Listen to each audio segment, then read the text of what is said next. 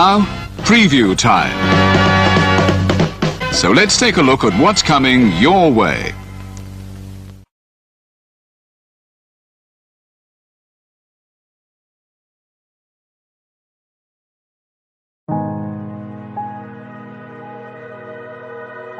Gary Hebert, the man, the myth, the legend. I was amazed, and I was looking to become a better skater myself, and I wanted to be like Gary. When you look at a guy like this, he's one of the most talented people in his profession. He's been given gifts by God. It can get frustrating at times when you're trying things that, that maybe don't come as quickly to you as other things. And, you never really felt that sense of frustration with Gary. It was always about improvement and positive reinforcement. Was it really the end? Was that head injury really the end? God has called Gary to continue to be a blessing to others and to be a passionate example. My name is Gary Hebert, and this is the World Academy of Hockey, otherwise known as the Inside Edge. I would recommend anybody that have a chance to come to his hockey school. I think it'd be well worth it. It'd be rewarding to all the kids and anyone he coaches, from whether it's an adult, a professional player, to a little kid like a Mike or a Squirt. Gary, from day one, has been instrumental to my hockey career. I started out as a potential Division III player, and Gary brought me single-handedly through high school and into a top Division I prospect. I owe it all to Gary, the biggest legend on and off ice there's ever been. Listen, watch, learn, be confident, and have faith. Those are the answers I was brought to. Yet, I only now am really learning how truly important those 5 things are. Through preparation, through appropriate thoughtfulness and thinking, we can learn to untie the typical knots between our ears that drive us into underachievement and underperformance. And on the whole, we can learn, I think, to fulfill our God-given potential. Gary has the innate ability to make people not only better players, but better people. The life lessons they learn from Gary are incredible. I can always remember leaving that rink knowing as a player I got better, or I had something to improve on to get better. And I think that's what you excelled on as a coach, is giving us the knowledge to know what we needed to do to get better. There's coaches who know the game, but can you communicate and create passion in your kids and in your players? And Gary's able to do that. Gary's got great knowledge and the great hands, but more importantly, his ability to connect with people and care for them. His communication skills, to me, really stand out and separate him, and that's why he's one of the best, in the world. Gary's a legend. He's a special, special man.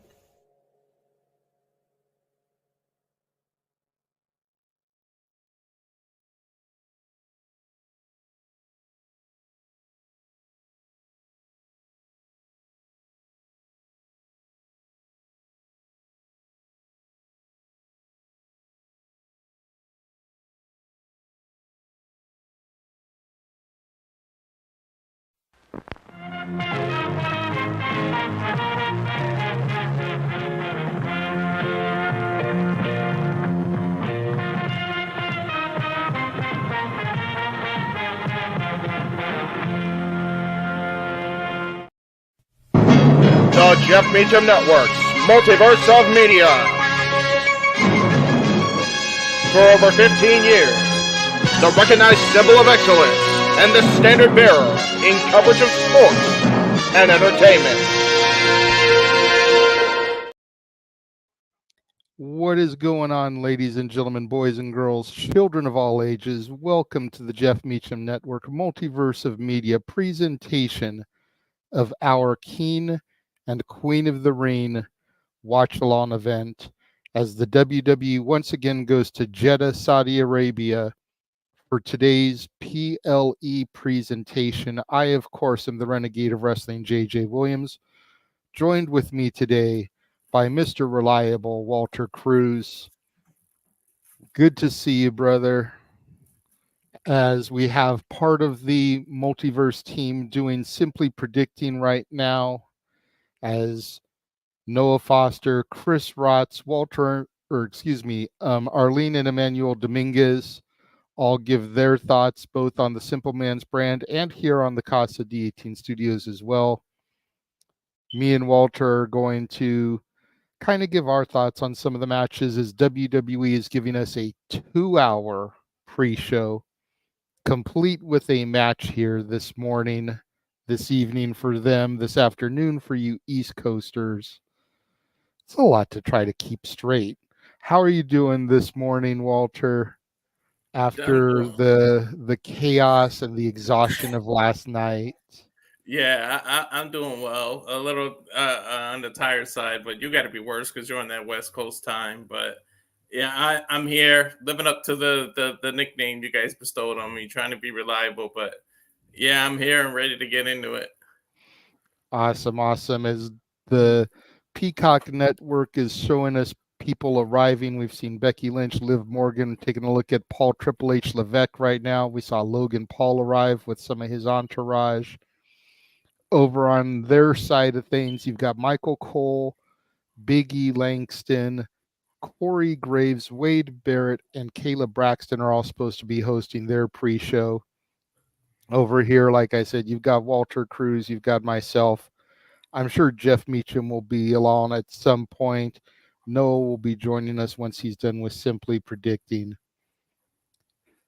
And I did notice over here in the chat that you subscribed to my members only content. Thank you very much, good sir. Appreciate that. You're welcome. Yeah, I'm sure Jeff is watching Cape Rayer, but much like us last night, he was at Disneyland until the wee hours of the morning. Oh man! And then Disneyland from up here is about an hour and a half to 2-hour drive, depending on traffic. So if he closed the park out, he didn't get home until at least 1, maybe 2 in the morning West Coast time. So that would be 4 or 5 in the morning East Coast time. Wow. And then to turn around and do this again, it is going to be rough on him. But he knows he's got to steal your nickname. He knows he's got reliable and dependable team members here to hold it down until he can get into the booth, but I'm sure he will be along at some point. Yeah, it's hard on us, but it's what we do, and we do it because of fans that we have out there, people that watch us. It's weird to be able to say we have fans. It's like a unique thing to be able to say. Yeah, seriously, just wait till you get stopped in public. Like I haven't had it yet, except for when we were really doing the indie shows back like 10 years ago. Mm-hmm. I would get recognized, not as much lately. But there was a period in time when Jeff would come from Santa Clarita, where he lives, down to Long Beach to visit us. And he'd get stopped at Union Station. He'd get stopped at the train station that he'd get off to take the bus down to our house. And people would be recognizing him and be like, "Aren't you Jeff Meacham from No DQ Talk Wrestling?" Mm-hmm. Like people asking him for autographs and to take pictures with him. Like, for real, you got to think that was at the height of Talk Wrestling, like 2010, 2009. Like, I get recognized. Crazy. There's this one guy at the bank that's like 15, 20 minutes from me. I had to stop going to that one because it's like whenever I go in, he talks to me for like 40 minutes. Like he won't stop. I had to stop going to that one because he recognizes me and he just starts talking about wrestling. Like, what do you think of this? And what do you think of that? And it got to the point that I was like, man, I could never get what I need done if I keep going to that bank because he won't let me out. but look at it this way, dude. If he's knowledgeable enough, it could be somebody for you to do a show with down the road as you start to expand your channel. Because, there will be things and times when me and Noah and Jeff, we're not going to be available. So, if you can make a friendship with this guy and he's knowledgeable enough, it could be a potential co-host for you. Very true. You never know. Cape Rayer also says major props for making him cry during Raw Zoan last night. That was not our intention. We knew it was going to happen. We knew it was going to happen for some people. It was like we touched on last night, and I don't want to dwell on it too much now because those nights are over. We're here to do King and Queen of the Ring and crown some new royalty, so to speak. 30 years after the King of Hearts ascended to the throne. But we knew we were going to make some people cry. We knew it was an emotional and touchy thing to cover. But like I've said multiple times, we felt it was something that needed to be done on the 25th anniversary. So we thank you. And again, we thank everybody that joined us the last two nights for Over the Edge 99 and Raw is Owen. Yeah, that was a lot of fun last night. And yeah, it was sentimental, but yeah, we had no intent on making people cry, but it is an emotional moment. You can't help it.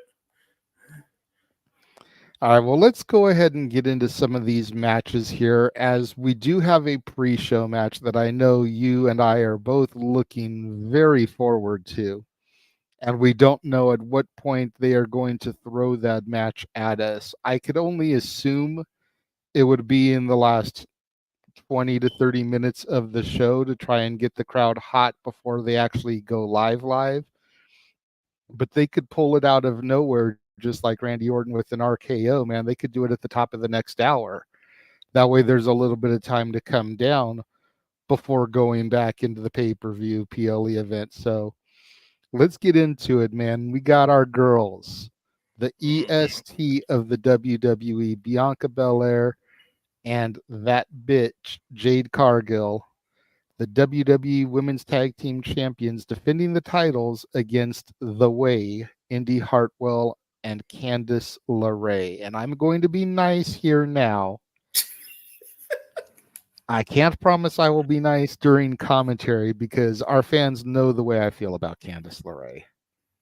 I will say that I am enjoying, now that we've moved past Maxine Dupree, I'm enjoying this heel turn that she's been doing as of late, this more aggressive side to her. I do see The Way becoming champions at some point. I just don't see it happening yet. A lot of people are waiting for the rift to be caused between Bianca and Jade and the inevitable heel turn, but like Jade Cargill has been having matches since January. They've only been a team since WrestleMania in April. They won the titles at Backlash. Like, y'all need to pump the brakes on this one of them turning. Realistically speaking, I don't see a turn happening until Survivor Series earliest.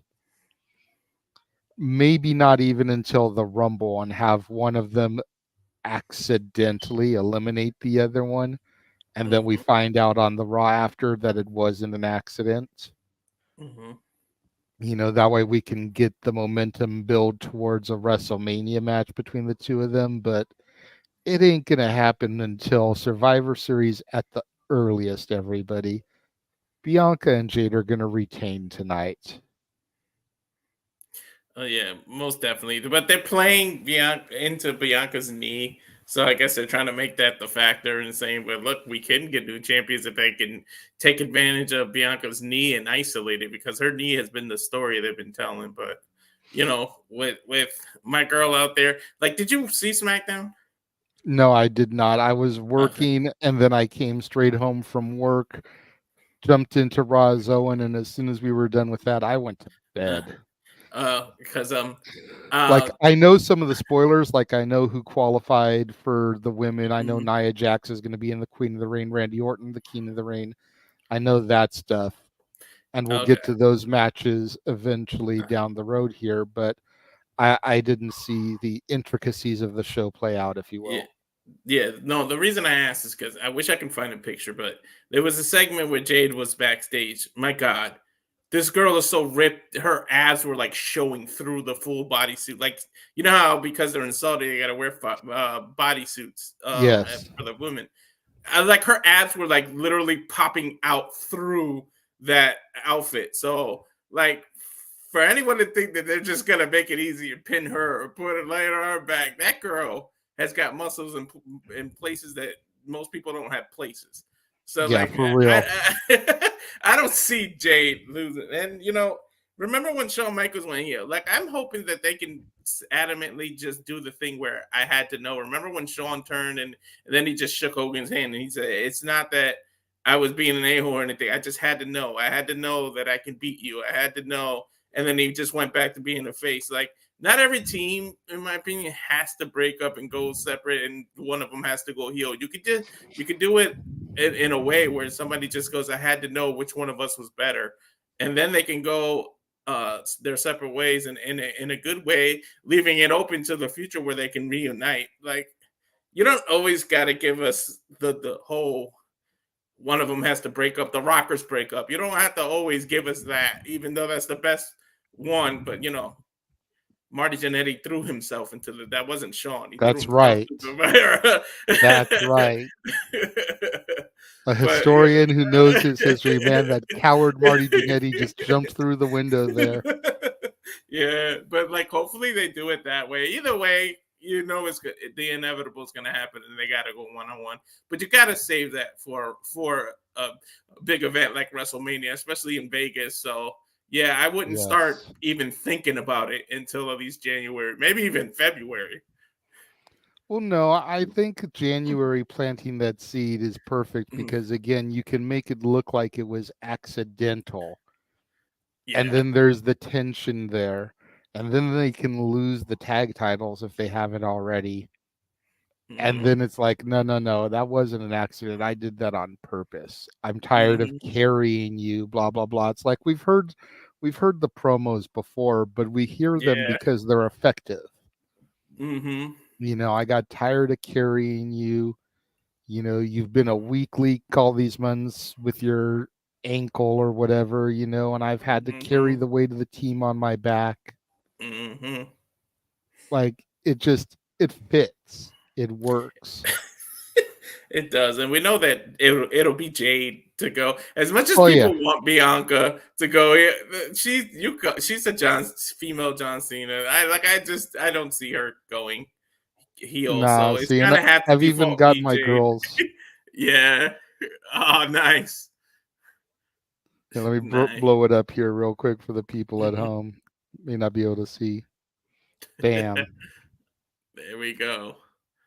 Wow. And I actually went on eBay last month, like right after they won the belts, and found somebody that had loose tag title straps so that I could put it on them. That's awesome. I have spoiler because I already know my Father's Day gifts and birthday gifts ahead of time, but I'm getting some Jade merchandise coming, but I gotta be patient and wait. Yeah. Hey.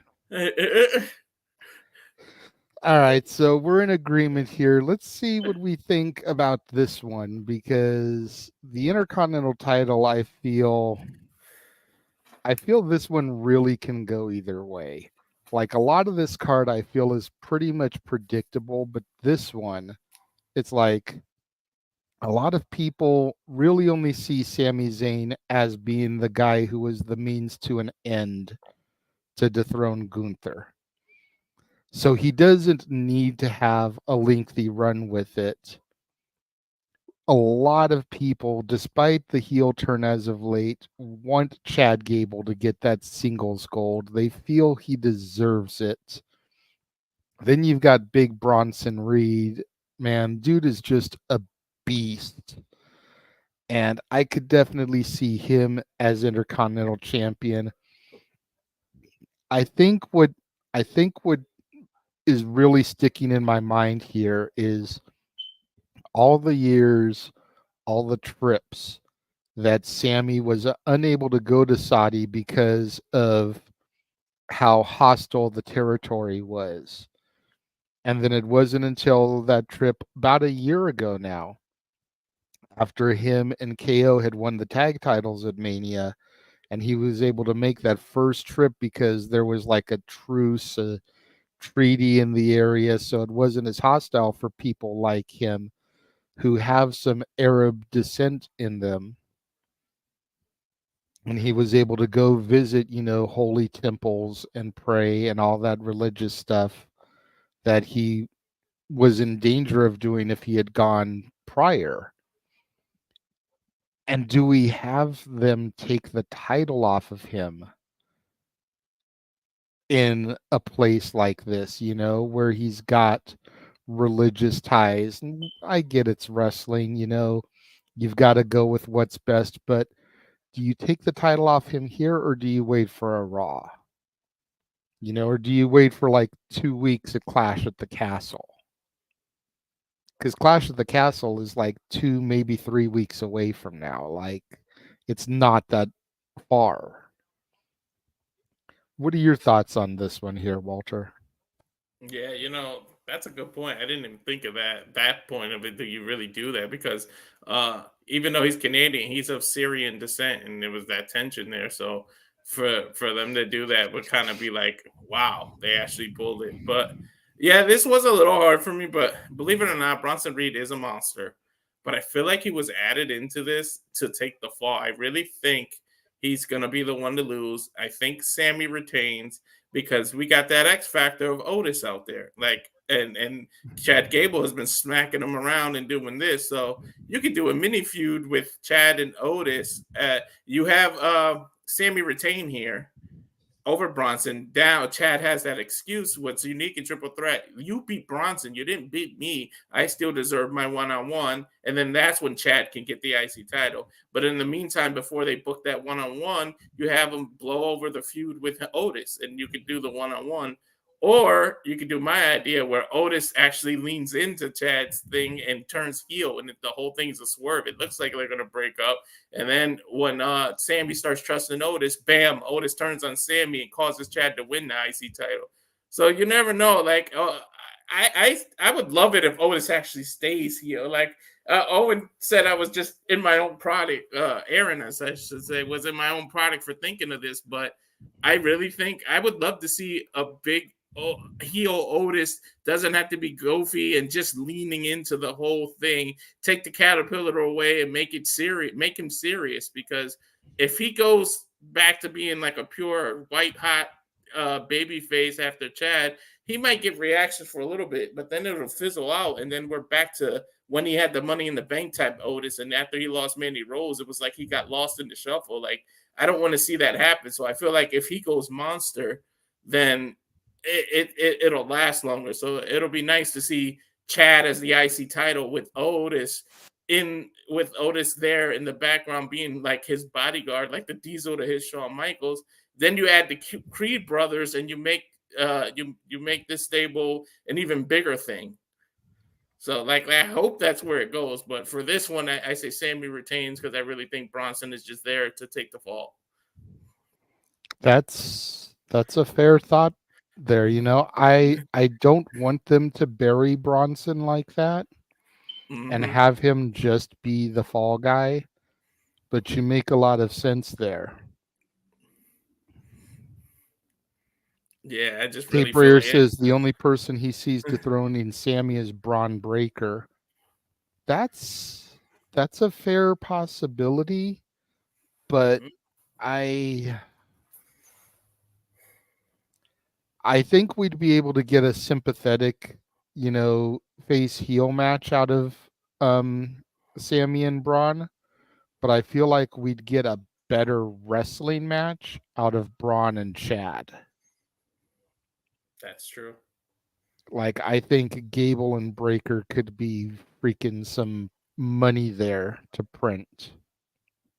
Yeah, and then if you go with my idea of Otis actually leaning into the heel, the only reason Chad survives Braun Breaker is because of Otis.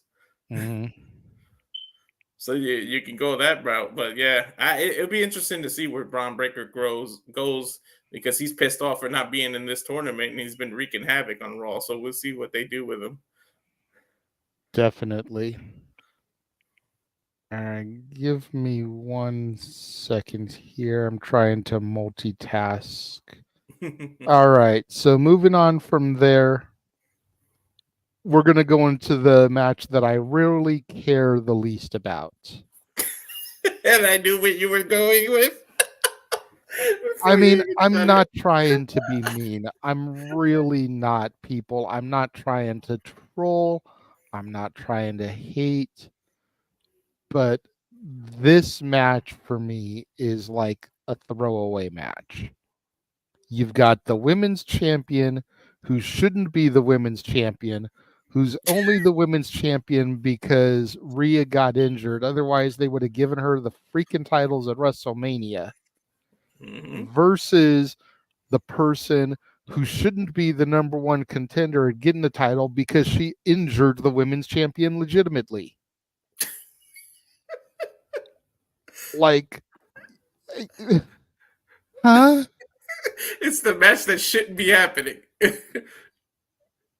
I'm going to go very simply, Noah style. I'm going to go very simply and say Becky retains here because I think it's too soon on the Liv Morgan Revenge Tour for her to dethrone Becky for the title.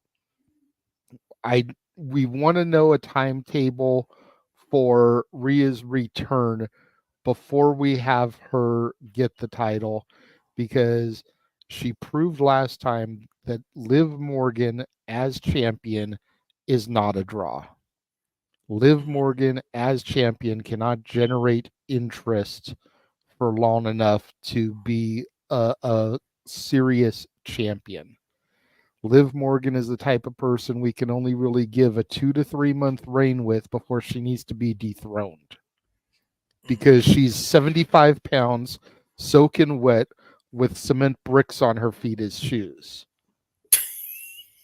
So to have her in the ring trying to be a serious threat champion when you've got people like Nia Jax, Piper Niven, who are not trying to be mean, but 2 or 3 times her size, when you've got technicians the style of Natalya, Shayna Baszler, Zoe Stark in there, having her go on this dynamite run and beating every single one of those is not realistic. I get it. Let's not give me the standard, but wrestling's fake, it's scripted, it's Hollywood, it's not supposed to be realistic. Don't give me that. There needs to be an element of realism in this as well. Somebody like Mia Yim could pick their teeth with Liv Morgan. So Becky retains here, I think. I don't think we see Liv get the title until maybe Money in the Bank or SummerSlam, depending on when Rhea's coming back.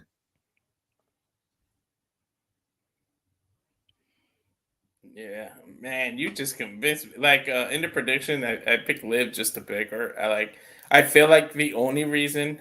I'll stick with my pick and say Liv, but the only reason I picked Liv is because I feel like Becky's on an overdue vacation. She wants to spend time with her husband. I think she wants to go away for a while. And they would, like we all say, she was just in an emergency break glass situation with Rhea. So they put the title on her. I think if you believe all the rumors, Becky was on her way to go away for a while to spend time with Seth as Seth is recovering from an injury and go be with the daughter. And they were going to be, together as a family. So I think this is kind of like, I almost called him Ambrose, but John Moxley, remember he was supposed to go on vacation and then there was an injury and then he had to come back and be there. And it's like they never gave him the time away. So I think Becky's going away for a little while. And that's the only reason I'm picking Liv here. I don't feel like she deserves it either. And go figure, I'd rather her lose when Rhea comes back and not finish her tour, to be honest. I don't want to see Liv as champion. Like you said, you need, yes, wrestling is scripted, but you need your believability as well. So like there, I know it's like leave your feelings at the front door, but you got to somehow see it possibly happening in real life as well.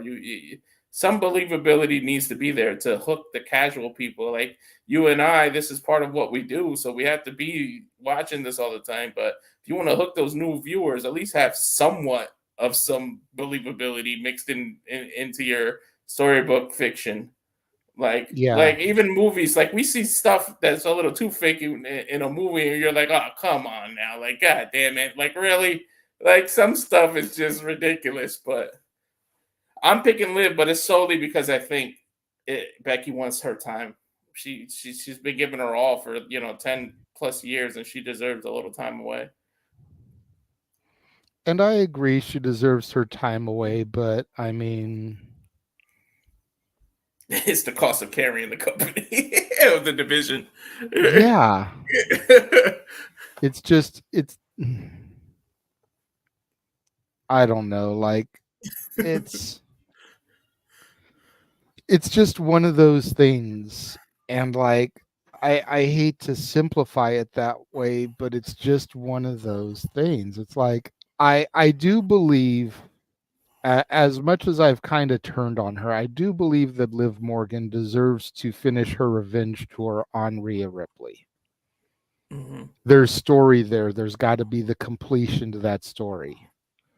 Rhea injured Liv, and Liv was gone for however long it was that she was off. Mm-hmm. You could say that the revenge tour is over because Liv injured Rhea legitimately. True. There's the revenge right there. Done. Over. Let's move on. But we've got to get back to one of them having the title and the other one dethroning them for it. I don't know. Like, I think that's the only way we really get out of this situation. I think so. I just hope they open with this match, because it's like you said, it's the least I'm looking forward to. Throw the bat, or maybe they got to put it in between two hot matches to cool the crowd down. But I'd rather see it opening just to get it over with, because I really don't care about this match. And it's a shame to say. If it was me, I'd open with the Intercontinental title match. Yeah. I would stagger. There's 3 title matches on the main card. I would stagger it. I would do IC, one of the finals, women's, one of the finals, and then Cody versus Logan. That way you're alternating a championship match versus a King of the Ring finals match, which is technically a championship match as well. So that's fair. Speaking of King of the Ring, let's go ahead and move on to the first finals match we're going to discuss. The men, Gunther versus Randy Orton. And I don't know about you, Walter, but I really look at this from 2 different ways. Mm-hmm. I look at this, Harvey Dent Two-Face style. You've got Gunther, and the winner gets a shot at the title at SummerSlam now. And while we all think that, Gunther should get his ascension to the throne at Clash at the Castle, why not have Gunther defeat Priest at SummerSlam? Then he can walk into Clash at the Castle as the conquering hero, already champion. And then you've got Randy Orton, who's literally done everything in this company. Tag team champion in Rated RKO, U.S. champion, Intercontinental champion, WWE champion, World Heavyweight champion. I think Universal champion too. Money in the Bank, I think Randy's had. Royal Rumble, like he's literally done everything except win King of the Ring. Mm-hmm. He's won the Rumble I twice. have always thought of the King of the Ring as the way that you make new stars, not something that you give to established stars. Mm-hmm. You can argue, Bret Hart was the first pay-per-view King of the Ring. He had already been champion at that point, well-established star. You can argue me, and you can say Booker T, King Booker, was a well-established star by the time he won King of the Ring. But you think about what he did with the gimmick and how he evolved himself like a Pokemon almost, going from Booker T to King Booker. That accent, man. And it worked for him. And you can even argue me somebody like a William Regal, who, granted, it was an accolade that he sorely needed, but he was definitely a well-established star at the point when he won it. You know, Randy Orton doesn't need King of the Ring. I feel like Gunther does. And I feel like Randy losing to Gunther just kind of solidifies Gunther even more in that aspect. You know what I mean? Like the only big person for Gunther to then defeat at that point, I think, would be if Cena comes back and have Gunther defeat Cena. What do you think about this one, Walter? You know what's funny is that Randy Orton gimmick was the legend killer, and now he's sort of becoming the legend that gives back and losing to people and putting them over. So it's like the legend. He went from legend killer to the legend giver, and I feel like that's why he was booked to be the person to be on the opposite end of Gunther, to make him look good, a reliable, no pun intended with my name, a reliable person that they knew can wrestle, make Gunther look good, and can actually afford the loss. He can take the loss here. But on the flip side, look at Orton's SummerSlam track record. If he was to win King of the Ring and have a title shot at SummerSlam, he won the world title as the youngest champion ever at SummerSlam. He cashed in the Money in the Bank with the whole Triple H thing at SummerSlam. Randy Orton has an awesome SummerSlam history. So, like, is that thrown in the mix here as him being the King of the Ring? Did WWE even think that far? Like, holy hell, look what everything Orton does at SummerSlam. It's kind of like Shawn Michaels is Mr. WrestleMania. Randy Orton is Mr. SummerSlam. If you really think about it, like the shit that he does at SummerSlam, it's almost like he kicks his game up a notch. And it could, granted, it could be pure coincidence, but every time he's winning a title, it's near SummerSlam or on SummerSlam. Like, his reign starts there. And like, so you never know. But I feel like this is for Gunther, and it establishes him.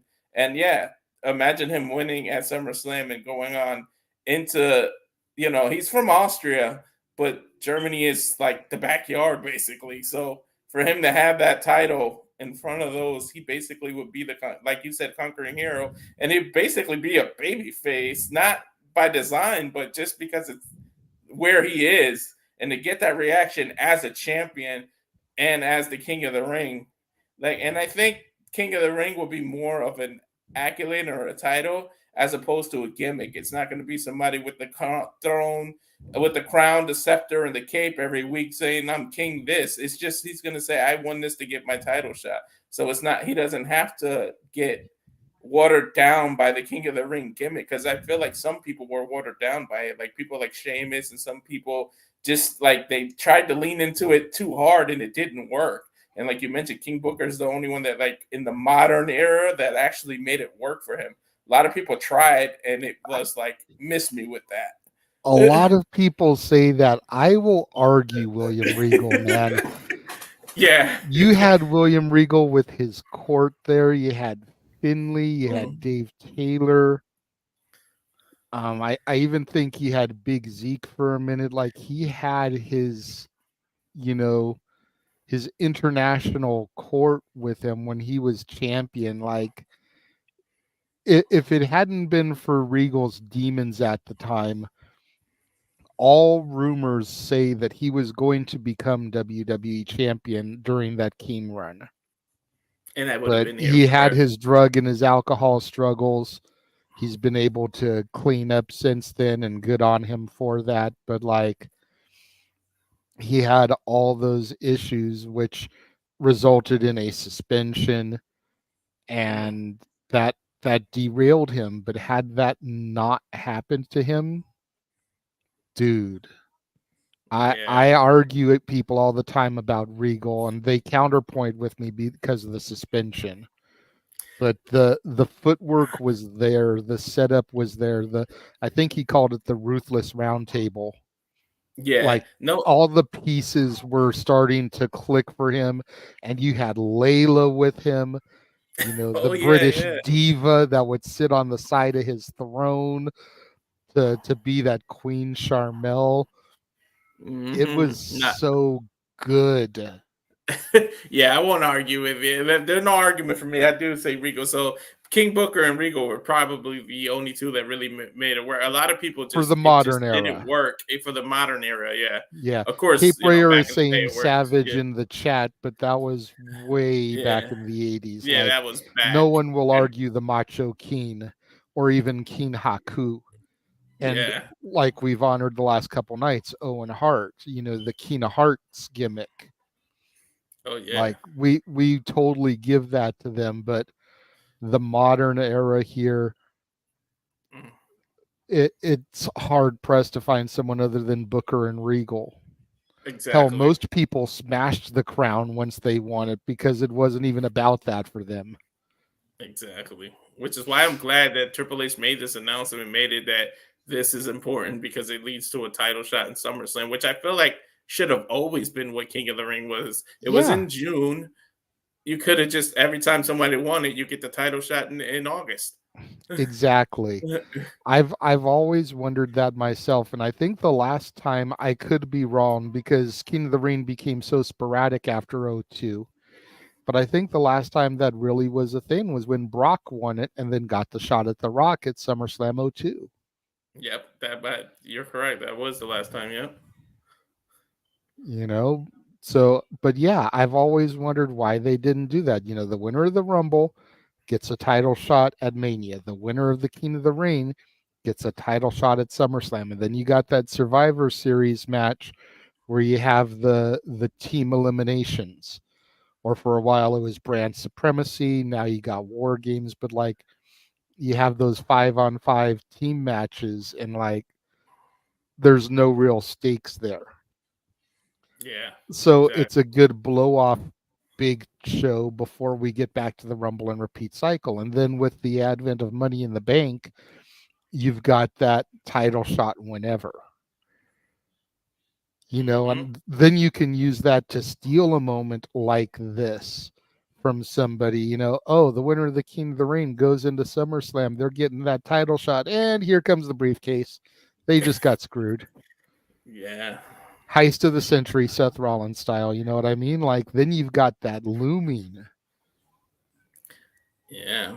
And King Gunther might make it important. Like, imagine if every now and then, sporadically, he defends the King of the Ring, and then they make it look even stronger just because it has to be defended and on the way to SummerSlam. Like, somebody can beef with him, say, "I think I can beat you, and I should get that title shot." So it's like you never know what they could do. So at least they're trying to make it important again, because the reason you guys gave me the chance to call is because it literally was my favorite event, like bar none. Like, I know you got WrestleManias, you got the Rumbles, but King of the Ring means so much to me just because it was always in June. It was near my birthday, and that's what gift every year was. My mom ordered the pay-per-view, and I was happy as a pig in mud, man. Just watching King of the Ring, it just means something.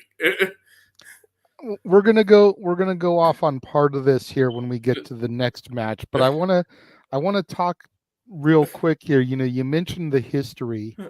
Do you think it was a mistake having Randy Orton defeat Tama Tonga, the son of Haku, King Haku?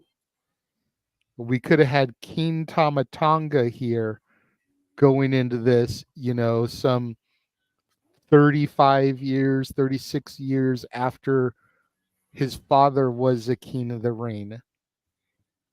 Like, do we have the wrong match here? Because while I do feel that Gunther was destined for this, should we instead have had main event Jey Uso versus Tama Tonga? And you can begin planting some of those seeds of this looming bloodline civil war while having Tama Tonga claim the throne that his father held back in, I want to say, 1988. He was King Haku. But King Haku, was one of those things where it was kind of bestowed on him.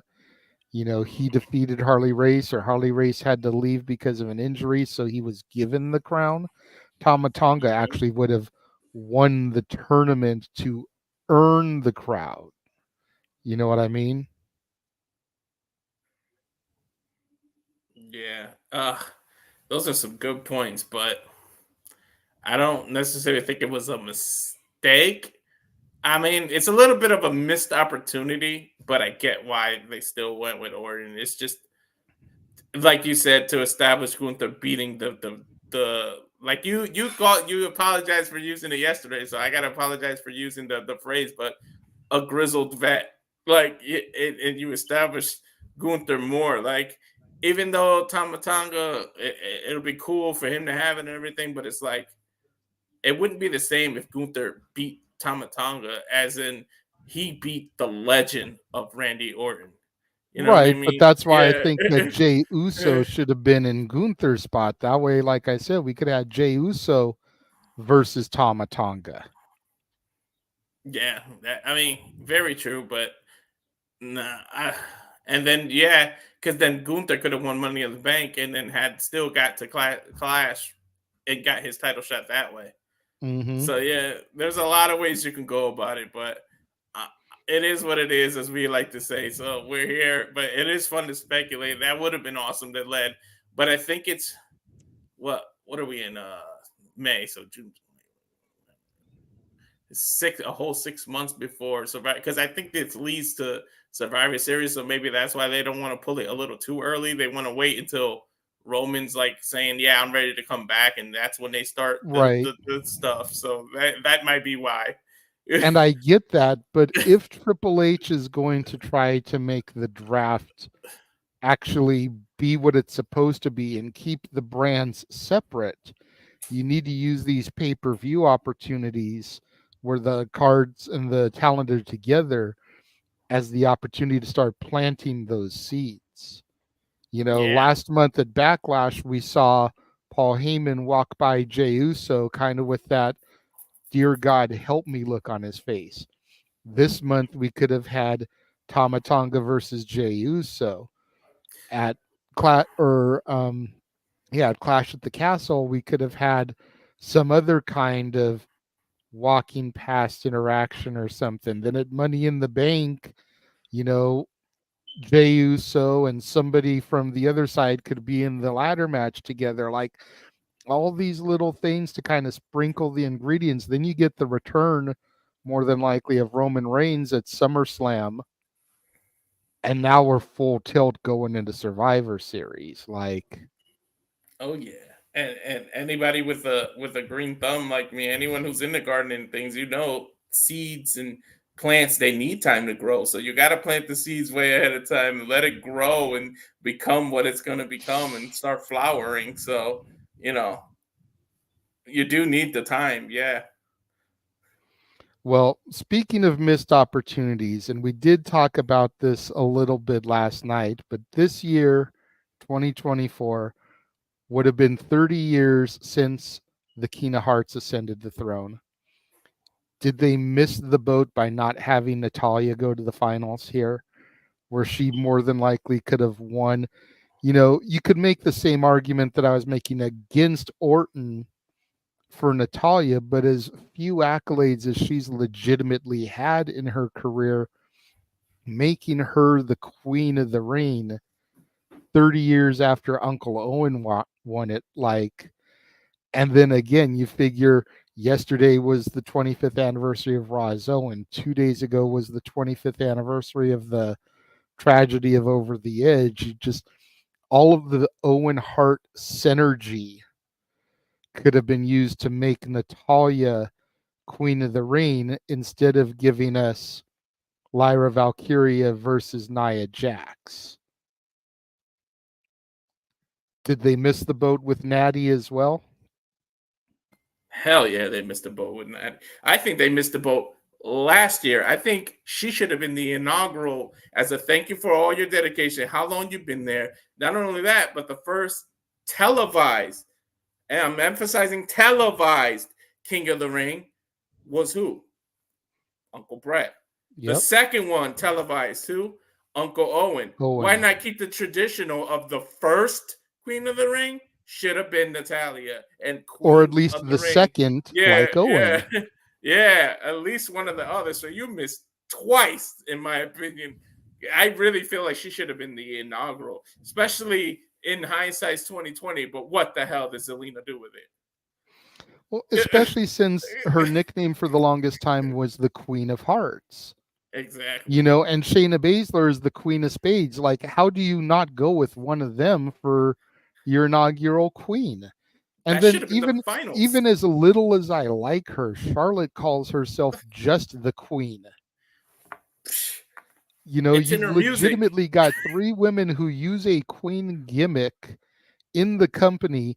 None of them are in the finals here.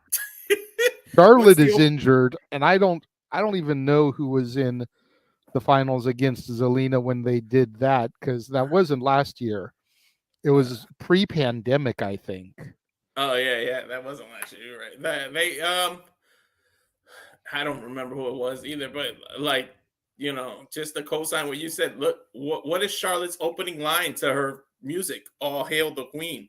Like, how do you not like? I really feel like either Charlotte versus Natalia should have been the finals, or Natalia versus Shayna. Like, you should have did that in the finals of the inaugural. That's easy for me to say. Queen of the Ring. Yeah. Like, I really feel like that it should have been that, because so now you missed the boat twice. Like, you missed the ferry twice. Like, I can't believe it. Like, it's a shame, especially somebody who's been like, what, 15 years in your company. Like, throw her a bone. More than 15, closer to 20. I want to say she came in like 07. Mm-hmm. So she's been there for like 17 years. Yeah, the fact that she's a female and try to make a farting gimmick work for you. Like, give her a reward, man. But who do we see winning this one? You know, will the irresistible force remain irresistible and dominate the, for lack of a better term, rookie Lyra Valkyria? Or is Lyra got what it takes to get the victory here and then go up against potentially Becky Lynch, someone who she's idolized, trained with, the woman who she defeated for the NXT Women's Championship, and run that back on arguably the second biggest stage in the WWE, SummerSlam? Yeah. I like Nia Jax. I am not a Nia Jax hater like a lot of people are. I don't know about the people that she's injured, because her rise and all that was during a time when I wasn't watching. Mm-hmm. She's not near as sloppy as people give her discredit for, if you will. But I feel like, much like in the Orton Gunther match, I feel like she needs to be the one to put Lyra over. Lyra can get some kind of sneaky victory, a roll up or something out of nowhere, even a distraction with Becky coming out, knowing that the winner gets a shot at SummerSlam, and then Nia can just destroy Lyra after the match. That way she keeps her heel momentum, but then we can build to Lyra versus Becky, because, and that's part of why I don't see Liv winning, because Nia versus Liv at SummerSlam, Nia should just destroy her. But they'd have Liv win so that we could get to Rhea Ripley. And that's not believable to me. That's a good point. You know, or even because, and here's the other thing, is they've never said if it's a brand specific title match or if it's like the Rumble and Money in the Bank and you can go after any champion. Like, if Nia wins, can she go after Becky? Or is she only able to go after Bayley? You know, and vice versa for the men. Like, if Gunther wins, can he go after Cody? Or is he stuck and limited only going after Damian Priest? I'm not sure if that's been clarified or not. So that's something we've got to keep in our minds as we pick this, because if Nia just went after Bailey, then whatever. But if Nia goes after theoretically a Liv Morgan, no, just no. I get it. I get exactly what you mean. You know what I mean? Like the money, I Mhm. think, would be in Lyra versus Becky because they had such a banger at No Mercy last year on NXT. It would really give Lyra, even in defeat, the opportunity to prove that she deserves to be on this stage. Man, I'm and going for Lyra Valkyria here. there's so much she's Irish as well, so like it's everything just lines Mhm. up to her. But I'm a Nia Jax person out of all of us. I advocate for her, and like you said, you're not a hater too, but I literally have arguments on Twitter. I fight for Nia. I've been getting these injuries, but there's a double-edged sword with the whole Lyra thing. It's like, how do you want people to establish new stars. You want the company to establish new stars. You want to do it, and you want to do the right people to rise up. At the same time, is it too much too soon? And people can get tired of her. It kind of works both ways. I'm saying that it's too much too soon. I'm just saying devil's advocate. Like people can argue that, and it's a little weird because at the same breath you have to say, yeah, but how do you establish new stars? You have to put pretty much too much on it. But is it already starting behind the line? Because you did that. But I just feel like I'm a fan of having heels be the king/queen of the ring because I just feel like it fits the gimmick. Yeah, Brett made it work. Yeah, other faces kind of made it work, but I just feel like the pompous asshole as your king and queen, people don't like it. It's royalty. You're better than me. You don't like that. So I just feel like it's screams heel as a gimmick. So in that sense, I just rather Nia win it just so she can be even more of a pompous ass than she is now. She's already saying I run everything, and why not give her the queen of the ring and make it even more? She doesn't have to like change her voice and become all and pinky up and lean into the queen, but she can still just call herself I'm the queen of the ring, and she can get the title shot. And yeah, that plays a factor too. What you said, we don't know if it's brand specific, and that's what made it a little harder for me. But I'm gonna go opposite of you. I'm gonna pick Queen Nia. It has a little ring to it too for me. Like Queen Nia has a ring to it, and I just want to see her lean in the pompous ass, and it's a middle finger to all her haters and the fans that keep Nia's this and Nia that. I just feel like I want them to stick the middle finger up and have her win this just for that. I hear you and I agree with you, but I also don't think we're going to have two heel champions here. I don't think we're going to have, a men's heel and a women's heel. I think we need to have a split. And with Gunther being destined, being the first one to declare himself, Clash at the Castle, Bash in Berlin coming up, like, I think we need a babyface on the women's side. I do get it. And Becky wants that one-on-one with Lyra. Like it's like they kind of have a couple teases them backstage, even though they've been helping each other. Like, so I totally get what you mean. So I can see it going either way. Either way, technically I'm happy. But just to be different at the points, I'm gonna pick Nia. But I can see it's one of those you win either way, like in terms of the company. And that brings us to the main event here. Or what will more than likely be the main event. I mean, how do you not have Cody Rhodes as the champion in your main event here?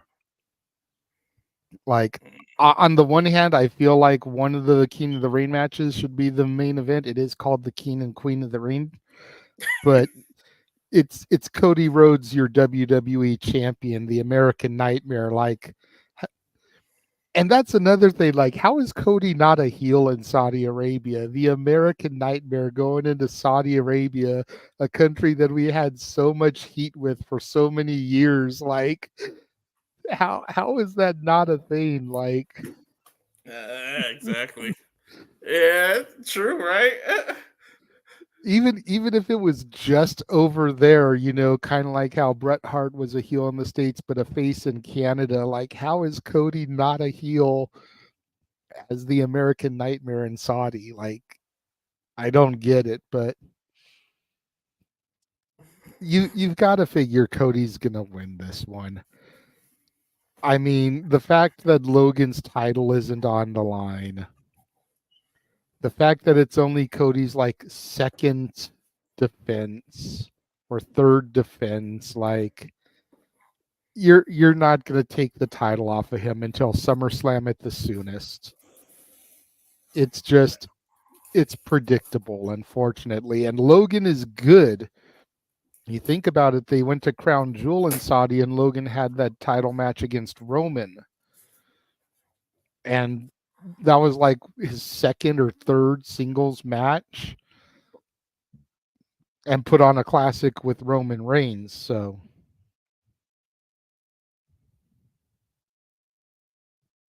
Yeah, he did, and he I don't know how how he keeps getting himself into these title matches, but he's definitely got to be up there.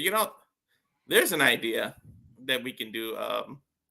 JJ, maybe we should go through and do I do top 10. Maybe we should do top 10 celebrities who actually made wrestling work and go through the history, because Logan's got to be up there. Like, he actually took it serious. And for him to get these events, there's a reason they're giving it to him. But unfortunately, yeah, his title not being on the line. That's what made it weird to me. When they first said that, I said, nah. During the contract signing, there's going to be some fine print. There's going to be something where he says, you didn't read it. My title's not on the line, or something. They did it a little bit different than what I said, but they pretty much did what I said. I knew both titles weren't going to be on the line because I knew Cody was winning. There's no way you go against Cody. Cody and both Cody and Swerve in AEW have the same thing. When you first win your title, like, the first couple of title defenses they're too predictable. Somebody isn't going to lose that main title that soon. It's not going to get hot potato like an IC title, like a US title, like a TBS title. You can't do that to your. Well, the only time you can win the title and immediately lose is if somebody has the Money in the Bank, a la Drew McIntyre, what just happened at WrestleMania. Then it actually makes sense. So, like, yeah, I mean, this isn't the Attitude Era. It's not Cody's fault, but you have to move on after you win the title. You have to obviously have some title defenses, but it's too predictable. And, like, I think it's unanimous. I don't think anybody's going to go for Logan. Maybe just to try to get some points up there, but there's no way anybody can go against Cody. You know who's winning here. But you brought up an interesting point. Yeah, how do you not have the American Nightmare actually be the heel in Saudi Arabia? It would just fit.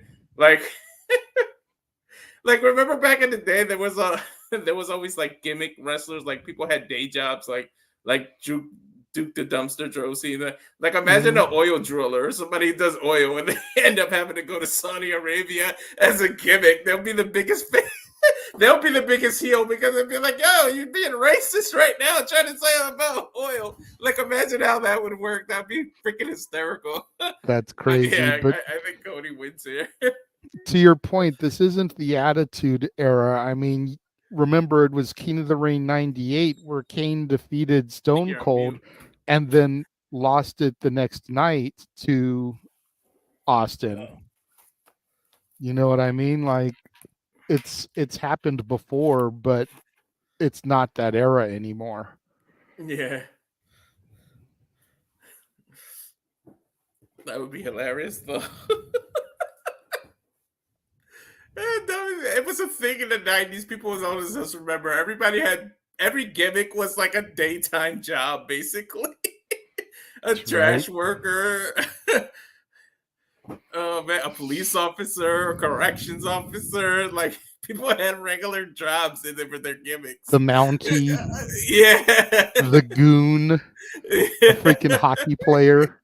Yeah, I remember that one. Oh my god. See, just as a hockey fan, like, I want them to do an Elite Series figure of that so you can get the guy with his hockey jersey and skates and everything. Yeah. Like, I would buy that just on general principle. Yeah. You had teachers, remember? Oh my god. Yeah, freaking Shane Douglas, Dean Douglas, Mm-hmm. and even Matt Stryker was Yeah. the teacher gimmick. Mm-hmm. It's hilarious. What a thing! What a time to be a fan in the damn 90s. Even Paul Bear and Embalmer, Yeah. real life. The Undertaker. Yeah, exactly. He was a real life mortician. Like, it was real. Like, once they saw that on his resume, they were like, "Oh my god, this fits."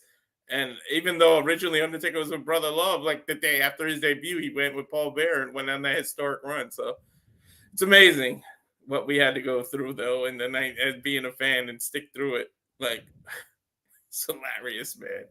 Jeff can attest to it because he's been a fan just as long, if not longer than me. Like, we were, you know how the wrestlers are born and bred into it. I was born and bred into being a fan of wrestling due to my uncles, man, and always getting beat up as a child. Every time someone established a new move, you know, I'm a big guy now, but growing up, I wasn't. And guess who was the damn dummy for every new move you saw on TV, even though the big ass "don't try this at home" was there? Who listened to that? So not me. We always were clowning that. It was like, don't try this at home. Do it at the park instead. Right? Don't try this at home. I'm trying it as I read it. Seriously.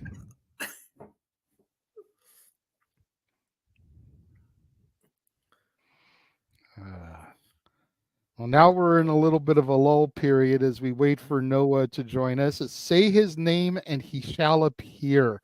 You couldn't have got any better than that. Noah Foster, ladies and gentlemen. Hello.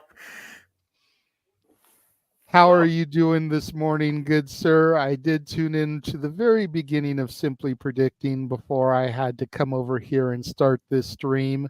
How are you this fine Saturday? I'm doing very well, and I'm looking forward to engaging with you all in King and Queen of the Ring. It was a wonderful conversation with the Dominguez and, of course, Christopher Ross. Yeah, I just do it as I see it. And again, it's one of those cards where the suspension of disbelief might be there for a couple of matches, but we're also all truly invested in what could come out following this for the King and Queen of the Ring. Not just for the King and Queen themselves, but also for the Women's and the WWE Championship. I'm looking very forward to this takeover feel level quality and quantity WWE PLE for a Saturday afternoon. Yeah, I'm definitely I'm not sure if it's going to be this way going forward, with the exception of maybe, the big four, but I'm really kind of digging these 5 or 6 match cards because the stories are a little bit better developed and fleshed out. Yeah, they've had more time to manifest, to build, to really make you think, and it's not oversaturated. And again, as we see Cody Rhodes, reflecting on what he has accomplished, and of course what Logan Paul has accomplished, what Logan Paul believes that he's been for WWE versus what Cody Rhodes has been, and believes that Logan Paul, he could be this, but he needs to realize where he stands in the ecosystem. There's a lot of suspension of disbelief where Cody Rhodes tried and tested now as WWE champion. We're testing Logan Paul when it comes to his value, his work ethic, his true passion for this business. Yes, you've shown what you could do in 12 matches as being part of the WWE, but you're not here day in and day out giving it to the WWE universe, focusing strictly on this. And truth be told, he has other ventures. I get that. But there comes a time when you really, if you're going to be the face of WWE, you got to make this your life, and you have to demonstrate it. And for Logan Paul and all of his success and social media influence, I think he has nowhere near achieved that yet. That's a fair assessment. I definitely agree with you there. Me and Walter were talking, momentarily, ago when we were discussing this match, because we've already ran through the card. We actually had just finished that, and we were starting to say how we're in a little bit of a holding pattern until Noah gets here, and boop, you popped into the green room. That's right. So it was definitely a Joe Hendry say his name and he appears moment. But Walter was talking about him being one of the best celebrities to ever do this, and how he's really gotten the knack of the storytelling and the in-ring physicality and all like aspects of what we're supposed to be doing here, despite the fact that this isn't his life, his lifelong ambition, his true passion, because he's got his prime, he's got his impulsive, he's got his brother who's going to be walking into a ring and potentially dying against Mike Tyson,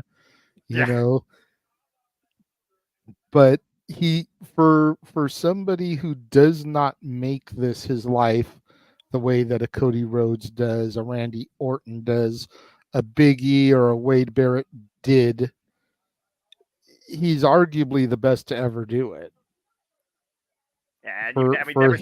For his type of interactions.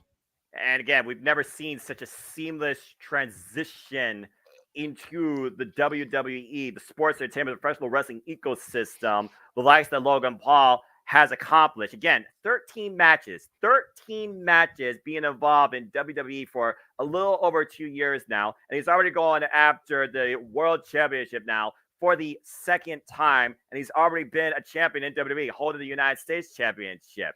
Lucky 13 could culminate with the Maverick being the face of the WWE. Suspension of disbelief, if you never watched WWE before, there's a lot of people that could probably buy into that just knowing who Logan Paul is because of his outreach. But if you're like us, who's been following the product for decades in its worst, best times and its evolution, Cody Rhodes is going to do everything possible in his power to show Logan Paul exactly what it means to be the face of WWE and show him that he's not ready. Speaking of somebody that may not be ready, watch her if you choose to. We have Liv Morgan backstage now with Byron Saxton as Liv Morgan looks to culminate what she calls Liv Morgan Revenge Tour in winning the WWE Women's World Heavyweight Championship. And Chris brought a very interesting point up that I want to bring this to you guys. Becky Lynch and Liv Morgan, of course, have feuded over titles for years. In one-on-one championship encounters, though, Liv Morgan has never bested the man when it comes to seizing the prize. So there is actually a longer-term story stat to keep in consideration here when it comes to Liv Morgan, who very well could finally achieve what she believes is her destiny, not only culminating this tour and winning the title, but beating Becky Lynch for it. So honestly, at this point, is Becky Lynch a bigger accomplishment to beat for Liv Morgan than Rhea Ripley? At the end of the day, it's revenge about Rhea Ripley, but has been usurped by trying to seize the championship. What the... You're ahead of us. Let me know when you see somebody walking screen. I saw it. And I just saw it. I know. Dominic think you and Mysterio looking eye to eye. Well, looking over Liv's head. No, I think you and I have to pause and leave it pause for 5 seconds, and it'll catch up to. And we'll wait for the countdown clock to come back on, and we'll pause there because that'll be the easiest thing to do. Poignant words, though, by Dominic Mysterio, of course, mommy's son, saying that he traveled all this way to make sure that Liv Morgan does not leave with mommy's championship. So it's not just the world against Liv Morgan, it's the Judgment Day, apparently. Becky Lynch and Liv Morgan for the Women's World Championship to come still at King and Queen of the Ring.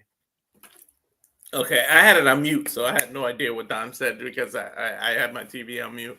No, you're good. He literally said, I traveled all this way to make sure that you do not leave with mommy's title, not the man's championship, mommy's title. Clearly, we know where Dominic Mysterio stands.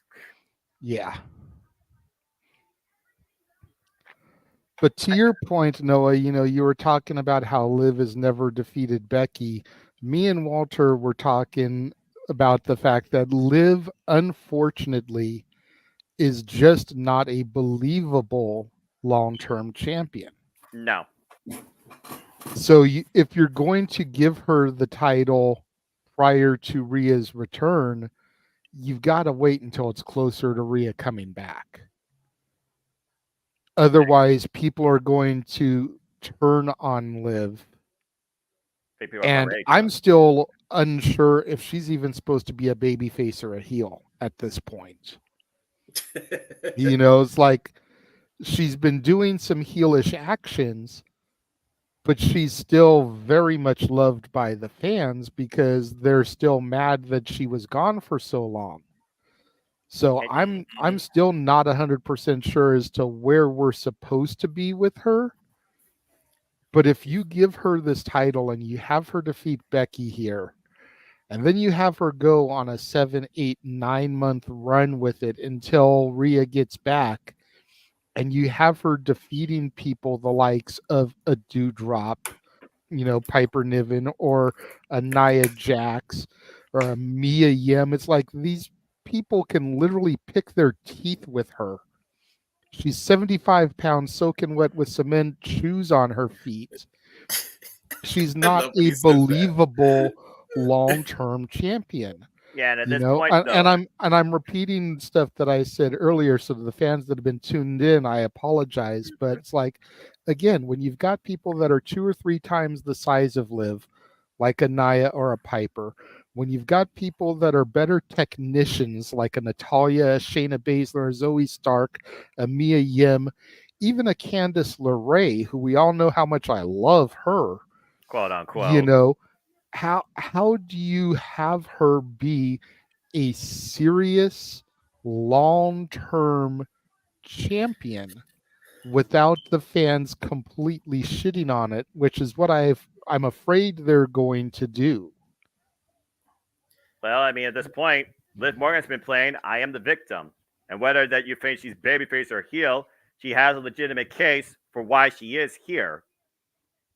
She's always been that understudy, though, that you wondered why she's here. Does she belong here, though? And Liv Morgan, she's lived the moment and proved to herself why she does belong in WWE. But right now, she's out to prove a point just to herself once again why she should be champion after Rhea Ripley took almost a year of her career away. Why Liv Morgan may have returned, possibly you would thought as babyface, she right now has become the ultimate villain in WWE. And we might watch her culminate her tour tonight, taking Becky Lynch's championship and rubbing in the face, proverbially, of mommy. The one positive of Liv being the champ is that you might get people that get title shots that normally won't, just because it's her as the champion, because they have to do some stuff to milk until Rhea comes back. So you might get, I was going to say Chelsea Green, but she's on SmackDown. But you might get, the Zoe Starks of the world, the Shayna Baszlers of the world. These people might be getting title shots now just because of who the champion is, because you have to have her defending the title to pass up some time to Rhea. And even though we know who's going to win and it won't be believable and it'll be predictable, at least some new contenders might get established now. And that's a fair point, but then you run the risk of exposing your champion. That's what happened when she won the title from Ronda Rousey. Yep. Everybody wants to shit on Ronda Rousey. Everybody wants to say Ronda Rousey wasn't good in the WWE ecosystem. Whatever, everyone's entitled to opinions. Opinions are like assholes, and most of them stink. But it exposed Liv when she was feuding with Ronda, because she only was able to win the title via Money in the Bank cash-in. She only retained the title because the shoulder was down when the tap out was occurring. Yep. Like, there was collusion and complete bullshit surrounding her entire run, and that's why they had to get the belt off her so quickly. So you throw her in the ring with a Zoe Stark or a Shayna Baszler, people like you mentioned who don't get title shots all the time. It's 2 of the best technicians on Raw. You've just exposed Liv. Even throwing her in there with someone like Kaden Carter, Katana Chance, people who haven't been doing this in the WWE as long as Liv, you run the risk of exposing her. Yeah, the vulnerabilities before mommy, of course, comes back and claims what's rightfully hers, as the Way looks to claim what they believe is theirs, as we get ready for Countdown Action still to come tonight. Jade Cargill and Bianca Belair defend the Women's Tag Team Championships against Candice LeRae and Indy Hartwell, and we're minutes away from that match taking the airways. But also, to that point, as we kind of close the conversation on Becky Lynch and Liv Morgan, primarily Liv Morgan, it was last year that Liv Morgan, 2 years ago, that Liv Morgan lost technically, but still found a way to escape with her title against Shayna Baszler at Clash of the Castle. And let's keep in mind, the next time we cover WWE PLEs here at WWE Media, it will be virtually from Scotland, where we once again have Clash of the Castle. Liv Morgan going back-to-back there as champion. It's not too far-fetched. That's fair. I didn't really think about that, but I don't know. Like, I feel like Liv needs to be winning the title at SummerSlam if she's going to win it at all. Yeah. And I don't feel like I feel like you can stretch the story out because she's out for revenge, but she keeps getting denied. Yeah, how long do you pursue revenge until you finally get it? And proverbial, movie quote, are you actually happy with it? Liv Morgan right now would be giddy as a schoolgirl to, I feel like, culminate this, but will she be able to handle the pressure, handle that heat? Once again, holding that title, knowing there is a big looming cloud in Rhea Ripley, which again, she has not beaten. She has just temporarily incapacitated because Mommy's going to be back with a vengeance. Of course, we are talking about right now getting ready for our King and Queen of the Ring. We look back at the last time we had King and Queen of the Ring. It was, of course, Xavier Woods and Finn Balor, culminating in the conclusion of the King of the Ring tournament just a couple of years ago, where Xavier Woods was able to claim the crown. Of course, Xavier Woods was not making it clear to compete in this year's tournament, which allowed Kofi Kingston to fight on his behalf before he fell against the Team General Gunther, who, of course, will be challenging for that crown tonight against the Viper, Randy Orton. And again, the caveat that this year, and this is where it should have been, damn it, all the time, the winners of King and Queen of the Ring have guaranteed championship opportunities at SummerSlam. You got to imagine they're going to be brand champion focused. That means at this point, we're looking at an ecosystem where Gunther could possibly challenge Damian Priest for the World Heavyweight Championship. Randy Orton could challenge Cody Rhodes for the Undisputed WWE Championship. Nia Jax could challenge Bayley for the Women's Undisputed WWE Championship. And Lyra Valkyria could challenge the man Becky Lynch for the Women's World Heavyweight Championship. As of this moment, based on where we stand right now, prior to King of the Ring's conclusion. So with Money in the Bank prior to that and Clash of the Castle, there is still a lot of suspension of disbelief. Okay, but to that statement, and this is something we were discussing before you joined us, has it been made perfectly clear by WWE officials that it is a brand specific opportunity? No, and that's what. Or is it Money in the Bank Royal Rumble where you can challenge for anyone? Because it goes back to my point with Liv Morgan. If Liv Morgan wins the title here, theoretically speaking, and Nia Jax wins Queen of the Ring and can challenge either champion, Nia Jax should just be able to walk in the ring, snap her fingers, Liv Morgan explode, and she's the new champion. Pretty much. It's like when Bliss was champion, how Nia ran through her in the past. Like, yes, there should be no reason why Liv could survive that. Exactly. And should survive that. However, if it's brand specific, it's all the more reason again why Becky should retain, and then we can run back Lyra Valkyria versus Becky Lynch at SummerSlam, almost a year removed from their No Mercy NXT match, on a grander scale. Yeah. And I was even thinking about the future outlook of the championships, because right now you look at the Raw women's division, they're all pretty much culminated in tag team setups. As we look at the history now of the King of the Ring, going all the way back to 1996, where it first began. I'm sorry, no. My reaction was because JJ just mentioned the hockey gimmick, and they just showed it. That's why I went. He was talking about the day jobs, and they literally straight up showed Duke Droese and freaking the Goon back to back. Damn it! And Mantar. Like, what Damn the? it! We were talking about how we had to suffer through, like, how wrestlers had daytime gimmicks, because we were saying Cody should have been, he could be a heel because he's the American Nightmare. He's in Saudi Arabia. And I said, imagine if they had like a person that has to deal with like oil, like back in the day. It'd be like back in the day, everybody had a job. We had trash man. We got Rockefeller gimmick what you're trying to culminate here.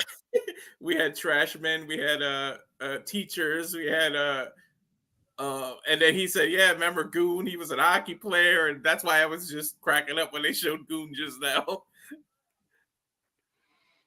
And of course, we know back in the King of the Rings birth, Austin 316 says, "I just whipped your ass." That basically puts Stone Cold on the map.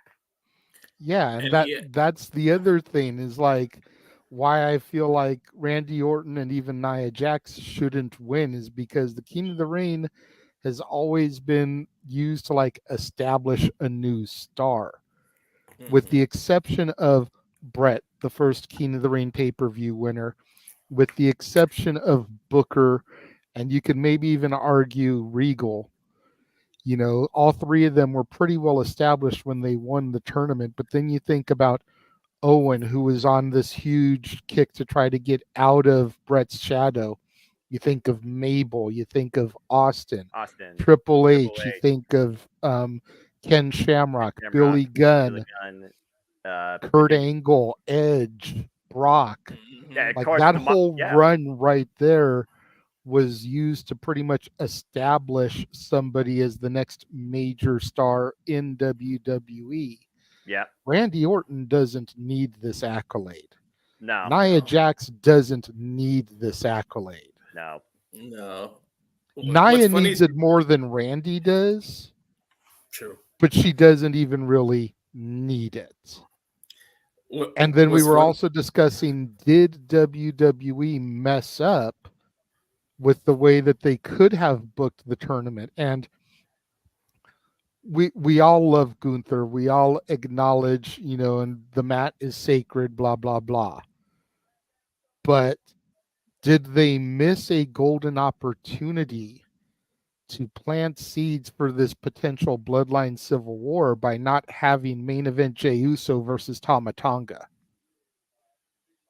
Especially since Tama Tonga, Haku's son, King Haku, back in 1988. We could have had some seeds planted here for what will eventually be our civil war, more than likely at Survivor Series. And likewise on the female side, and we touched a little bit about it last night, but that was at midnight West Coast time, almost 3 a.m. East Coast time. So right. Did they miss the boat by not having Natalya in the finals 30 years after Owen Hart? Again, with all the Owen synergy. 2 days ago was the 25th anniversary of his passing. Last night was the 25th anniversary of Raw as Owen. 30 years ago, he won the King of the Ring tournament. Did they not completely blow the synergy here by having Natalya become the second ever Queen of the Ring, like Owen was the second ever King of the Ring, pay-per-view wise? We're not talking about the Macho Mans, the Harley races, all that back in the day. No.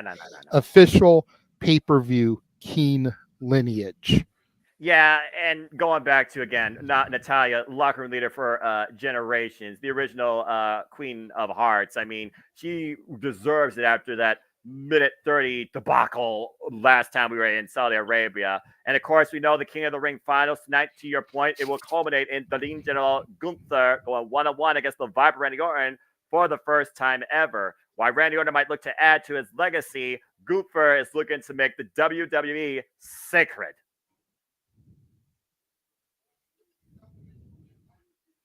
Of course, we have the former King Ballet now, Wed Ballet. I've got some bad news. I remember that gimmick. That is quite a star-studded. That is quite a studded crown right there. As of course we look back at the tournaments that were brand focused, you look at the field of participants that were involved, including that limited to Bobby Lashley, Carmelo Hayes. Of course, we look back at the tournaments. We saw Dawkins take on Tama Tonga. Excuse me, get tongue-tied really easily. Tama Tonga was able to beat Angelo Dawkins via pinfall in the first round. Very game contest, of course. And to your point, the son of Haku, former King Haku, LA Knight, was able to beat Santos Escobar and move his way forward as he went one-on-one against Tama Tonga. But Tama Tonga was able to get the better of the megastar thanks to the outside influence of the bloodline. The man hanging jerseys more than the LA Lakers, him, Carmelo Hayes, defeated Baron Corbin in the first round. Of course, Baron Corbin, a former King of the Ring. It's ironic how far we came with the King of the Ring gimmick, because JJ just said with the exception of Brett, like it's made to new stars. What's funny is this started as you needed an established star to establish a new pay-per-view, a new gimmick. Now you need an older gimmick like King of the Ring to establish new stars. So it's ironic what it had to become. Because the reason they went with Brett is because you wanted an established star to make this gimmick seem important. Well, yeah, they went with Brett because originally it was a one-night only tournament, and you wanted to have somebody that was believable as a technician that could go through 3 or 4 people in a night, not be blown up, give you different types of matches. So having somebody like a Bret Hart and Owen Hart made perfect sense for King of the Ring, but where they screwed it all up was when they gave it to Mabel. Yeah, because Mabel was not established, and Mabel was not ready for that moment, and neither was Ilya Dragunov when people thought we were on the collision course for Ilya Dragunov versus Gunther, and main event Jey Uso was able to overcome the Mad Dragon, while the Ring General has tapped everybody out that he's faced in this tournament. Sheamus, Kofi Kingston, and Jey Uso. Each of Gunther's wins lately have been via submission, not pinfall. Yeah, which I find very interesting, showing a different side of the capabilities of the 5-star Ring General, as he is named. Gunther showing his mat-based discipline that has led him all the way now to tonight, where he literally might finally culminate in seizing the crown as we come forward now towards our finals again. Gunther, Monday Night Raw, Viper Randy Orton overcoming the likes of Carmelo Hayes and Tama Tonga. The Ring General and the Viper. One of these two men will make history for the first time ever in their careers as King of the Ring. Will the 14-time world champion best the greatest intercontinental champion in this company's history? You know, I miss JJ just brought up the whole one night thing. I miss it, man. I miss the whole one night. And now with SummerSlam being established in Minnesota and they made something else other than WrestleMania 2 nights, why not do the King of the Ring tournament all in one night on a Saturday and then Sunday the finals? Like you book Sunday as every other title, like the main title, everything, but then that's where you put the finals of the King of the Ring on Sunday, and then on Saturday it's all about the one night tournament. The King of the Ring's never been a summer thing, though, to my knowledge, and I feel that would be the only caveat. But considering how late the schedule looks like it's going next year, it's not too far out of the realm of idea, but you also got to consider right now the business practice of WWE. If King and Queen of the Ring becomes a consistent thing around this time with implications to SummerSlam versus competing for the title the next night at SummerSlam, then this makes more sense in a way. Although I do think at some point we need the King and Queen of the Ring tournaments to be a one-night showcase, not a weekly tournament outlook. So I understand where you're coming from, and the fact that now they are pushing SummerSlam to be the 2-night biggest party of the summer starting next year. There's no telling what WWE's outlook is going to be towards King and Queen of the Ring. If this becomes a thing going forward now, where, let's be honest, since King Booker, this is arguably the most important time we're seeing the King of the Ring tournament with the implications that are now known. Yeah, making SummerSlam 2 nights, you're opening the door now for so much things to be 2 nights, because then it's like at one point, why not make the Royal Rumble 2 nights instead of having 2 Royal Rumbles in one night? Why not make the Money in the Bank 2 nights instead of having both Money in the Banks in one night? So it's like you're kind of opening the door to a lot of stuff now. And I wouldn't be surprised to see them doing it. That's the only way you could do King and Queen of the Ring in one night, is if you made it a 2-night show. Exactly. Because there's and you do the King of the Ring one night, that's 7 matches, throw in a women's tag title or a women's title match just to kind of mix the card up a little bit. And then you do the Queen of the Ring the next night. You throw an Intercontinental title match or a World Heavyweight title match in there to kind of offset a little bit there. Yeah, it's just one of those things where the future outlook of WWE's PLE strategy is starting to look a lot clearer. Domestically running the Big Four, let's just call it what it is, the Big Four here in the States, possibly for 2 nights back to back, and everything else internationally with a level of a takeover as far as card size and storytelling and quality and quality. Again, we have 5 matches here on this main card. That's it. Yeah. And I it's love the second time in a row right now on these international PLEs that they have adopted this strategy: 5 to 6 matches.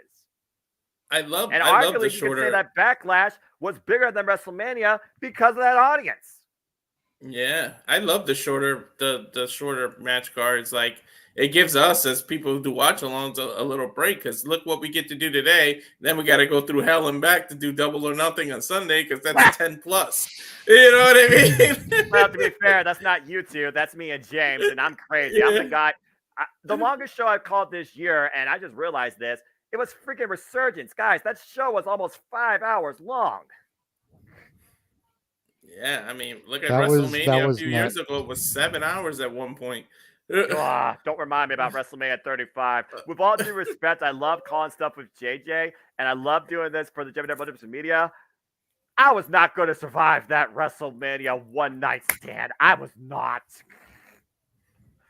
I barely survived watching it with my friend as it was. It wasn't for Pizza and Mountain Dew and his jibber jabbering. I probably would have fell asleep before the Three Women Triple Threat main event. As we got Caleb Braxton right now talking with the Viper Randy Orton. Again, the last of the old era, the generation that's still going consistently all the way back from Ohio Valley Wrestling.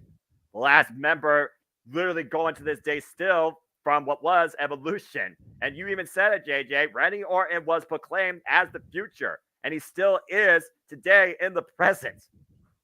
Yep. But Randy Orton is that grizzled young veteran now that can easily put over a Gunther and not risk his legacy. Can he pass the mantle of legend killer?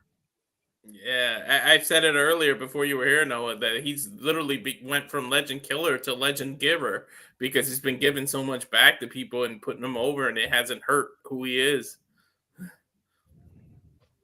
And Randy Orton, again, newfound life since returning last year at Survivor Series. He just said himself, he's happy to be alive. This is the most at peace Randy Orton we have ever seen. And it's that subtle piece that I feel like, again, Gunther might exploit, because Gunther's not going to show no mercy, no remorse. We're inside Jeddah, Saudi Arabia here. The countdown to King and Queen of the Ring. Capacity crowd expected to be on hand here in Jeddah, Saudi Arabia. Michael Cullen, Corey Graves at commentary ringside. Of course, we're here, the three of us here with you guys here, JMN Multiverse Media. Will Foster, JJ Williams, Mr. Reliable, lots of crews here, bringing you the action, the play-by-play. And guys, again, we are literally just a little over 30 minutes away before our King and Queen of the Ring occurs as we kick things off with women's tag team action. And here comes the challengers, the team of the way, Indy Hartwell and Candice LeRae. And I was nice during our thoughts and predictions, Noah, but you know I am not going to be nice towards Candice LeRae here during this match. She's a bitch of a whole different kind.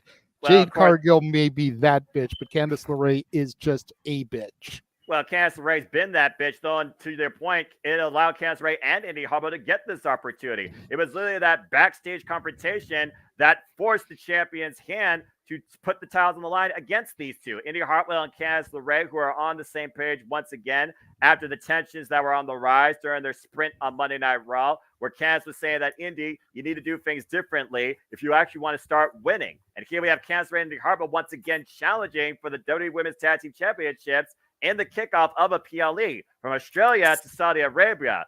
The question is, though, is second time the charm, now that Indy Hartwell and Candice LeRae seem to be more on the same page, willing to do anything to claim them. Yeah, speaking of being nice, the reason I'm in my Sunday best, as JJ calls it, and I'm dressed up nice, is because lately we haven't been nice to Noah. And for you that know, June 15th is karaoke, it's 80s karaoke. And I'm the king of puns, so we have a private chat going. We've been messing with Noah hard on the messenger, messing with him with the puns and names of songs. So me dressing up and being like the suited person along with Noah is my olive branch as I'm sorry for messing with Noah. So that's the reason I'm dressed up like this. Well, And you Jade may be Cargill. sorry for messing with Noah, but one person who isn't sorry is that bitch, as the storm has arrived in Jeddah, Saudi Arabia. For the first time ever, JJ. Now watch when she removes the title. What I was talking about, JJ. Oh, I you know saw her you're ripped. backstage talking Yeah, to Bianca with Bianca Belair. I saw. yeah. You I know just you're tried ripped. not to bring too much attention to it. Trust me, there's going to be times for me to drool.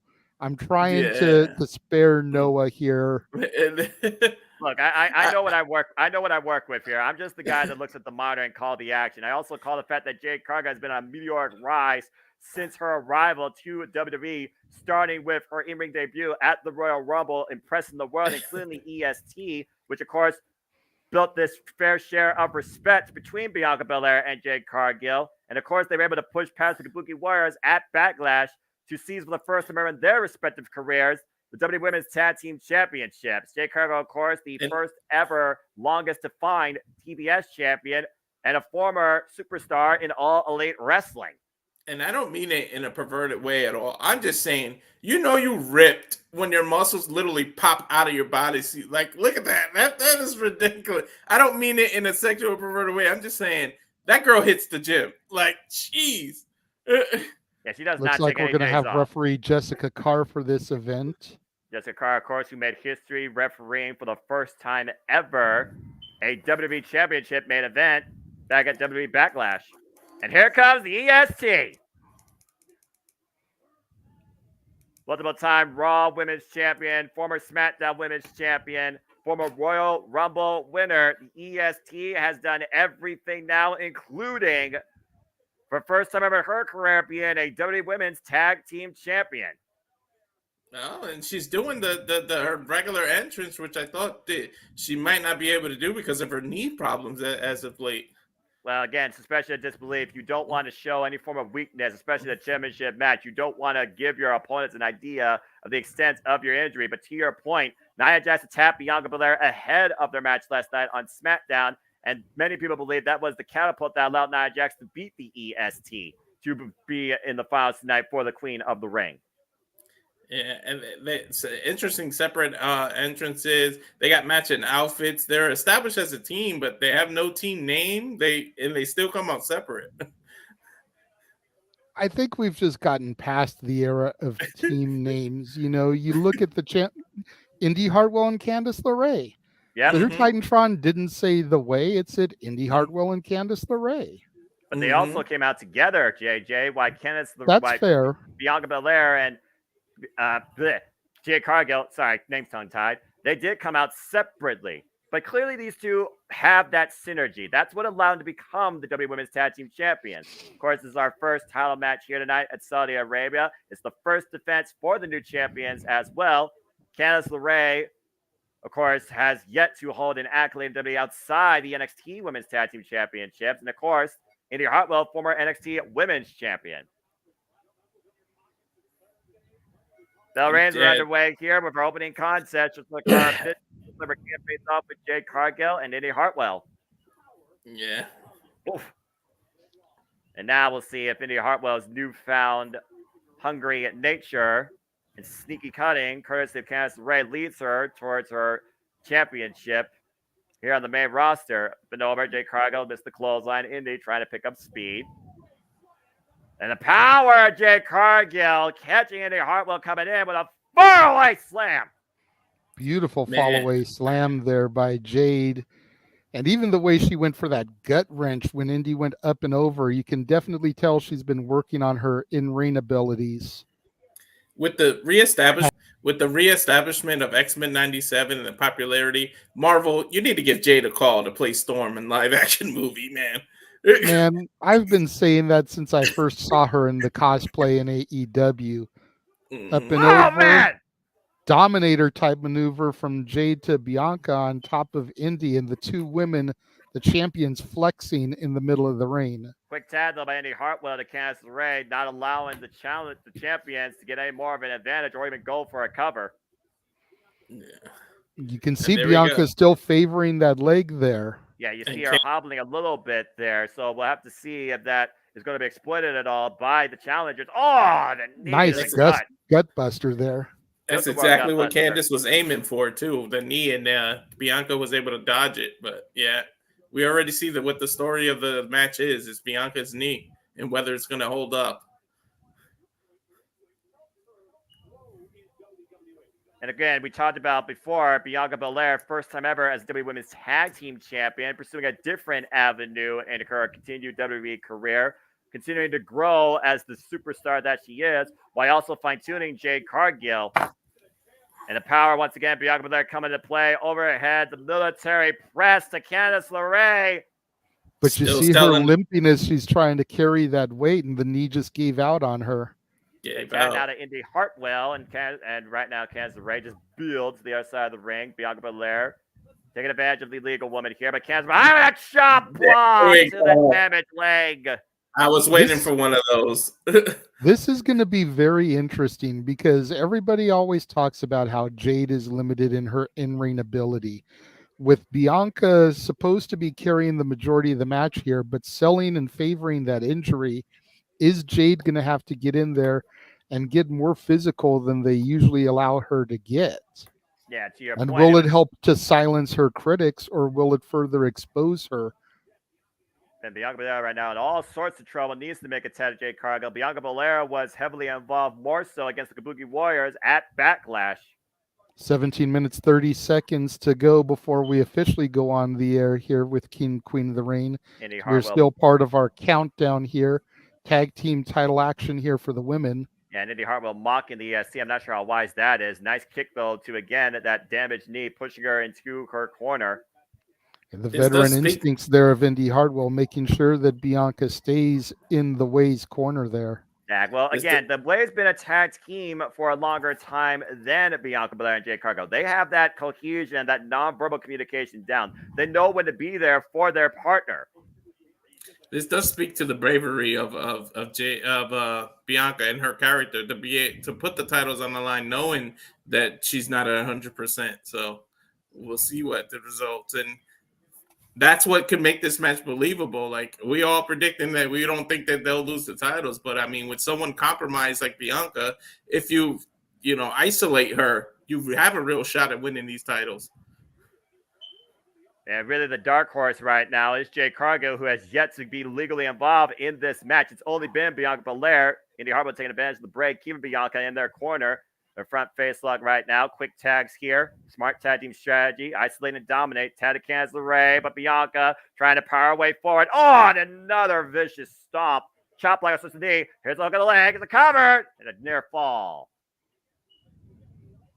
Again, LeRae and Hartwell have known each other for years, going back to the Black and Gold NXT, back when Indy Hartwell was adopted of sorts by Candice LeRae and Johnny Gargano, alongside Austin Theory. Single leg crab applied now by Candice LeRae, center of the ring. Once again, hyperextending that already damaged knee, and the tort being applied to the leg of the EST. Excuse me. Yeah, look at the pressure Candice is putting on that knee. Sitting back, leaning back. And you notice, though, the sense of urgency not being displayed, though, by Jade Cargill, not going in there for the save, JJ, trusting her partner to make her way to the corner. Ah, a back elbow strike takes Jade off the apron. Well, it's also a little bit of a veteran instinct there by Jade, whether you want to believe it or not, because if Jade runs in there, you run the risk of the distraction, referee having to get her out, and Bianca not able to make the tag. Sometimes it's better to just play your position on the outside there in your corner, try to let your partner get the tag instead of risking that. And Candice LeRae trying to take advantage to your point behind the rest back, and there's a tag to Jade! Here we go. The storm unleashed with a pump kick to Indy Hartwell, and now hooking up. Boom! Man, Candice with a spine buster.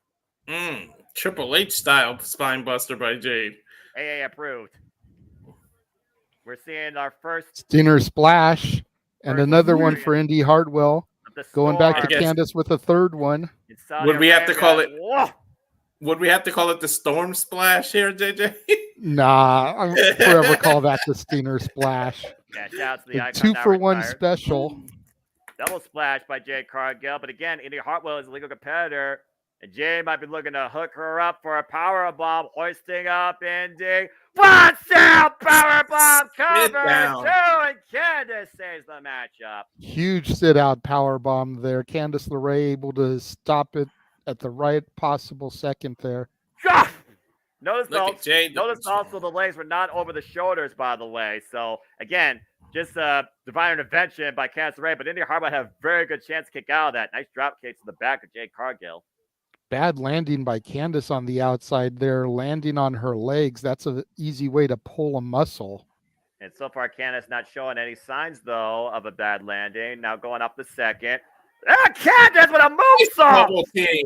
Cover Nice. both legs near fall. No.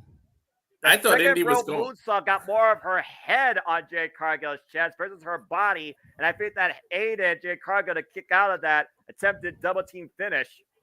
I honestly thought that they were going for like Indy was going for like a reverse Randy Orton's DDT from the apron, and they turned it into a beautiful double team move. Another double team attempt out of the corner. Quick tag to Candice LeRae. Indy Hartwell with the front face of the Jade Cargill. Jade trying to jockey for position. Indy sent shoulder first into the rain post. Candice legal. Missile drop kick drives Jade forward to her corner. Tab made her a partner, Bianca Belair. The EST back in the ring. A chop block to Candice LeRae. Receipt from earlier, nonetheless. Not sure if that was a smart move by Bianca to get that tag in there, but. Oh, man. I was just going to say that, JJ. Wow. Suplex combination covered at the chance retained. Holy hell. That's a double team move. I like that. That was very clever. The DDT with the up kick. Cazador special wheelbarrow suplex finish. Jade Cargill, Bianca Belair retain the WWE Women's Tag Team Championships. It's kind of like a code breaker into a slingshot suplex. Bianca Belair and Jade Cargill with their first assist defense as the WWE Women's Tag Team Champions. Take a look at this, by the way. The Cazadora into the DDT, and then the up kick into the Ocean Cyclone type suplex maneuver there. Bianca legal. Bianca with the pin. Yeah, you people who doubt Jade, eat your heart out. Watch this match. Don't give me the she can't sell and can't wrestle anymore. Shut the F up. Like, seriously. Yeah, you might be looking at the strongest WWE Women's Tag Team Champions to come in this company's history. Congratulations to Jade Cargill and Bianca Belair on their first defense here tonight successfully at King and Queen of the Ring in Jeddah, Saudi Arabia. Curious what they're going to call that move, because that's a great double team finisher, but they got to come up with a name for it. Yeah, I mean, I think they were trying to say like into like the cyclone, but there wasn't really like a cyclone there. Again, it was the DDT, and then it was the Cazadora into the DDT, and then rebounding her straight up into almost a wheelbarrow suplex type maneuver that allowed her to get the pin and the win. So I'm curious if they do come up with unique name dynamics. Speaking of unique dynamics, how about the mindset of Drew McIntyre, who's been hell bent on making everybody suffer CM Punk's agony, but CM Punk's been on his mind as Drew McIntyre will be going back home to Scotland when, of course, we cover Clash. Where'd he go? Technology issues? I was going to say it's.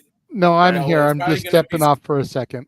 Okay. It's got to be some weather-related name. No weather, like a final storm or the thunderstorm or something. Final storm, clever. Of course, the next time we're going to cover WP Elisa, Multiverse of Media, it will be when we go to Scotland for WWE Clash the Castle, and you got to wonder if Drew McIntyre will once again achieve broken dreams at the expense of the WWE World Heavyweight Champion. Are we just a 3 count away from going back to claim our country? Again, Clash of the Castle next month. So stay tuned more on that, folks. Here's WWE Media, June 15th, emanating from Scotland. As, of course, we got a Superstar Showcase video package here for the Scottish Warrior, Psychopath, whatever the hell you want to call him. As we got a moment to brief. Again, good opening tag team action there. And Jade Cargill and Bianca Belair are still finding their footing, but they definitely have got that team finisher down more clearly. I think at first they wasn't sure necessarily how to start it, because I almost thought that they were going to start with the Cazadora into the wheelbarrow suplex. It feels like to me the DDT is more effective a finisher than a suplex, but the way that they set up the suplex as the final note, I thought was very clever. Something I haven't seen the likes of. Yeah. I think you have the premium Peacock because you were talking about Drew, and now I'm heading into commercials. I'm seeing like an Oculus commercial. Yeah. Those are wondering, WWE is changing their streaming structure. If you have the premium Peacock package, it's ads free, but instead of ads, you get superstar packages and WWE filtered content. If you are a standard Peacock user, you get ads for everything, including not limited to American Home Warranty. Yeah, see, my Peacock is completely free because of the phone company I have. So yeah, they gotta give you the standard. I don't blame you for saving money, especially when it's a boom that's offered to you, bro. I don't blame you for that at all. Exactly. But I will say this, since they're just talking about WWE, I'll go ahead and continue to promote JMN WWE stuff. And again, our weekend's just getting started because after we're done with King and Queen of the Ring, courtesy of Cascade Studios, Cement Brand, we'll have City predicting AEW Double or Nothing at 5 p.m. Eastern Standard Time. James Hebert and the Dominguezes will be joining me for that, along with others if they choose. You all know who you are. And then, of course, tomorrow we come back at WWE live watch event scheduled for 2024 when we bring forward our coverage and play-by-play, me and James primarily on the call, for AEW's Double or Nothing. Going back to where it all began 5 years later from the MGM Grand. That is Sunday, May 26th. AEW brings us once again Double or Nothing. As we are just a little bit under 7 minutes away from King and Queen of the Ring, taking airways from the beautifully progressive city of Jeddah, Saudi Arabia. WWE superstars waiting in anticipation to create moments, achieve history, capture the crown, and maybe seize opportunity. Championship glory. Of course, we have the Intercontinental, the WWE Women's Heavyweight, the King of the Ring, the Queen of the Ring, and it culminates with the WWE Undisputed Championship. As we go back to challenger to Cody Rhodes, Logan Paul. Noah, earlier, JJ and I were talking about how would we put the card, like in what order. So, like, what's your opinion? Like, what do you think? What match should open the PLE? It's tricky because, again, everything has such stakes. But for me, I think you need to open with either the WWE Women's Championship or the Intercontinental Championship. I just feel like starting with a crown, kind of assess that when a crown's not going to end the night. But the show being King and Queen of the Ring, maybe it does make sense to set the stage with one of the crowns. So if I was to pick one match to open, just because, I think I'd go with Queen of the Ring to kick things off. You know what's funny? You said the women's or the IC. JJ went with the IC, and I went with the women's title. And you just mentioned both. I made sure I didn't duplicate you all. I changed the Queen of the Ring, so there we go. Yeah, I basically tried to alternate, title match and tournament match. I figured start with the IC, then do the Queen of the Ring, then do the women's title, then do King of the Ring, then do the world title. Mm-hmm. And again, we'll see if Logan Paul actually finds success here tonight, once again in Saudi Arabia, as Logan Paul, the Maverick, challenges Cody Rhodes for the undisputed WWE Championship. Truly, who belongs to be the face of the WWE. I'm digging the Falcon thing that they're doing when they mention all the King of the Ring. I believe that's a Falcon. But it is a Falcon. It's something to do with the culture there. Yeah. It's a symbol. I forget what it's a symbol for, though, but it's a very important symbol there in that country. As we go into a promo package of Cody and Logan here. Well, again, Logan Paul came out and literally put out the challenge. Cody Rhodes, being the fine champion he is, accepted. Mm-hmm. And of course, we know the influence of Logan Paul. He may be impulsive, but he is a guy that brings people's eyes forward whenever he does something. It was pretty much an impulse to challenge Cody. That's fair. But Cody Rhodes has also pointed out that Logan Paul has not won a single match without the assist of the Brass Knucks. And this is like, I knew right off the rip after Cody mentioned that there's no way that Logan was going to put his title. I just thought that after they signed the contract, there was going to be some fine print on the bottom that only one title, but they went with this whole different contract. And of course, Cody being the man he is, still signed it. Look, I didn't expect this pussy to defend his championship because he knows that he can't beat Cody, all right? He's trying to set the against him like he has every match, whether it's some sort of stupid YouTube streamer or some impulsive idiot on his podcast. Some way, somehow, he's always found a way to have the brass knucks, and that's been the difference maker. As Cody Rhodes planted one of his goons through the table. Mm-hmm. Cody Rhodes has a lot on the line, though, again, as Cody Rhodes defends not only his integrity, but the identity of himself as a face of WWE. And we've already seen Logan Paul chastised by Cody Rhodes, not once, but twice on the mic. And I wouldn't be shocked if Logan didn't throw in that same contract where his title isn't on the line, that he didn't throw a fine line in there that the brass knuckles are legal in the match. And Cody didn't read it and just signed it. Well, again, can you trust Logan Paul? And JJ, I put that question towards you as we literally saw him scanned down by the referee. But if there's one thing I've learned about Logan Paul, you don't trust the Maverick. Yeah, you definitely can't trust him, but that's what I think I like about him, is that you can't really trust Logan Paul. But he makes no secret that you can't trust him. You know, it's one of those things there where he knows he's a prick. He knows he's a douche, and he plays into it. And you almost have to respect that just as much as you respect a man with honor, because at least he doesn't hide the fact that he will do whatever it takes for him to win, retain, stay on top. Yeah, but Cody Rhodes said it perfectly. You will never be WWE Undisputed Championship with this type of self-absorbed ego mentality, with this non-hunger to call this your entire life. You will never be on my level. Cody Rhodes has literally given everything to this business. While Logan Paul, he invaded.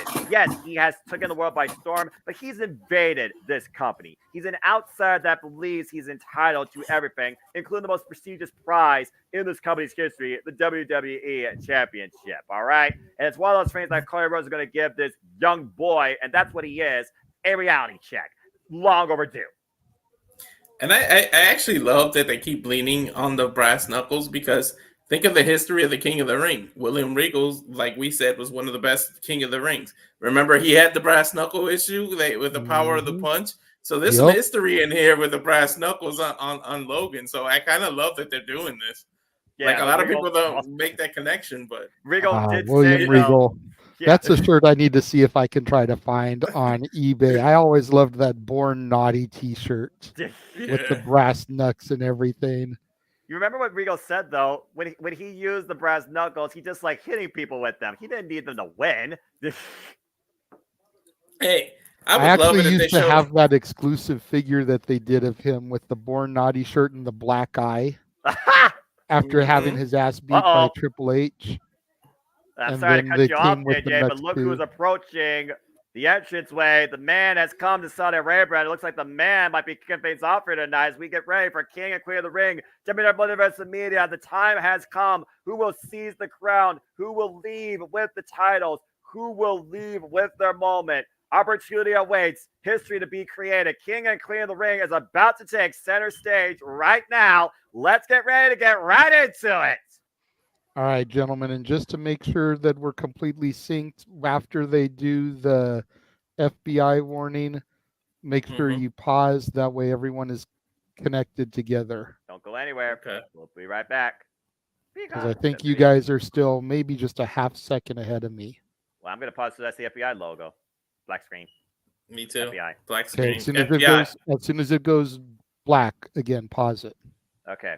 A warning. And I'll tell you when mine goes black for unpausing. Unauthorized reception are received prohibited. And if you do this, black. we will find you, and we will literally take care of you. This is the FBI warning you, and black. Okay, so I guess I was ahead of you. All right. Everyone good? Ready? Yep. 1, 2, 3, play. Let's see what happens. There's the light, and do you know what that means? Once again, then. I love this Astro-like version. Now. Because once again, we are here in this forever. Because professional wrestling brings us all, no matter what company. together. It looks like, yep, we're right in sync. I might have called it. They're gonna start with the women's match. I might have been onto something. The man Becky Lynch walking up the way. Anyway, as they're in the major port city of Jeddah, Saudi Arabia, the most vibrant, progressive city in the Middle East, plays home tonight to WWE's latest international runs of PLEs. Welcome, everybody, to the show. Welcome to King and Queen of the Ring from the Saudi Arabia Jeddah Superdome. Located right smack dab in the middle of the city, is 92 degrees Fahrenheit there. Feels like 98. Hell of a difference than when I was sitting in Philadelphia in a freaking arena. It was barely 45. Barely. And of course, we see the WWE champion Cody Rhodes making his way into the arena alongside challenger in an opposite entrance, the United States champion Logan Paul, looking to shut Cody Rhodes up and possibly knock him out and seize the WWE title. Of course, we also tonight have the King of the Ring to culminate. I just see the Viper, the 14-time world champion Randy Orton, who will go one-on-one for the first time ever against the Ring General, the longest reigning WWE Intercontinental Champion in this company's history, Gunther. Gunther, of course, beat Jey Uso to culminate his spot in the finals, while, of course, Randy Orton beat of course, Tama Tonga. And there you see one half of our finals for the Queen of the Ring, Nia Jax, who, of course, basically cheap shot her way, but found a way to beat the EST. And we see Lyle Valkyrie, who has surprised everybody since her arrival in WWE, overcoming Io Sky to earn her opportunity tonight in the finals. And of course, we know the winners of King and Queen of the Ring will compete for a championship at SummerSlam. And now we get our cold opener. Oh, boy. A champion's journey. Yeah, how far does a champion's journey go? We talk about a champion named Cody Rhodes. So we go from a story to a journey. I mean, the journey is the story, because the story may never be finished, but the journey truly never is finished, more than anything. As right now, folks, they're doing their cold opener here, again, as WWE does traditionally, bringing us into tonight's activities. Pressure is at an all-time high, and I'm not talking about the heat there. And no one does video packages like WWE. Their production team is top tier. And that being said, shout out to the 53 of you that submitted your predictions, as the farm is officially now closed and your predictions are final. Good luck to everybody in the WWE Predictions League, and enjoy our coverage of King and Queen of the Ring in the Kingdom of Saudi Arabia. It's about how far you're willing to go to call yourself champion. Also, this is how going to far be you a hell of go a to call show. yourself a king or a queen. Again, Heavy is the one that wears the crown, but who's going to wear the crown tonight? You have Session of Chad Gable in the Intercontinental Championship. The drive of Liv Morgan to seize the WWE Women's World Heavyweight Championship. And the impulsive nature of Logan Paul looking to claim everything in WWE and make it his. I wonder how much they paid that narrator guy. Right. And now, from the JMN Multiverse of Media live event schedule and live from Jeddah, Saudi Arabia, WWE and YouTube brings you WWE King and Queen of the Ring. Here we go, Jen. It's go time. It's showtime. I love Pyro. Thank you. I gotta say, thank you, WWE, for actually bringing this back. Like King. I say it every stream, but it means a hell of a lot to me. And they are sold out there from the Jeddah Superdome as you're looking live at a capacity crowd. And we are live here at the Multiverse Media on YouTube to usher in a new King and Queen of the Ring Towels are on the line as well. Welcome to the show, everybody. And we're kicking things off big time with the man, Becky Lynch, as the WWE Women's Heavyweight Championship is our opening contest. And hello again, everybody. Noah Foster, Brandon, JJ Williams, Watson Cruz here with you on the call with our alternative commentary coverage and reactions to this month's WWE PLE International Special. As the man, Becky Lynch, comes in, our current Women's World Champion, who will be defending that title here shortly against Liv Morgan. And JJ, you've been very vocal verbatim about Liv Morgan and her pursuit, not only of this championship, but revenge in more ways than one. But the certain caveat we got to consider here, Liv Morgan has never beaten Becky Lynch when it comes to a title. And I hope it stays that way. That's all I have to say about that. I figured. But Walter, we know what a challenger could be willing to do by any means necessary, and that's been Liv Morgan's MO lately. Of course, Liv Morgan's been attacking Becky Lynch from behind, while Becky Lynch has been calling her out like, I'm not afraid to literally fight somebody face-to-face, bitch. And of course, she's already taking cheap shots against both Becky Lynch and Lyra Valkyria. There's no cheap shots here tonight, though. Liv Morgan has to put up her shut up. You almost got to consider this being a must-win for Liv Morgan. Yeah, it does. And then think about it like this. Look at any movie. Look at the Kill Bills of the world and things like that. Revenge is a hell of a motivator. And she's on this revenge tour. So how far is she willing to go to get this crown? Or this title, I should say. Yeah, about to say, and let's not forget, guys, tonight, SummerSlam officially starts to take shape here. Not just concerning this title, but again, the winners of King and Queen of the Ring, they have guaranteed championship opportunities at SummerSlam. Nia and or freaking Lyra could literally be challenging one of these two women.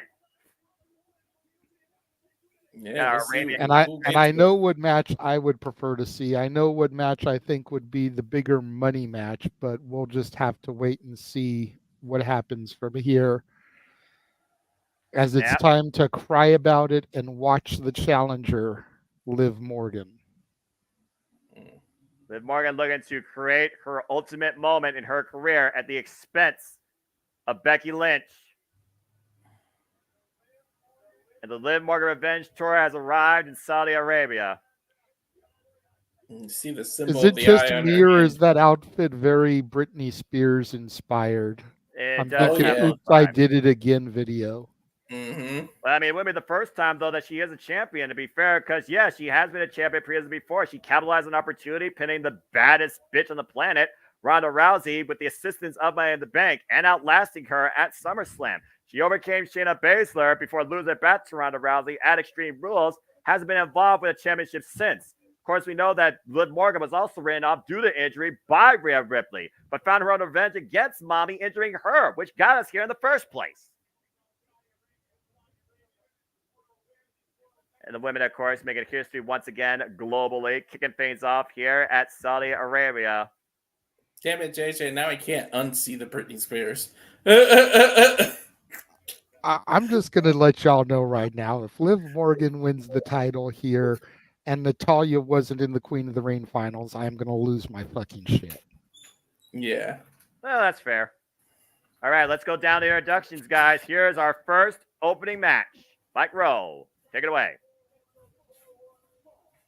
Now, Mike Rome get moved back to NXT? Why is Samantha Irvin or the Alicia, whatever her name is, not here to do the introductions? That I don't know. Especially for a women's match. Yeah, seriously. Challenger, New Jersey, Liv Morgan, former SmackDown Women's Champion, former Money in the Bank winner. 8-year career spanning WWE. Opponent, from Dublin, Ireland. She is the man. She is the champion. She is a New York Times bestseller, Becky Lynch. 37 years of age, 21 years in the game. Been a dream of hers since 15 years old. Referee Demonir Sean for our opening contest here for the WWE Women's Heavyweight Championship. Of course, we've only Sounds seen like Liv the Morgan. crowd is singing Becky's theme song. Trying clearly to we know keep the some of the energy that was shown in France at Backlash. Well, we know the fan favorite here. There's no denying that. As again, WWE has been on a worldwide escapade, spanning the globe with these international PLEs that have put American audiences to shame.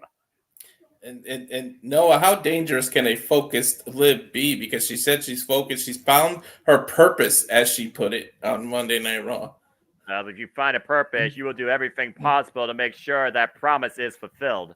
But Becky Lynch, she's the one right now that's making sure that Liv Morgan learns a dose of respect here. And both of these women right now just trying to go at each other.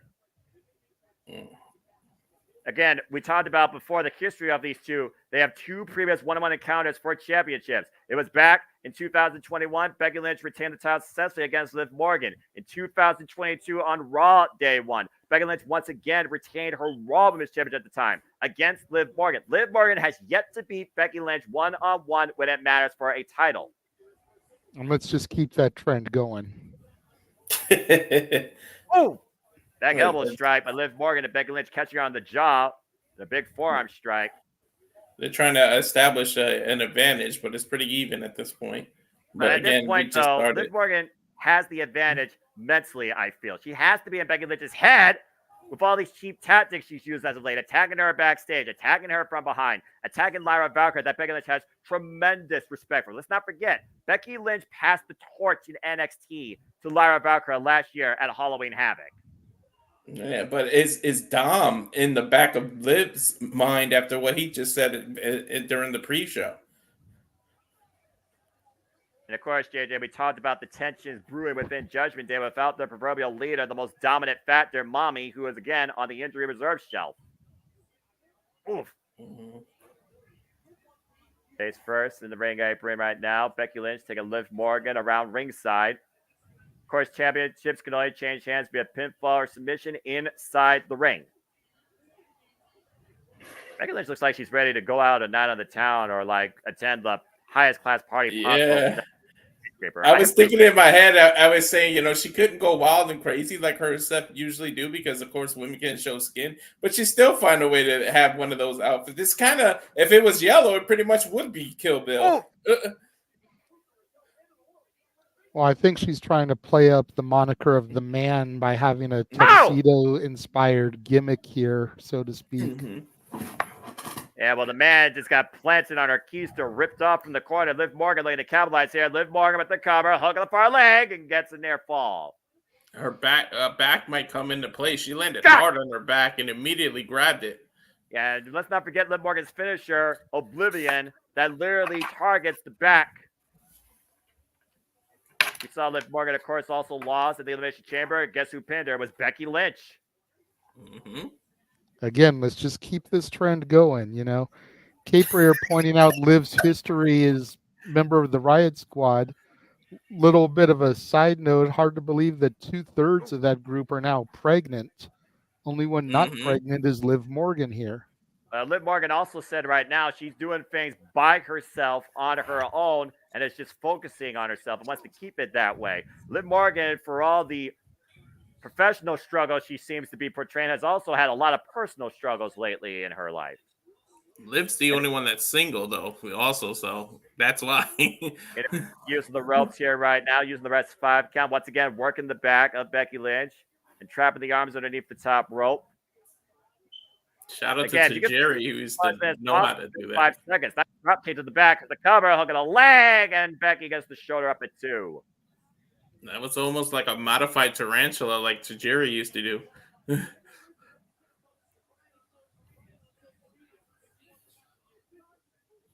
Kick to the gut there by Liv Morgan. Yeah, Liv Morgan in control right now and just having her way with the champion, taking a slow, methodical approach. Again, Liv Morgan's made it very clear what her mission statement is. The Liv Morgan Revenge Tour ends with her seizing the championship. It doesn't get simpler than that, but can she actually culminate and achieve that? It's a must-win for Liv Morgan at this point. Otherwise, this Revenge Tour is all for naught. That elbow strike by Becky Lynch out of the corner, up to the ropes. Liv Morgan able to catch her again. Drives her face first. Top turnbuckle. Bad landing. Then with the cover, hook of the leg, and Becky gets the shoulder up again at 2. Well, no, it does the revenge tour become an overused thing as like Cody's ending the story that we have to keep going revenge tour for over a year, or like Cody's ending the story thing. Well, there's that classic saying, pride before the fall. Take a look at this, by the way. Nasty fall by Becky Lynch across the top turnbuckle.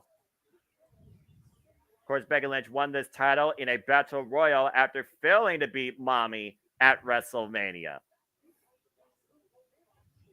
Becky Lynch right now, her arm are being worked over by Liv Morgan. Almost a hammerlock of sorts and a noogie action there. Don't know if that was necessary. Yeah, what was that about? And just adding further insult to injury. Again, Liv Morgan's made this personal. Again, hashtag King of the Queen of the Ring trending #1 on the Twix here in the U.S. And thank you for those that are tuning into our coverage. Hope you support our alternative commentary. Besides, comment, tell friends. We do this for all the biggest PLEs, pay-per-views, and shows across professional wrestling in and out of WWE, NXT, Ring of Honor, AEW, and sometimes in Japan Pro Wrestling and TNA. Liv able to escape out of the back door again, gets the better of Becky Lynch. O'Connor roll the roll up, and Becky able to push her off. You mentioned Becky winning the battle royal, and then earlier, JJ, you mentioned missed opportunities. Was it a missed opportunity to if with Queen of the Ring being around the corner, they could have bypassed, not did the battle royal, and they could have made the Queen of the Ring as a way to get the winner of the Queen of the Ring. Not only are you Queen of the Ring, but you are now the champion because the title was vacant, and they motivated as to that could have been the prize for the Queen of the Ring as well. I think that would have been a good way to do it instead of doing a lame battle royal, and especially awarding the title to someone who just came up short at WrestleMania. Mm-hmm. It would have made each match even more important. Not just a qualifying match, but I mean, not just for Queen of the Ring, but the championship is there. Like, I think we would have got a hell of a match. Some right now we got a hell of an exchange there. Both these women just duking it out right now. Vicious forearm exchange. Liv right now getting the better of the man, but Becky though takes her down with a clothesline. And another one by the world champ. Nice jumping sidekick there by Becky Lynch. That was a nice one. You know, you said you got Britney Spears vibes from Liv. I'm getting like a James Bond 007 vibe from Becky with her outfit. Third. Exploder out the corner. Becky Lynch feeling something here as Liv Morgan rolls to the outside. Smart move by Liv. Right now might be looking to follow up though. Baseball slide. Takes Liv Morgan down. Champion in firm control right now. Remember the championships. Remember the championship, or not the championship, but the champion's advantage. You retain on a count out, you retain on DQ. So Liv's got to hope this gets back in the ring, as now Becky just threw her in the ring. And Becky making the climb to the top rope. But again, Liv Morgan able to capitalize and find a way to stop Becky out of the corner. The corners have not been favorable for the champion tonight. Not at all. Haymaker. And Liv once again looking to slow things down here. Might be looking to send Becky for a ride with a superplex. Uh-oh. And Liv shoved off though, and Becky once again making the ascent up to the top rope. Big missile drop kick by Becky. Is enough here. Hook of the near leg, and Liv kicks out at 2. Barely kicks out at 2. I'm surprised she kicked out. Here. I thought she was too close to the ropes and she was just going to grab the ropes, but instead she got her arm up. But to be fair, Becky only had her body weight on the left side of her body, and she kicked up with the right shoulder. Mm-hmm. Becky trying to figure out strategy right now. Do you go for the disarmer? Do you go for the man slam? Meanwhile, roll up and Liv. 2 count again. Becky right now trying to bring Liv down to the mat. Might be looking for the disarmer. Big shot, though, by Liv. Just corked that right hand. We were mentioning how this card is only 5 matches, but this is what the benefit of it. Look how covered now by Liv. 2 count. In a country like Saudi Arabia. In a country like Saudi Arabia, look how much time the women get to go and establish themselves and get a match. That's the benefit of these short cards, I should say. Yeah, sorry for stumbling over my words. We've also seen Saudi Arabia progress when it comes to the retrospective and outlook of women in general, let alone the women's representation in WWE. Yeah, I mean, you think about it, the first one, women weren't even booked on the card. They weren't allowed. Put her down, hook of the leg, and a 2 count. Yeah, I'm actually seeing more women sitting up front this time, too, at Saudi Arabia versus previous encounters. Mm-hmm. The final step, I think, would be to have the women main event a show here in Saudi. From the top, Becky Lynch. Liv Morgan able to get out of the way, though. Out of the corner. Missile drop kick by Liv Morgan. Takes Becky up and over now. But what damage did that do to Liv? Cover. You saw her grab her own back after executing that drop kick. And to your point, not enough pressure applied to the pinfall attempt there as Becky Lynch is able to kick out. Putting your own body at risk here. Again, you talked about earlier, guys, how far are you willing to go for revenge, let alone a championship? Mm-hmm. And Liv Morgan right now looking to send Becky into oblivion, but Becky able to scout it, though, and reverse DDT! Covered by Becky and a near fall! Like I said, revenge is a hell of a motivator. It's And Liv Morgan right now might be feeling that maybe she has taken more on than she can handle. But Becky also no stranger to this type of challenge or encounter. But we've seen Becky capitalize in this. Becky kind of trying to self-motivate. Looks like she's talking to herself a little bit here. Saudi Arabia on their feet right now. The ground is shaking, and Becky Lynch is fired up, looking to take her down. The handle slam, meanwhile, reversal roll through by Liv Morgan. The cover. Becky Lynch now tight on the line. Cover, kick out. But for a single leg kick, and Liv Morgan catching her with a shining wizard of sorts. Lynch is down. Liv Morgan to capitalize. Hook off the leg, and a near fall again for the challenger. Oh, what's the matter, Liv? You didn't get it? Cry about it. Right. It's just a shining wizard. I mean, the only person that made that finishing move like that was the Hurricane. He got some victories off of that move. As Liv Morgan downing herself at this point, can she actually beat Becky?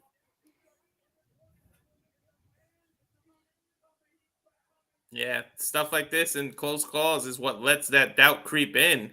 But you got to remain focused, especially when you're on something like a revenge tour. That was a Becky hard just ride slapped the check. taste out of Liv's mouth. Yeah, exactly. Literally. Again, both these women competing in near 100-degree weather, even indoors. That has to be insane. While fully closing, Becky hooking up Liv, double underhook, and takes her Right down. into the disarmer. Cross arm breaker. Wow, that was a beautiful transition by Becky. But Liv able to reverse the pressure, shoulders down. Reversal by Liv Morgan. Rings of Saturn applied. Wow.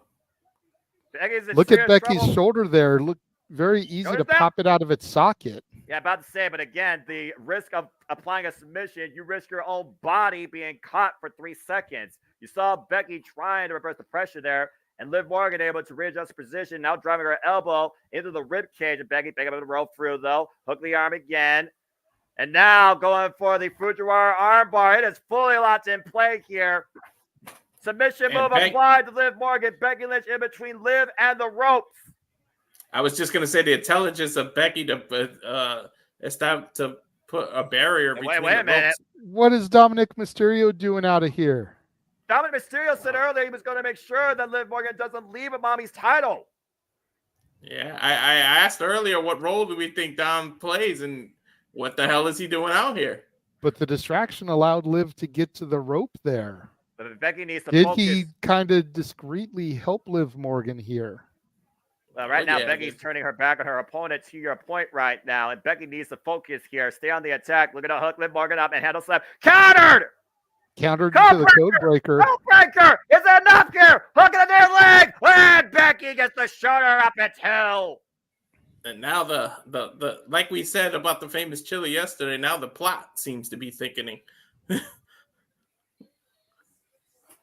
And Liv Morgan But right is now, Dominic Mysterio that proverbial full bottle of hot sauce being dumped into the chili pot? Yeah. Well, we've also seen these subtle backstage altercations, though, with Liv Morgan and Dominic Mysterio. You almost wonder if Dominic Mysterio is looking to be adopted by a new mommy, and is her name Liv Morgan. Liv going up to the top rope right now, and Becky in hot pursuit, looking to follow up, front face lock, hooking her for a ride, and superplex out of the corner. Well, history dictates with Latino Heat. We saw how he treated his mommy. He did get caught cheating. Now Dominic going for a steel chair, but the referee's distracted. Giving a steel Sliding it chair in there to Becky Lynch. Is it to Becky or is it for Liv? Again, what is Dominic Mysterio's true agenda here? Now, Dominic distracted the official. A smoking gun has been brought in to handle the ring. And Liv Morgan, a DDT! Back first on the chair! Don't get off the ring, you jackass! And Liv Morgan off the rope sends Becky into oblivion! I think we might get a JJ rant. Liv Morgan's the champion! Oh, JJ rant! JJ rant! Dominic Mysterio just screwed Becky Lynch. Liv Morgan holds mommy's property. The Liv Morgan revenge tour has been successfully accomplished. The fucking moron! You just cost Becky the title. Are you okay, JJ? No.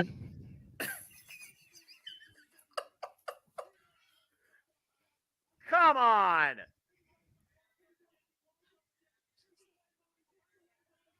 What is mommy going to say about this? Dominic's going to want to be in prison after this match. There's no telling what mommy is going to do to him when she returns.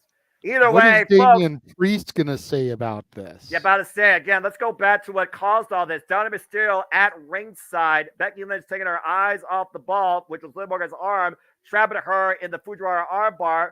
Allowed Liv Morgan to make the break as Liv Morgan was able to catch her, though. Manel slam denied into a code breaker. An extreme near fall for the challenger. 2.5. As Becky Lynch was able to survive that move. But then, with the referee distracted, Dominic threw a chair in the middle of the ring. It looked like he was giving it to Becky Lynch to use against Liv, to make sure Lynch doesn't get accomplished. Instead, Liv capitalized, dropping Becky face first on that chair with a DDT, and then sending her up and planting her into oblivion. And ladies and gentlemen, Liv Morgan is the new women's heavyweight champion. Bullshit. The gringe of JJ. Bullshit. The Liv Morgan Revenge Tour has been fulfilled at the expense of Becky Lynch, not Rhea Ripley. But for the first time in 2 years, Liv Morgan is once again a champion in WWE. And the women's division is about to go to shit as a result of it. Mm-hmm. Well, JJ, unfortunately, you know what Liv's going to tell you to do? Cry about it. Yeah. Liv Morgan living in the moment once again. Now the new WWE Women's Heavyweight Champion. And Dominic Mysterio, you have just made the biggest fuck up of your life. Yeah, not only do you have to worry about mommy when she returns, but you got to worry about Seth freaking Rollins. You just screwed his wife. Metaphorically. That belt is bigger than she is. Well, there we go. And I'm already 0-1. Fuck. Well, same. Ladies and gentlemen, the WWE Women's landscape has changed once again. Liv Morgan is your new Raw Women's Champion. But that does make me wonder now with the idea that the Queen of the Ring gets a challenge for a title at SummerSlam. We know the bad blood with Lyra Valkyria and Liv Morgan and how much Lyra respects Becky Lynch. Why Dominic Mysterio now is public enemy number one in the entire Raw roster. Let's just be honest here, male and female. I gotta wonder now if Lyra can capitalize on this and maybe she's the one that gets revenge on behalf of Monday Night Raw and Becky Lynch. Still to come tonight, of course, for the Queen of the Ring, but it is a sign of things to come. You wonder, we got one title change, but we see another title change tonight. Yeah, this screws up my pick as I picked Nia, but now it just makes sense for Lyra to win because exactly Liv is the heel champion, and then Irish stick together the Irish revenge, her own version of her revenge on behalf of Becky. Well, Josh, don't start with me today. Well, again, we got to also consider Becky Lynch. Is she going to get a contractually obligated rematch? Where does Becky Lynch go from here? Does Becky Lynch blame herself or blame Dominic Mysterio? Again, she had her trapped in the disarmor, the Fujiwara armbar, and she was very close, I think, to making her tap out. Again, what a piss poor result. A sour note to kick things off here. at Saudi Arabia. Match should have been on the pre-show. They should have fucking put the women's title match in this spot, tag title spot. Well, as we get back, At least then I could have not tuned into the pre-show and missed that bullshit.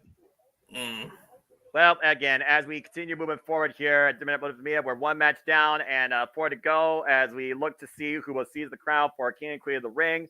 And we move forward to a different title on the line now. Sami Zayn, who has been at odds end as of late with Chad Gable and the colossal Bronson Reed, is triple threat action for the WWE Intercontinental Championship. Yeah, and if you want the full version of JJ ranting, send a super chat, $25, and he may go off. Yeah, it's as simple as that. As, of course, premium members right now, you're probably looking at a video package here that is, of course, telling us how we got here. It was Sami Zayn that beat Gunther, the most dominant WWE Intercontinental Champion in this company's history. This title first incepted by Pat Patterson back in 1979, the 166th Intercontinental Champion. It was Chad Gable that gave Sami Zayn that confidence to know that you have to do what it takes and find inside yourself to beat Gunther. Only for Chad Gable to want his own opportunity afterwards and nearly capitalizing on it in Sami Zayn's hometown nonetheless. But Sami Zayn was able to overcome Chad Gable and retain his title on one leg in front of his wife. Josh, you better stop. You're risking timeout with JJ. You better stop. I was waiting for Noah to finish so I could address that. I mean, go ahead. The only women's champion in WWE history who was less believable than Liv Morgan was Harvey fucking Whippleman. In a dress. Wow. As Chad Gable assaulted Sami Zayn post-match in front of his wife, applied the ankle lock, saying that he took his moment, that it should have been him. Where have I heard that before? Hello, Dolph Ziggler. Well, talking about all that time he was training himself, training Sami Zayn, and training the Alpha Academy. But in the end, all he was training was a bunch of losers. And we've seen Chad Gable turn against everybody, including his own Alpha Academy, as he's hell bent on seizing the Intercontinental Championship. But so is Bronson Reed. So Noah, as we're on the video package, because JJ and I were doing our video, we couldn't tune in to your prediction. So what say to you about this match? What was your prediction? I have to think Sami Zayn is the hometown favorite. Quite literally. This is his culture. This is his domain. And he's just starting his run as Intercontinental Champion. In a triple threat, you have Buffer, you have Fall Person. There's a bigger story still to finish between Chad Gable and Sami Zayn. But Bronson Reed doesn't give a damn about that. He just wants the Intercontinental Championship. I think that we're going to see something change forever as we know with Alpha Academy. But I think Sami Zayn is retaining. And we've seen the ultimate underdog, when the pressure is on, rise to the occasion. As Sami Zayn put out this challenge. If Bronson Reed wants his title so bad, come and get it. If Chad Gable wants to prove that it should have been him who should have been Intercontinental Champion in the first place, seize it and prove it.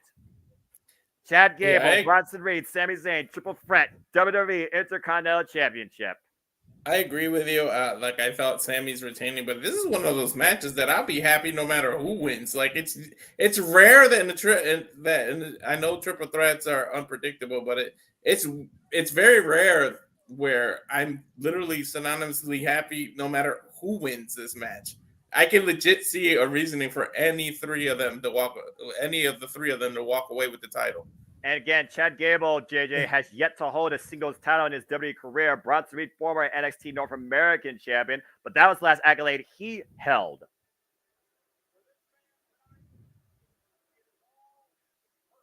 Again, it is most personal with Chad Gable than anybody else in this entire match. You suck chance raining out for this era's Kurt Angle of sorts.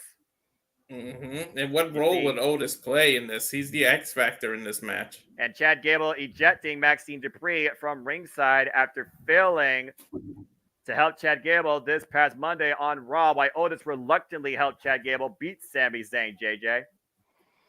Yep. I think Otis still Maxine. allowed to be there though. Well, again, That could be what costs Chad Gable this matchup. but it also could be what allows Chad Gable to win this matchup. I think Maxine Dupree has been in Los Conquistadores closet there with that outfit. Chad Gable, of course, former amateur wrestling background, Olympian status quo, former Raw Tag Team Champion alongside Otis.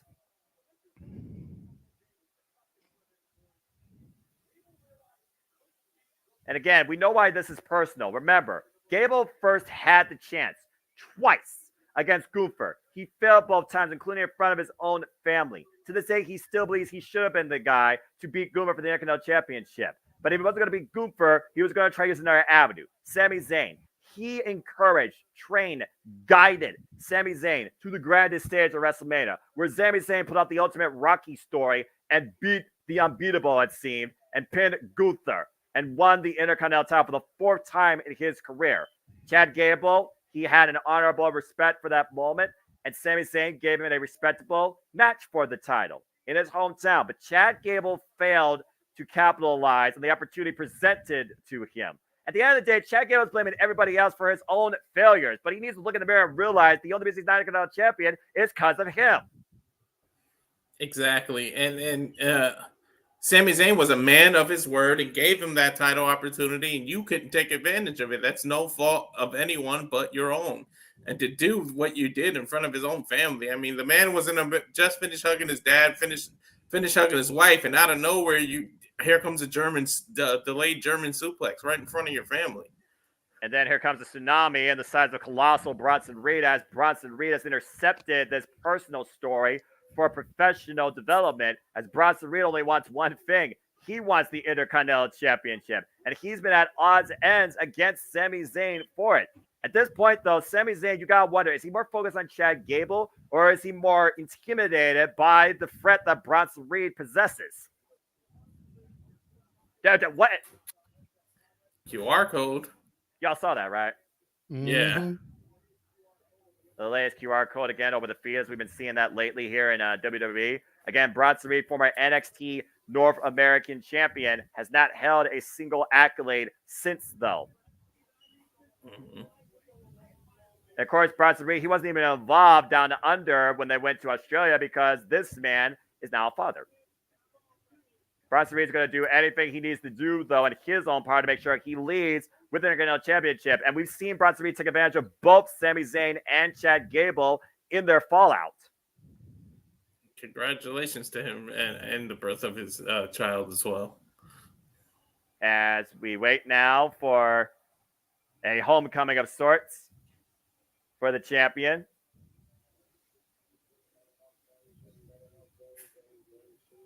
Extra video package for Sami Zayn. Is this not the same video package they played last time for him, or am I just... Yes. Yes, it is. That's what I thought.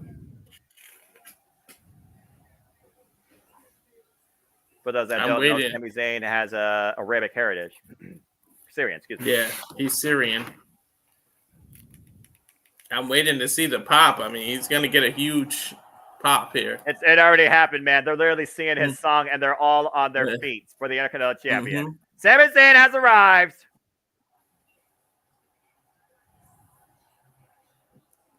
Yeah, take it in, Sammy.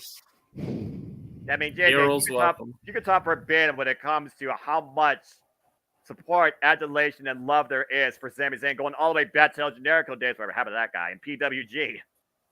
You're right. Sami Zayn is just one of those guys. He's the consummate underdog. That's why I never bought him as a heel. He's the consummate underdog that you want to get behind and support. And he's got the entire country of Saudi Arabia behind him, if nothing else. Yeah, he does.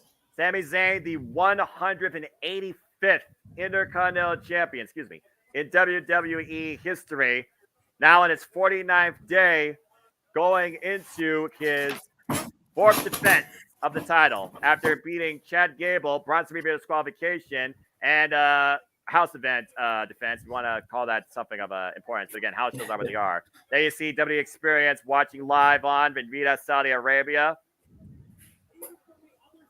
That's the other side of the WWE. country, by the way, in case those are wondering. Rhea and Jeddah are 2 different locations.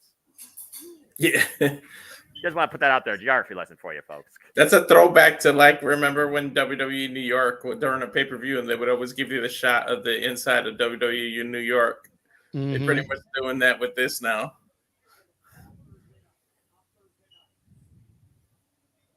Sami Zayn, of course, again, he has already pinned Chad Gable, but Sami Zayn has not yet beaten, by pin or submission, Bronson Reed. First man to gain pinfall or submission here will leave the WWE Intercontinental Champion. And again, triple threat, folks, there are no disqualifications, no countouts. The only way this ends is via pinfall or submission inside the ring.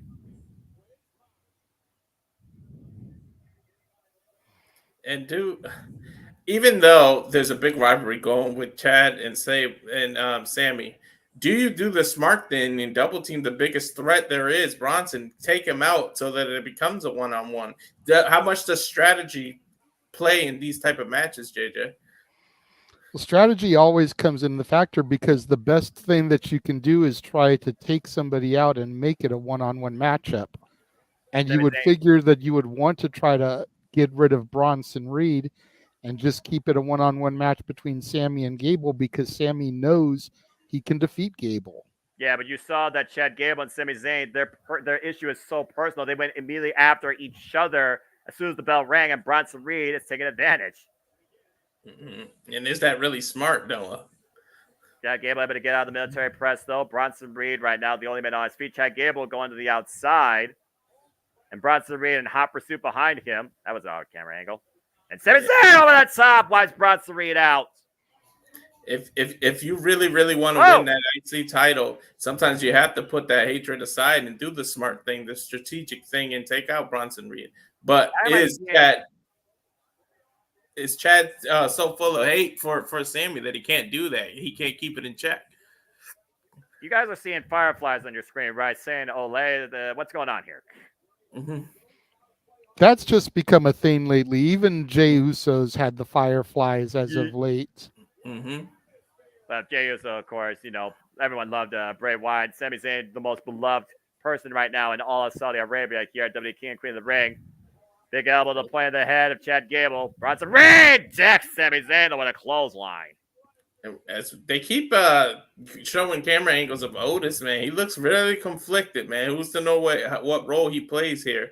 Well, again, Chad Gable has been his long-time friend, but he doesn't agree with what Chad Gable's been doing as of late.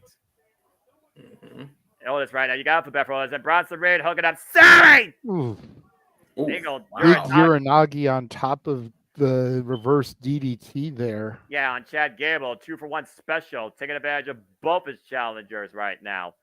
Again, Bronson Reed, the only thing that matters to him is the title. He doesn't give a damn about anything else. He doesn't care about these personal squabbles or what Sami Zayn believes in, what Otis should do. He just wants the championship. Take a look at that double team again in the replay. Somehow Bronson Reed, though, taking off his feet for the moment. Chad Gable trying to take advantage, though. Back elbow strike by Sami Zayn.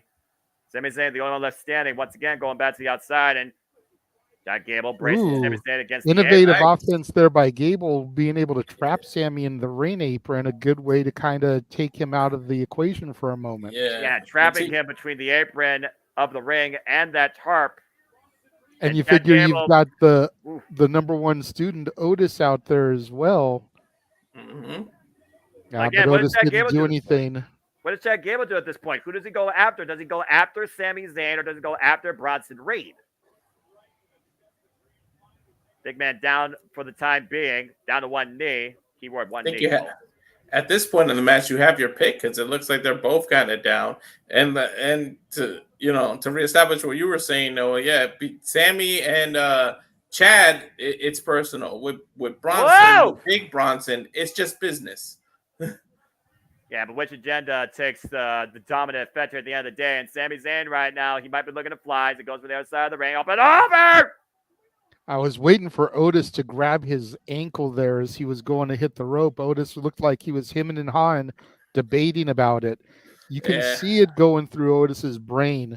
He wants to stay loyal to his master, Chad Gable, but he's also a longtime friend of Sammy's. The conflict is very, very apparent on Otis's face. Yeah, it's an internal conflict that is being displayed expressively. Trying to hoist Bronson Reed, the Colossal One, back inside the ring as Sami Zayn was able to wipe out both Reed and Gable on the outside. Beautiful tope con hello. This crowd is thunderous here. Fired up for Sami Zayn. Oh! And Reed able to catch Sami Zayn on the ascent up to the top rope. Uh-oh. It's What's like going King on Kong here? climbing the Empire State Building here. Bronson Reed and Sami Zayn up on the shoulder. Sami Zayn with some momentum. Oh, God! Sunset Flip Powerbomb 2! No! Could keep the big man down. Damn!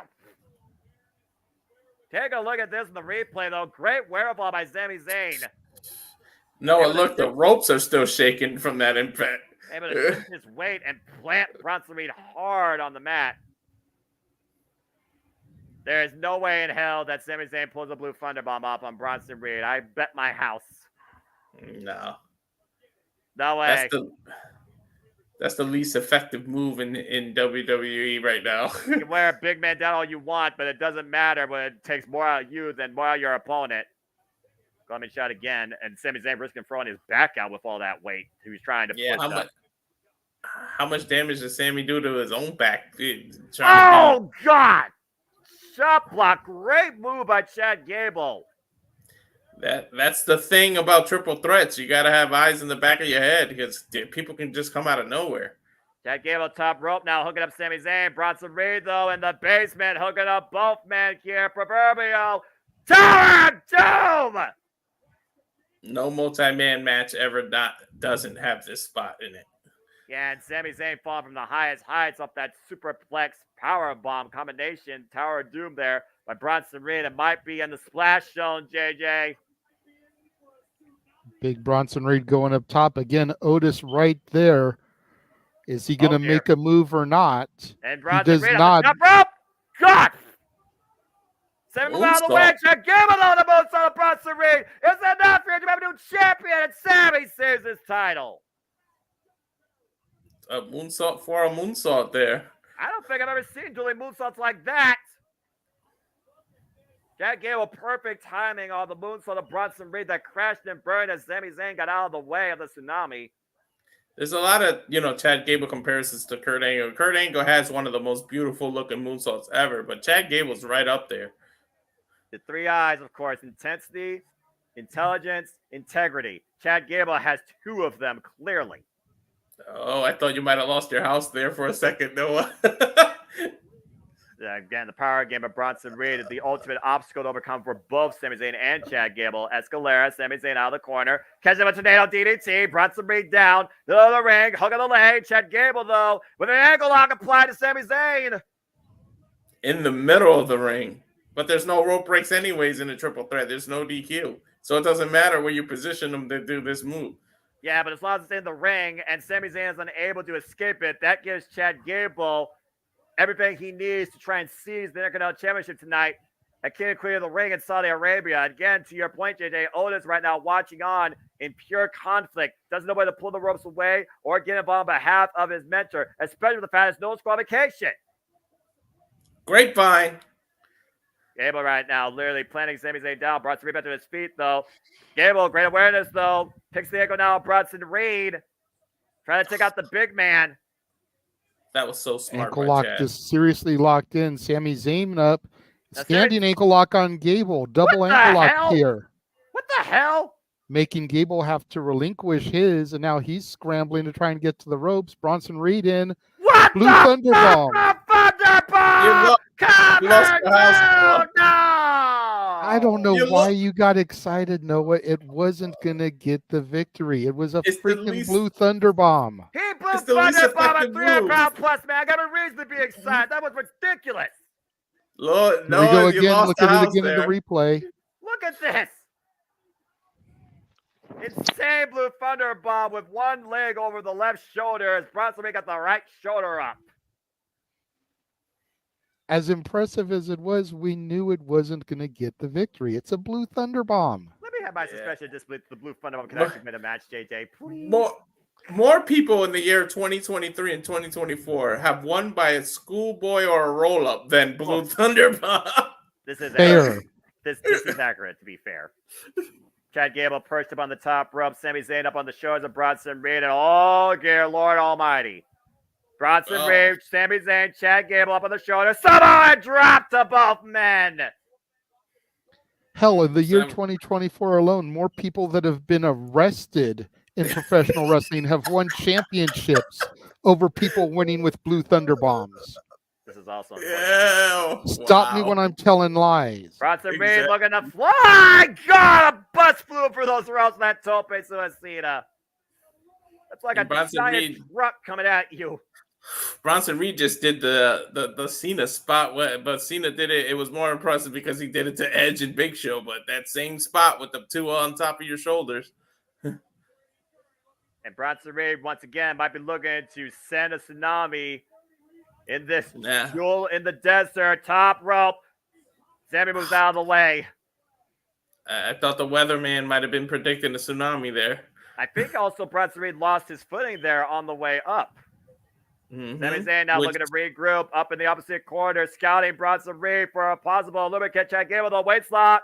German suplex. German keeps it held. There's number 2, Chad Gable looking for the hat trick here. And we saw this, of course, at our call last night. Sami Zayn trying to break the grip of Chad Gable. By the way, I love the camera shot there because we didn't see Chad Gable there. And Sami Zayn now doing his Gable. own now. Yeah, sending Chad Gable for the ride. German suplex There's number 2. 2. Now looking for German suplex number 3 ahead of the Olympics in Paris. Bronson Reed, though, hooking up Sami Zayn. Sami Zayn hooked up to Chad Gable. Back elbow strikes to both Sami and Reed, though, by Gable. Standing switch by Gable, no. No way. Are you kidding me? A double German suplex. Gable to Reed, Reed to Sami Zayn. All 3 men are down as Otis tries to cheer Master Gable on from the outside. That's 515 pounds. Chad Gable just suplexed to your point, JJ. No, I literally was just going to say that, how much that weight was. Good God. Chad Gable, again, demonstrating why he is such an incredible in-ring technician in his everlasting pursuit for the WWE Intercontinental Championship. And now Otis taking Bronson Reed out on the outside. Chad Gable is trying to remind Otis what he needs to do. Plan was to take the big man out and isolate Sami Zayn. Now Sami Zayn taken to the outside, though, and Chad Gable might want Otis to take Sami Zayn out. Now, Gable wants Otis to do it again, but can Otis find it in his heart to do it? Yeah, especially after that backstage talk. You see the eyes of Otis. Ooh, telling him to stay focused. Let's see. Otis, don't do it, man. Don't do it. Again, the conflict on Otis, you can see it. Hesitant. Chad Gable now hoisting up Sami Zayn. Chad Gable trying to instigate as he holds Sami up. Is he going to miss We Sami know what's going to happen here. I think we both know what's about to happen here. It's Otis right now. It's hyping himself up and doesn't go for it. Uh-oh. Was Chad going to push Gable the wrong asking buttons? what's wrong with him. Remember the last time he did this, though? He slapped Otis in the face, and Otis did nothing. Okay. I mean, some people, you know. What are you going to do? Some people are in, you know, tragic, abusive. And another and they slap don't know how to the face to of get Otis. themselves out. So that might be what Otis is dealing with, too. Again, how much of this can Otis actually take? Who knows? And it looks like he finally might be looking to take him out. Now Otis picking up speed. Oh, no! We knew where this was heading. Yeah, we knew exactly what was about to happen. The question is was it intentional or accidental? Well, either way, Chad Gable's taken out right now. Bronson Reed, Sami Zayn, back inside the Reed. Sami Zayn can't believe it. Sami Zayn, huge opportunity here. Hello, kick connects to Bronson Reed. The Colossal one down. Sami Zayn with the cover. Sami Zayn retains.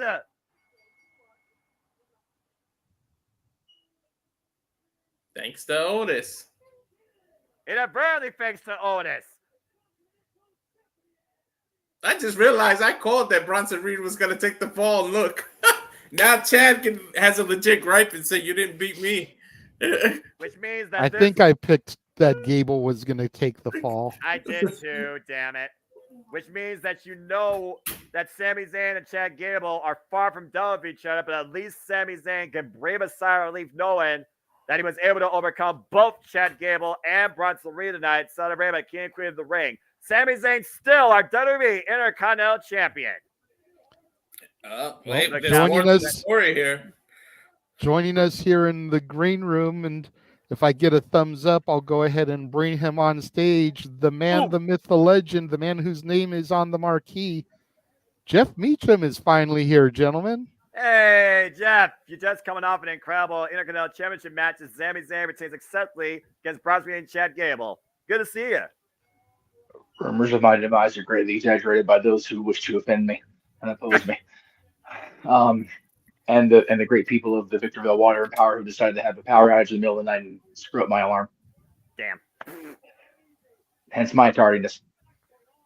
I missed this one. It looks like I missed the women's tag. Was that on the that was pre-show. Yep. Pre-show. Okay. And then you also missed Becky and Liv. Oh, look at the. Of course I did. Which is where my comment came from. Yeah, but we don't want to reopen a wound Pandora's that's been box. stitched up with JJ already. That's okay. I shall read on later once I am fully immersed in this and over the phantasmic glow because I'm still half asleep. So it's okay. That sounds fair. Congratulations, Sami Zayn, still our WWE Intercontinental Champion. But where does Otis and Chad Gable go from here? Oh, I thought they might have zoomed in and show like maybe him yelling at him, but they just went into a video package.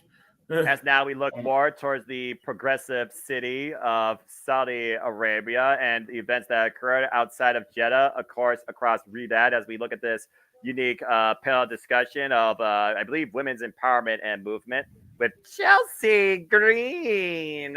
Still should be a champion, in my opinion. Anyway, as we got More a bit of deserving intermission, than some people. Yeah, damn it! Shit, I love it. A hot mess deserves it. Anyway, again, WWE. Exactly. I knew he was going to go there. Yeah. What a difference Over some other 6 people. months makes there, gentlemen. I mean, from that Oh my god! to that. Hey, I but got Liv, holler at me because I got some product you might like. Check, please. These are bad people, Jeff. These are bad people. Hey, like Cape Bear said, I got some sleep. They let me sleep. It's all good. It's okay. It'll be all right. Sleep? What is sleep, Jeff? What is sleep? We were on the air until midnight, our time, 3 a.m. Yes, their time with Roz Owen last night. Oh, and Lord. then I was up at 6:30 this morning so I could do dishes, take a shower, get all cleaned up so I could be here at 8 o'clock Pacific for the pre-show. After this is done, I get to go to my other job, and we'll see what time I make it back here in time for open mic night, if I even get to be involved with open mic night. I'll be awake for that for sure because now I'm up. So. Anyway, we got a commercial break here. Of course, they're hyping up the fact Oh, for okay. the first time ever in SummerSlam history. SummerSlam will be the biggest party of the summer 2 nights in a row next year in Minneapolis. August 1st in and 2 2nd. years, 2026, not 26. 2025. Oh, I'm already figuring too far ahead. Again, Minneapolis to host WWE SummerSlam 2026. And it'll be the first time ever. It is 2 nights. That is insanity. The biggest part of the summer just got a lot longer. Well, it's there's a lot of debate on that. I'm sure we'll cover it at 8 o'clock tonight. So I personally think it's a good thing. I'll get my thoughts out right now because I'm not sure if I will be here at 8 o'clock. But we were talking about it earlier. I think 2 nights for the Big Four is a good thing. I think it's something that we should do. Especially if those are going to be the only shows that are going to be PLEs within the states or the Big Four. Right. And if the fact of the matter that this might be the trend now of WWE's, booking strategies going forward with the international PLE subpar shows and the Big Four being 2-night spectacles. We're talking about 2026. We don't even know what 2025 holds in store outside WrestleMania. And this year's SummerSlam in Cleveland, the tickets are selling like hotcakes. Yeah, that's a valid point on the pro side. My only con to that would be WrestleMania being 2 nights has clearly worked. It makes sense. SummerSlam, to be decided. Royal Rumble makes sense to me because you have a Royal Rumble that can main event each night, as it should be. The only one that kind of makes me go, is Survivor Series, only because of the nature of the theming. If they go back to the original theming of Survivor Series, there's really no point to make it 2 nights. And honestly, even if they keep it just no theme, it's just Survivor Series or War Games, there's really no point to make it 2 nights either, because I don't feel like maybe the emotional aspect of having 2 War Games matches, maybe that could be applied in people's heads. Like, okay, can we really deal with 2 in one night? No, that's pretty heavy duty. So maybe that makes sense. But yeah, what if we did the War Games aspect and you had a War Games match each night, and then you resurrect the Deadly Game tournament, and the winner of the Deadly Game tournament gets a title shot at the Royal Rumble? Makes sense. Or maybe you leave Survivor Series alone as one night and make Money in the Bank the 2-night one, because then you have each Money in the Bank. You have a women's and a men's. Like you said, I feel like you're giving too many 2 nights like back to back, because Mania is traditionally in April. Exactly. Then Money in the Bank is July, so that's just a couple of months, and then SummerSlam's the following month. Which is why I say you stick to the Big Four. But quarterly. Again, Survivor Series 2 nights, though, I just don't know if I could see that feasible based on the contextual circumstances of the name Survivor Series. It really depends on how they theme it and how they lay out the show. That's and we don't know yet. Exactly. So again, speculation is the mother's mother. Speculating about what was going to happen in the show last night, as far as where I was, a lot of speculation. Kind of just was what it was. So it's all about a wait and see. Well, we're about to see who becomes the second ever Queen of the Ring as we look back to how we got here. Of course, we know Lyra Valkyria won the Raw side, overcoming the likes of Zoe Stark and Ivy Nile and Dakota Kai, Zoe Stark, and of course Io Shirai in the semifinals. Why Nia Jax, of course, was able to dominate the SmackDown landscape and getting Jay Cargill disqualified and beating the ESC of WWE. Sorry, JJ. And of course, beating Naomi in the opening round. One of these 2 women is going to guarantee themselves a championship opportunity at SummerSlam. I'm actually okay with the fact that Bianca and Jade lost their ways through the tournament, because, and I don't know how Bianca was defeated, but Jade, at least they did it in a way that kept her strong with the disqualification loss, and it allowed them to defend the titles here tonight, even if only on the pre-show. Believe it or Jade not, still has not been pinned or made to submit inside of a WWE ring. Her only quote-unquote losses were being eliminated from the Royal Rumble and disqualified in the tournament. You're going to give Tiffany Stratton a little bit of a thank you for that assist to Nia Jax, because it was Tiffany Stratton that did that chop block post-match to Bianca Belair. And Bianca Belair wasn't the same since. What's up, boss man? I saw you raise your hand. They did successfully defend the women's tag titles, right? Yeah. Yes. Okay. I was going to say, if they made Candice and Indy champions, number 1, oh God. Number 2, on the pre-show, really, we're going to devalue it even more? Thanks. Yeah, no, they didn't do that. But no, they retained with a beautiful double team maneuver. Yeah, Jade picked the I think it was Indy, picked her up for like a wheelbarrow suplex. Bianca dropped her with a DDT, then pushed her with her legs into the suplex for the 1-2-3. Oh yeah, great JJ, double team maneuvering. You went off camera, but I deemed it the final storm. That's what I'm gonna call that move myself. It's a David versus Goliath encounter here for the Queen of the Ring as Lyra Valkyria goes 1-on-1 against Nia Jax for the first time ever. But we've seen Lyra overcome the odds before. Again, she beat Becky Lynch last year at Halloween Havoc to claim the NXT Women's Championship that catapulted her towards being drafted this year. And so far on Monday Night Raw, she is undefeated. But Nia Jax has been the unstoppable force since her return to WWE, running roughshod over everybody. Nia pretty much beat Bianca pretty clean, like as clean as you can get. Like it was about it was more about her knee, but she pretty much got a clean win over Bianca to get to this point. I was really shocked. Well, time to find out who becomes the second ever Queen of the Ring. And I'm really rooting for Lyra.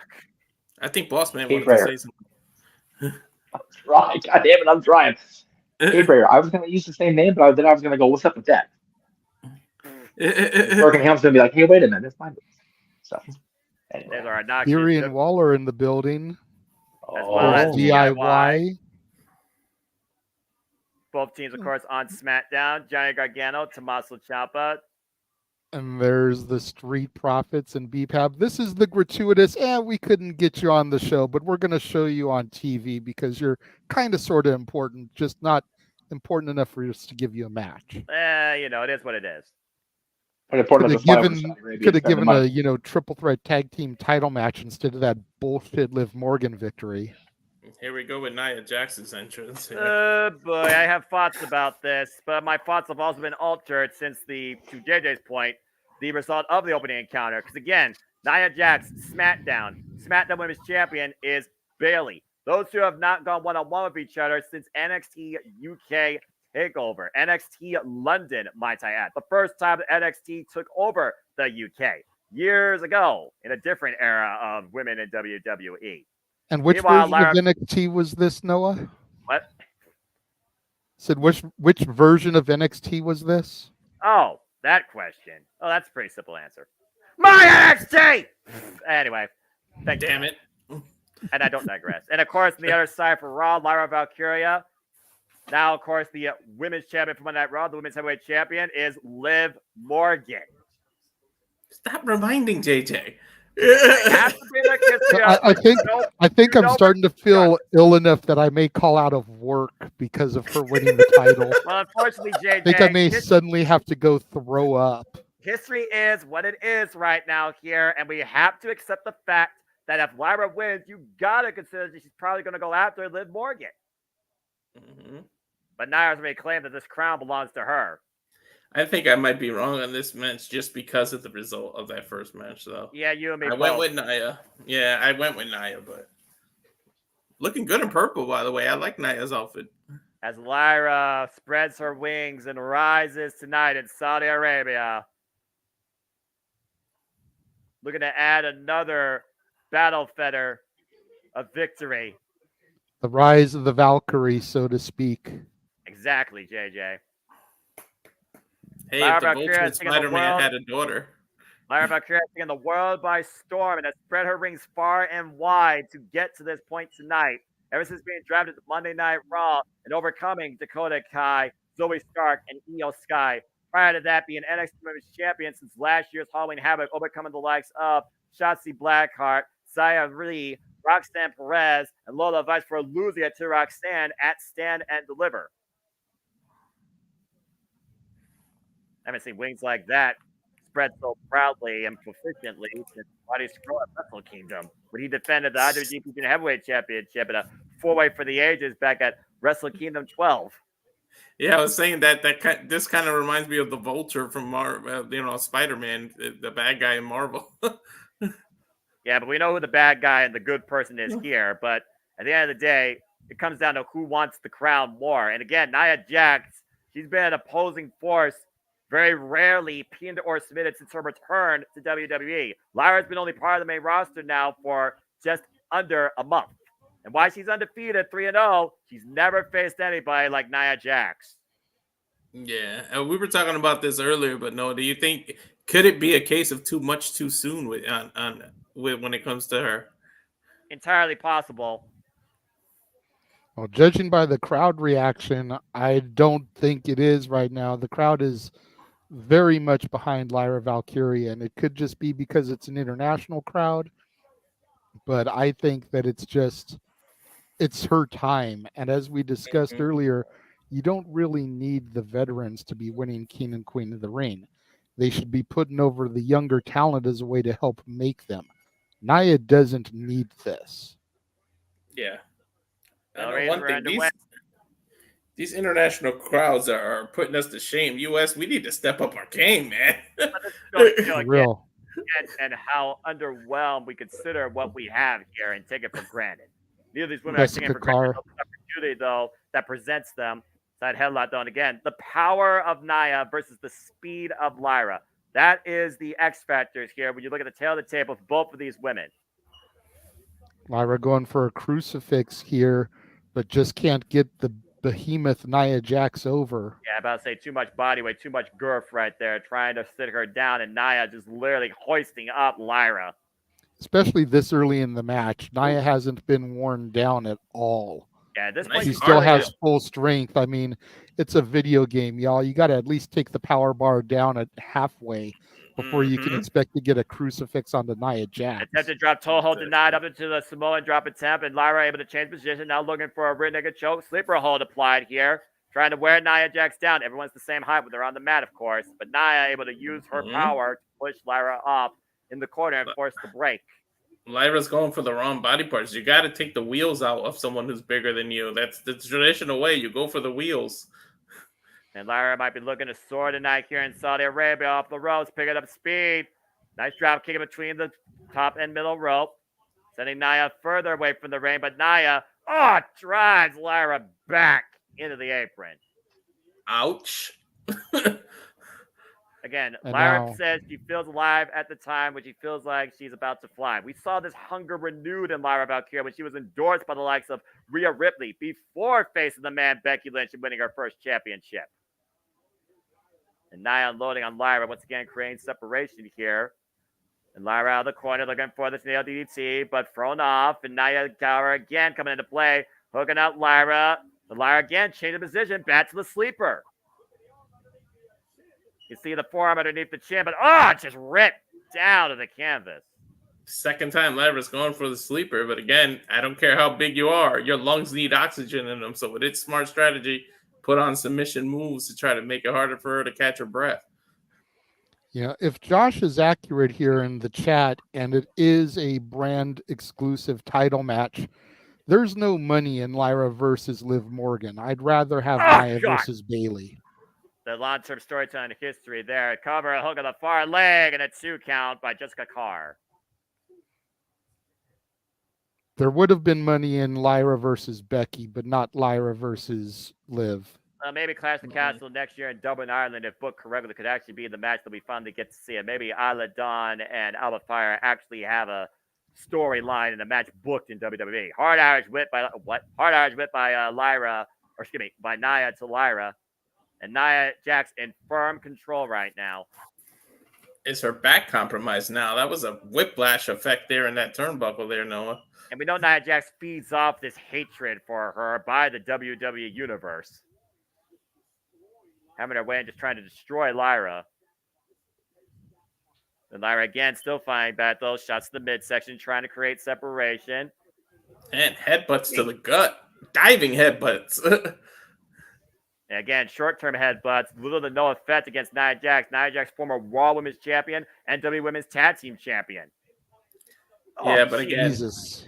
It may Back not have been first a of head. the turnbuckle pad, tying her up to the tree of woe. Uh-oh. Yeah, but again, it may not have been to Nia's head, but just she's Samoan regardless. Stop with the headbutts. You don't headbutt a Samoan. Legit. no one ever is going to fully understand or learn that lesson, if we're being perfectly honest here, guys. I'm just saying. It's just like nobody's going to learn the lesson of going for a pinfall after the Blue Thunder Bomb. It just doesn't work. Exactly. One day I will break that jinx. Mark my words. I will see that jinx broken. Maybe Konosuke can bring it tomorrow against John Moxley. And if you do, that pretty much consider yourself almost about to get released if you lose to a Blue Thunder Bomb. You're pretty much low on the totem pole there. Nia Jax right now exercising her will against Lyra Valkyria here. Attempted sleeper hold of her own. The cravat right now applied, and Lyra driven down to the mat. This is almost like Bob Backlund's version of how he used to catch you in the cross and the chicken wing. The crossface chicken wing. Yeah, this is the most dangerous aspect of Nia Jax, though. Again, her power being worn down on Lyra's neck and head. Lyra back to her feet, though. Fine back elbow strikes, trying to force separation. And again, shut to the ear that time, but swung out. Elbows, but again, the side of a head of the Samoan, you can't do it. Again, Nia is so much more dominant and aggressive when she is on her feet, and Lyra knows that she has to take her down. Big Sobot, up kick. Lyra right now teeing off against Nia here. Step up Misaguri brings Nia down to a knee. And Lyra breathing new life into this match for herself. But Nia, God, Samoan drop. Covered by Nia and an air fall. Just barely got the shoulder up. So I'd like to actually see the Samoan drop finish a match, especially if a Samoan does it. Now dragging Lyra to the corner. Looking for the Annihilator, trying to annihilate Lyra here in Saudi Arabia. And Lyra, great awareness, roll into the apron and change the position on the outside. But Nia, what the hell is Nia looking for here? Changing all the board. I think she's landed on. Not saying it. Lyra. He dropped it like it was hot and missed completely. That's a hot mess. That's not nice to see. Nice running drop kick though by Lyra to Nia. Nia driven into the announce table. Lyra has to stay on the attack. Needs to capitalize here. Drop kick caught in between the ropes this time though, and Nia hooking up Lyra. Nia Jax about to wait a minute. Oh man!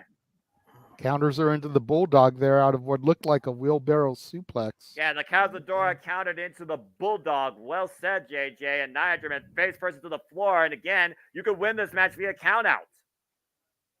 All right, trying to fight through the pain. Yeah, but they're both on the outside. What do you do then if you're counting to 10 and they're both still out there? You got to restart the match regardless. And Lyra right now up to the top rope, looking to soar tonight. Missile drop kick routes Nia to the other corner. Nia still on her feet though. Lyra going to capitalize out of the corner again. Tornado DDT! The second is enough here. Look at the far leg and their fall for Lyra. Heck of a kick out though by Nia. Nia still showing that she has a lot of power, reserve, and resilience left in her.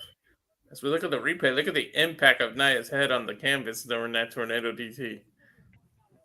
Again, second ever WWE Queen of the Ring finals coming in here in Saudi Arabia. Lyra Valkyrie representing Monday Night Raw. Nia Jax representing SmackDown. The winner gets a championship opportunity at SummerSlam. Might have tweaked the ankle there. And once again, hoisted up. And another Samoan drop by Nia Jax. And again, dragging her into the corner for the annihilation. This is the way that Nia beat Becky Lynch day one, Monday Night Raw. But no, that really catapulted Nia's career this year. Good kick. I was just going to say, did Nia make a mistake by not going to the closer corner? She dragged her to the stop in the corner. Hook up both legs is enough here. Nia with an escape. She was a lot closer to the upper corner, and she dragged Lyra to the bottom corner.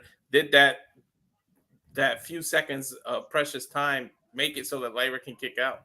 That leg drop to the back of the neck, though. Can Lyra capitalize? All she has to do is shoots the half, hook of the leg, bring her towards center. Here's the cover to wake the ring, and Nia again gets the shoulder up at 2. Shades of Carmelo Hayes with that leg drop, nothing but net. Unable to get the victory here for the former NXT Women's Champion. And Jedda, to your point, what does Lyra need to do? She's putting out all the stops here. She's working on the neck. She's trying to literally take the power away from Nia. What does Lyra need to do to overcome somebody like Nia Jax? She's got to chop the big tree down, but Nia's been way too dominant. And the way that Lyra seemed to jam her leg there when she came off the top rope, I just don't see it happening right now. Nia climbing up. She's got her in that Samoan drop position. A super Samoan drop, maybe. Elevation from the second rope. Lyra, though, aware of the situation, trying to slip out the back door, looking to hook Nia up. Possible sunset flip power bomb. Nia holding on for every bit of force that she has. And God! Turn it into the Annihilator. Damn it, Nia wins. My chest hurt for Lyra. Lyra planted in the earth, annihilated tonight by Nia Jax out of the corner. Like I said, no money in Lyra versus Liv. That was an awesome reversal. I got to give it to her. Queen of the Ring. Man, I'm 3-0 here in the predictions. A hell of a fight, though, by Lyra Valkyria here, unable to overcome the power of the irresistible force known as Nia Jax, and might have lost the breath in her ribcage in the process. Queen Nia getting a title shot. Take a look at this, by the way. It was a hell of a hard-fought battle by both these women here. Lyra, relentless in her assault against Nia Jax, trying to overcome the power that Nia Jax brings forward. She didn't have an answer, though, enough to finally take Nia down for the 3 count. Especially here with that pop-up Samoan drop that plants in Lyra. Nearly won it right there. That was a beautiful finish, man. The way Nia reversed that's unique and different. Yeah, about to say, she not only withstood the resistance of Lyra going for that ridiculous power bomb, she used her own momentum in her favor and literally sat down from a higher elevation on Lyra, crushed her ribcage. There was no way Lyra was kicking out of that. This double stomp, though, in the corner, to your point, though, was probably the closest fall that Lyra had to beating Nia. And right here again, Jesus! That will knock anybody out for a 3 count. I don't care who you are. JJ, my chest hurts too. I see what you're saying there. Ouch. Looking at that replay. Yeah, and Josh, nothing is going to save you from my wrath. Triple H Even Jeff being here is not going to save you. As Triple H in the ring, shaking Nia's hand, hugging her as he presents her with the Queen of the Ring crown. I'm actually surprised Nia hugging him. I'm not. You got to figure everybody shat on Nia Jax. They still do. Oh, she's not safe. She's going to injure people. Triple H gave her the second chance. And she has proven that she was worthy of it and deserving of it. As a former Queen of the Ring crowns the second ever Queen of the Ring. Yeah, I meant character-wise. Like she wouldn't push him away and be like, "Get out of here! Give me my moment." That I didn't mean the because real. That's Nia. not. Because that's not what it's about right now. Yeah, you can see her getting emotional. She's getting emotional. Nia Jax, your second ever Queen of the Ring. And you can actually see the people behind her cheering for her. You know, they're happy for her in this moment. Well, you gotta applaud They may have been booing her during the match as the heel, but they're giving her the credit here as somebody who's overcome adversity. As Kayla Braxton comes out to interview her, she can barely keep it together. She's letting the emotions get the best of her. Well, let's get the opening statement for the Queen. Now she's going back into character. Mm-hmm. Yeah, that's true.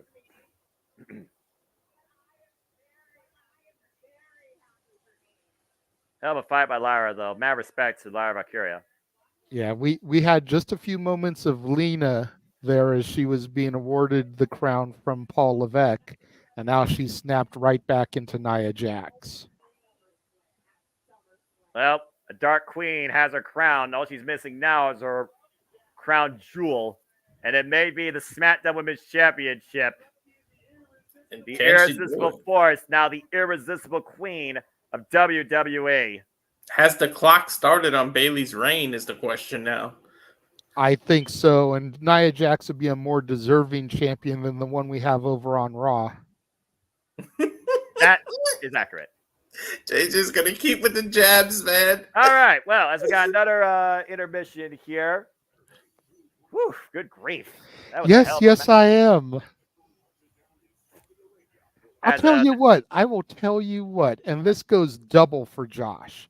I'm not you want me to start? You want me to stop shitting on Liv Morgan tonight? $20 super chat to the Casa D18 Studios YouTube page, and I will shut the fuck up about her being a new champion today. Keyword today. The caveat. I actually want him to. So keep you going. want me to shut up about it, Josh? You know what to do. Otherwise, cry about it. I'm gonna keep bitching. Damn, JJ with 0 fucks. Well, JJ, while you're finding Josh, let's go ahead and talk about what's ahead here at Multiverse Media. For the next time you and I cover NXT at PLE, it will be Wages of War in the fight capital of the world. For NXT, it brings forward NXT Battleground from the UFC Apex in Las Vegas. For the first time ever, the fight capital of the world in its domain brings forward WWE NXT. NXT Battleground Las Vegas, June 9th. And I'm looking forward to that show, man. It's looking like it's going to be a really good card. shaping up here. We've got 4 of the 6 women for the North American title ladder match already established. We've got the Lash Legend, we've got Jada Parker, we've got Sol Ruka and Fallon Henley. 2 matches still to happen to see who will take the other 2 spots. We've got NXT Underground, Shayna Baszler versus Lola Vice. We got a triple threat for the NXT North American title as Obafemi defends against Joe Coffey and Wes Lee. See if the Gallus boys can remain on top.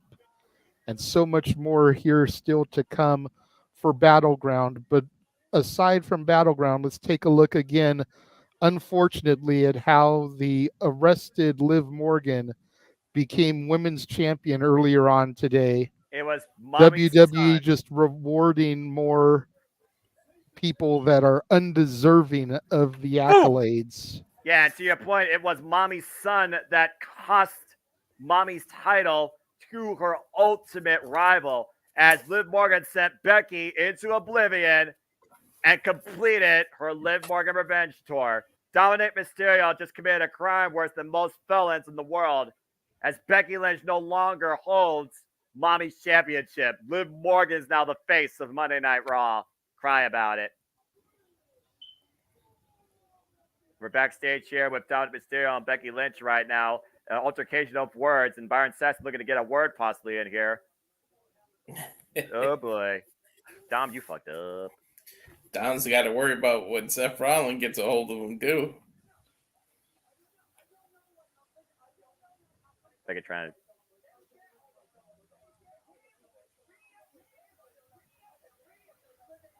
Yes, sir, John. Disbelief. I would like to formally apologize as head of the network for incorrectly stating that Dom did not have the injury that would necessitate Tommy John surgery. He apparently did. I don't know if he actually had the surgery or not, but he did have the Tommy John injury, and that was reported by me as not factual. He's obviously come out in subsequent interviews to say that he did have the injury, and I think he did say he had the surgery or at least the rehab for it. So that's my bad as call myself a journalist, but as somebody that, prides himself on factual information. That's my bad. Being a baseball fan, I didn't think that a wrestler would have Tommy John injury or surgery and be able to just be, still involved. And that's my bad, and I apologize. So there you go. Yeah, Tommy John is no joke. It is a messed up injury, and it basically occurs for people that aren't in the know. If you're not even if you are a baseball fan, you know. It's not a natural motion for your arm to be doing that shit for 9 innings, or even 6 innings if you come out of the last part of the game. Your arm's not meant to do that many times a day in a short span. So that's what causes the injury. So for that to happen in a freak moment to a wrestler, that's screwed up. You may not like it, Dom the character, but Dominic, what's Ray's last name? Oh shit, Reyes. Dominic. Ortiz. Oh, that's Ortiz. Thank you. Yeah. Dominic's injury is screwed up. That shit hurts. So good on him for being able to be involved still. Imagine old school, Jeff. People went beyond 9 innings. People wanted to be coaches wanted to take you out, and you said no. I'm finishing this game, and they pitched all 9 innings or even longer if they went into OT. So yeah, it's no joke. Tommy John. Surgery. No, it's not. Yeah. And and like you said, back then, the pitchers had the power to overrule that. Now thankfully there's common sense in place in baseball now. Yeah. And I mean, it's to the point where people have that surgery before they're even injured just to not get injured later on in their careers. And, unlike Mike Trout, who has an injury in May just because it's May, he screws up my entire season. Thank you, Mike Trout. Appreciate you. Of course, there was injuries that occurred throughout the King of the Ring tournament where a couple people, of course, had to be replaced. Drew McIntyre is looking now towards what guys here as we get ready for our semi-main as we look to crown the King of the Ring as Gunther goes 1-1 for the first time against the Viper, Randy Orton. Of course, Randy Orton overcame the likes of Carmelo Hayes and Tama Tonga to get here, while Gunther has submitted everybody he's faced in this tournament, starting with Sheamus, then go on to Kofi Kingston, of course, beating main event Jey Uso. I'm surprised they're going with the finals back to back, but Is this obviously the there's first only one. PLE or whatever in a long time that the Bloodline has not been at least prominently featured? Yeah, they're not featured at all. Yeah. That's what I'm saying. Yeah, there's no Bloodline on this show yet, anyway. Which has to be the again, first time I in 3 think years. it's a mistake that they didn't have Tamatonga versus Jey Uso Godly. Yeah. to start planting that seed. That's a hell of a way to really get that subtly going because it's in the background. They're also planting the seeds for Ilya Dragunov versus Gunther, who are destined to fight each other, no doubt, again on a grand stage, whether it's Bash in Berlin or WrestleMania or something else. Ilya Dragunov was unable to beat Jey Uso on his road towards the finals for the King of the Ring tournament, while Gunther has remained unopposed, unpinned, unsubmitted since WrestleMania. If they can find a way to get that match, even if it's not the first match of the series on the main roster, but if they get that match at WrestleMania, and the roof might freaking blow off that damn stadium. I'm not going to like you if you get to see that live. I'm not going to like you anymore. Ain't nothing stopping your ass but time and money saving, brother. Just saying. Fair.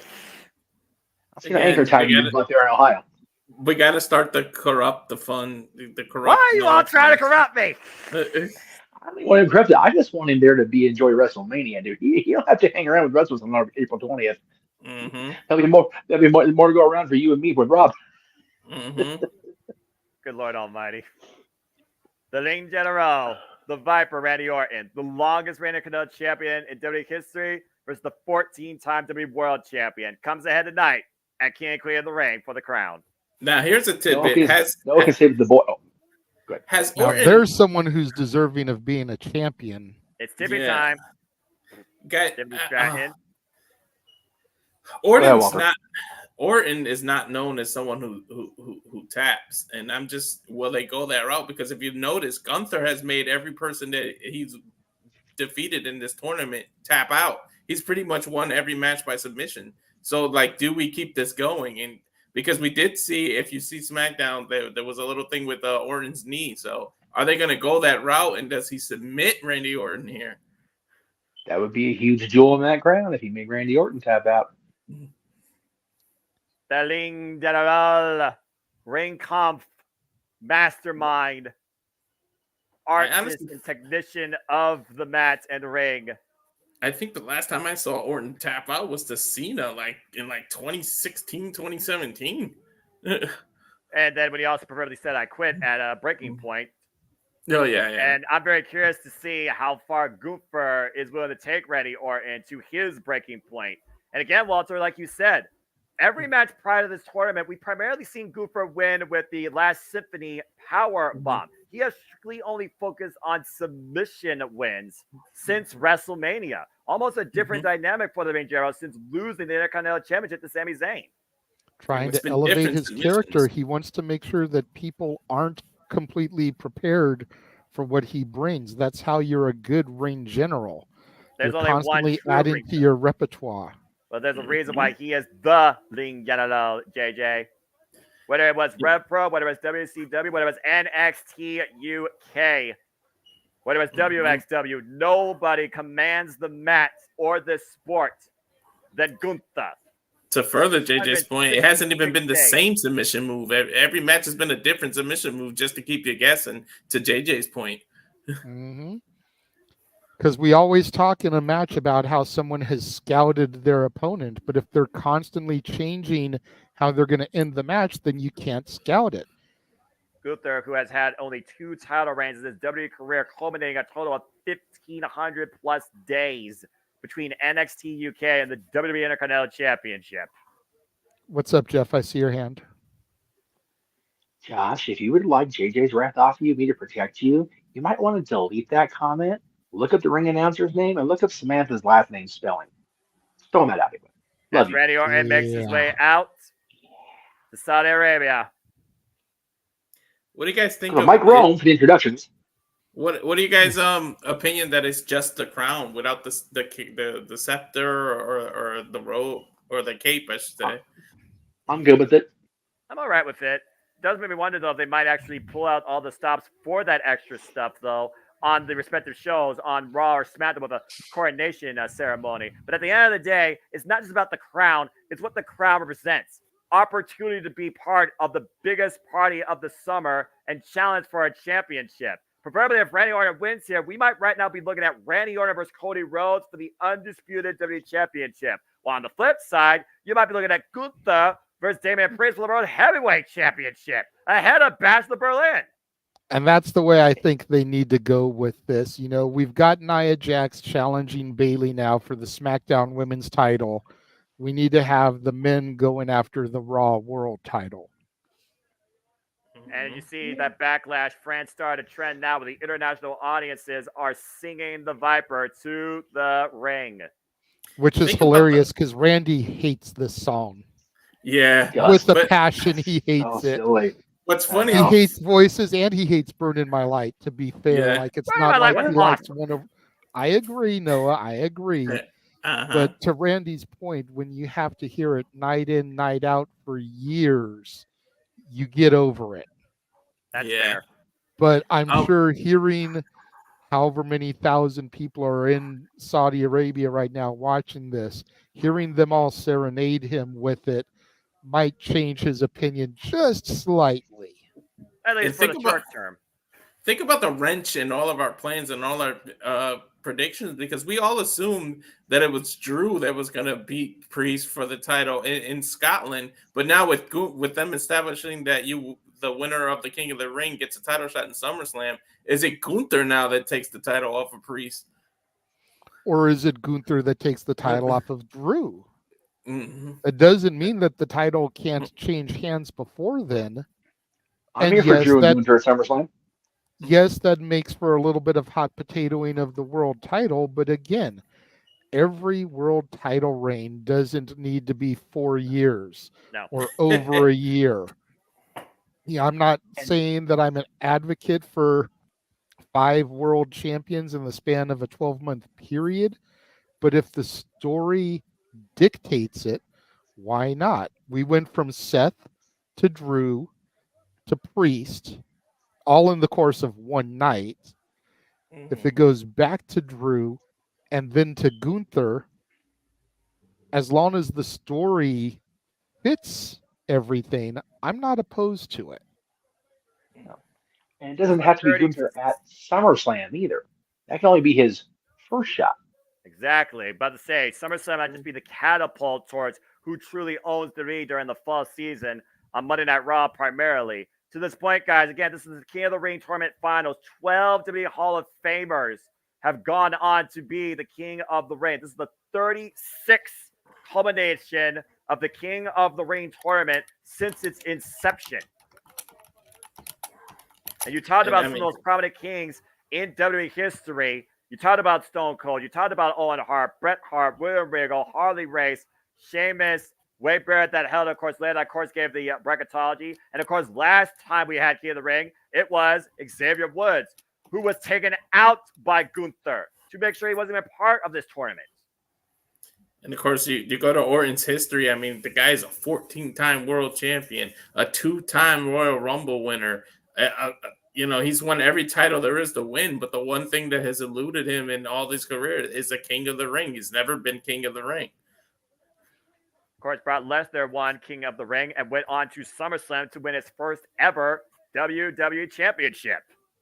And then I brought it earlier in the prediction. Orton's got a hell of a SummerSlam resume. He's became the youngest world champion at SummerSlam. Of course, he cashed in Money in the Bank on Daniel Bryan at that time. He's cashed in as the title to become champion there. Orton's record at SummerSlam is impeccable. So if he becomes King of the Ring and he's got to go on to get a title shot against Cody at SummerSlam, not only does he have a good SummerSlam record, but the history of him and Cody from legacy and everything. So WWE's got more than enough toys to play with who they make win here.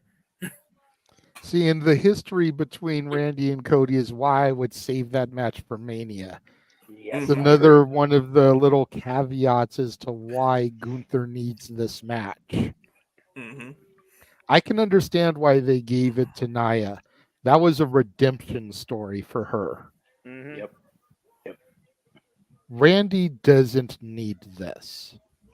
For Randy, it's just another accolade. For Gunther, it's a superstar making match.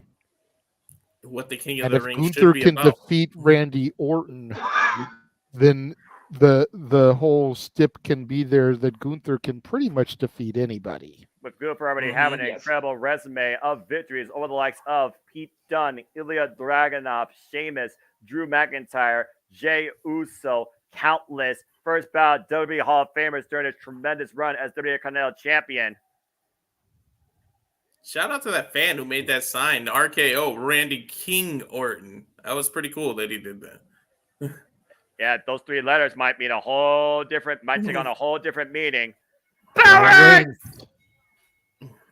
Match of One the of these night, two Nate, men possibly, Liddy. will earn the crown for the first time ever. Randy Orton or Gunther. It is a big fight feel in this year's King of the Ring Tournament Finals here in Saudi Arabia. And JJ, look at the big target on Orton's knee. You can see that it's taped up there. Yep. Yeah, when you think about Gunther, you don't really see no weaknesses in his arsenal or in his repertoire. Not even any vulnerabilities on his body. And then his back is also, we know the history of his back. He just came off a 2-year layoff. And again, we've established that Gunther's been winning a bunch of matches by submission. So he's got 2 targets, the back and the knee of Randy Orton. Randy Orton and Gunther right now just taking in the environment. I literally just got goosebumps. In the Jeddah Superdome as the King and Queen of the Ring has once again been brought back to life. Kind of a top as these 2 men lock up. And body-wise, Gunther is pretty much the younger Randy Orton. Look at that. Well, especially after slimming down so much and literally redefining himself in WWE. Strong kind of a top here. Test of strength. A little bit of feeling out process here in the early going. It's one of those proverbial type things, like when you consider this a dream match, you never thought you would see Randy Orton go one-on-one against the likes of somebody internationally known for how well they carry themselves inside the ring. Mm-hmm. Both men still taking it in. Randy Orton, 44 years of age, 25-year veteran of the game. And Gunther, of course, stands at 36 years of age, 18 years in the game. Yeah, he looks younger than 36. Yeah, he does. Orton was a baby coming into this, man. It's hard to believe 25 years. And it's amazing how long he's been part of WWE and been part of all of our lives. Like, wow. Yeah, he made his WWE debut at 22 years old. Won the World Heavyweight title at 24, youngest World Heavyweight champion in history at SummerSlam 04, as you pointed out. Vicious type in the corner as the referee forces the break. And again, JJ, you even said what Randy Orton was ushered in as when he was underneath Ric Flair and Triple H's learning tree. He was the future. And out of all 4 of those men, he's the only one still going. And to Walter's point earlier, his first moniker was that of the Legend Killer, but Randy Orton has become the Legend. Mm-hmm. Can Gunther now more or less take on that old moniker of Legend Killer and defeat the Viper here tonight, the 14-time champion? Gunther right now going after the arm, trapping the left arm, bringing Randy Orton down to the mat. Hey, Noah, is this Gunther's toughest challenge since being on the main roster? I would say yes, considering the level of experience that Randy Orton has in WWE. But we've seen how well Gunther maintains his composure, exploits a body part, and takes the audience out of the equation. But we've also seen the mental game that Randy Orton imposes as well. And so far, Gunther has remained unstirred since the opening bell. This is definitely Gunther's biggest challenge in his career since being part of WWE. There's no denying that. Most definitely. See again the break though, clean break imposed by the referee here. Less than 5 minutes into the match, and no one's established dominance. It's amazing. At this point, Randy Orton is trying to mitigate damage here. You said it yourself. Randy Orton has a target. Gunther doesn't. Mm-hmm. This is a special atmosphere here. This is definitely one of the most important times in King of the Ring history. In a long damn time. That's why both men are just kind of like taking it all in. There's been no real forward motion in this matchup. Yeah, we've had a little bit of offense, but both men are really kind of breathing this all in. And I'm sure that's something that Randy Orton and even Triple H told Gunther backstage going out there, is just kind of take this moment in. Let the fans dictate the pace here. You guys will get through the match and get to the beats you need to get to when you get there, but enjoy what's going on right now, because these international crowds, as we've pointed out numerous times, have really begun to show up, the States crowds. Randy Orton, a Grand Slam champion, by the way, multiple-time WWE World Champion, as we alluded to, 14-time, of course, former United States Intercontinental and Tag Team Champion. Nice headlock takeover there as the Viper brings Gunther down to the mat. Yeah, I was naming all his accolades, and I forgot to say he was a money. Well, I mentioned it at SummerSlam, but I forgot to say he's even won the Money in the Bank. He's literally won pretty much anything a single superstar can win, but this King of the Ring. Yeah. Randy Orton right now planning his next move as Gunther right now tries to get back up to his feet and force separation off the side headlock. Gunther, of course, with many international accolades, former Progress Atlas champion, former PWG World Champion, former Over-the-Top World Champion, WXW World Heavyweight Champion, and of course came into WWE and beat Pete Dunne and became the longest reigning NXT UK Champion. Yeah, this has got main event feeling all over it. And like if it wasn't for the WWE title, this pretty much would be your main event. Like, I got goosebumps, literally. And right you now, almost got to wonder if there was a discussion or debate backstage between whether or not this should main event, because of the fact it is the King of the Ring finals. Randy Orton right now pushing the corner as Gunther looks to force the separation again. And let's keep in mind, Gunther so far has not even unleashed one of those vicious chops. Referee once again brings the What were you saying there, Noah? Never mind. Say the move and it appears. Right? That was a hell of a chop on instinct. Randy Orton knows firsthand now what it feels like to be hit by Gunther. The sweat flying up the chest of Randy Orton, the grimace coming across his face.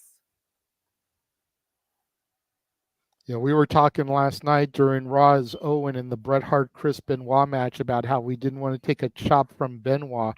I almost wonder if I'd rather take a Benoit chop than a Gunther chop. And Randy catching the arm, though. Yeah. You see the eyes of the Viper now as he's teeing off against Gunther, driving to the corner. Those rights. Trying to get some space. JJ, that's a hell of a would you rather. Gunther out of his own. And that one right on the button underneath the jaw of Randy Orton. Let's not forget, Randy Orton was knocked out by Logan Paul with those brass knucks at WrestleMania.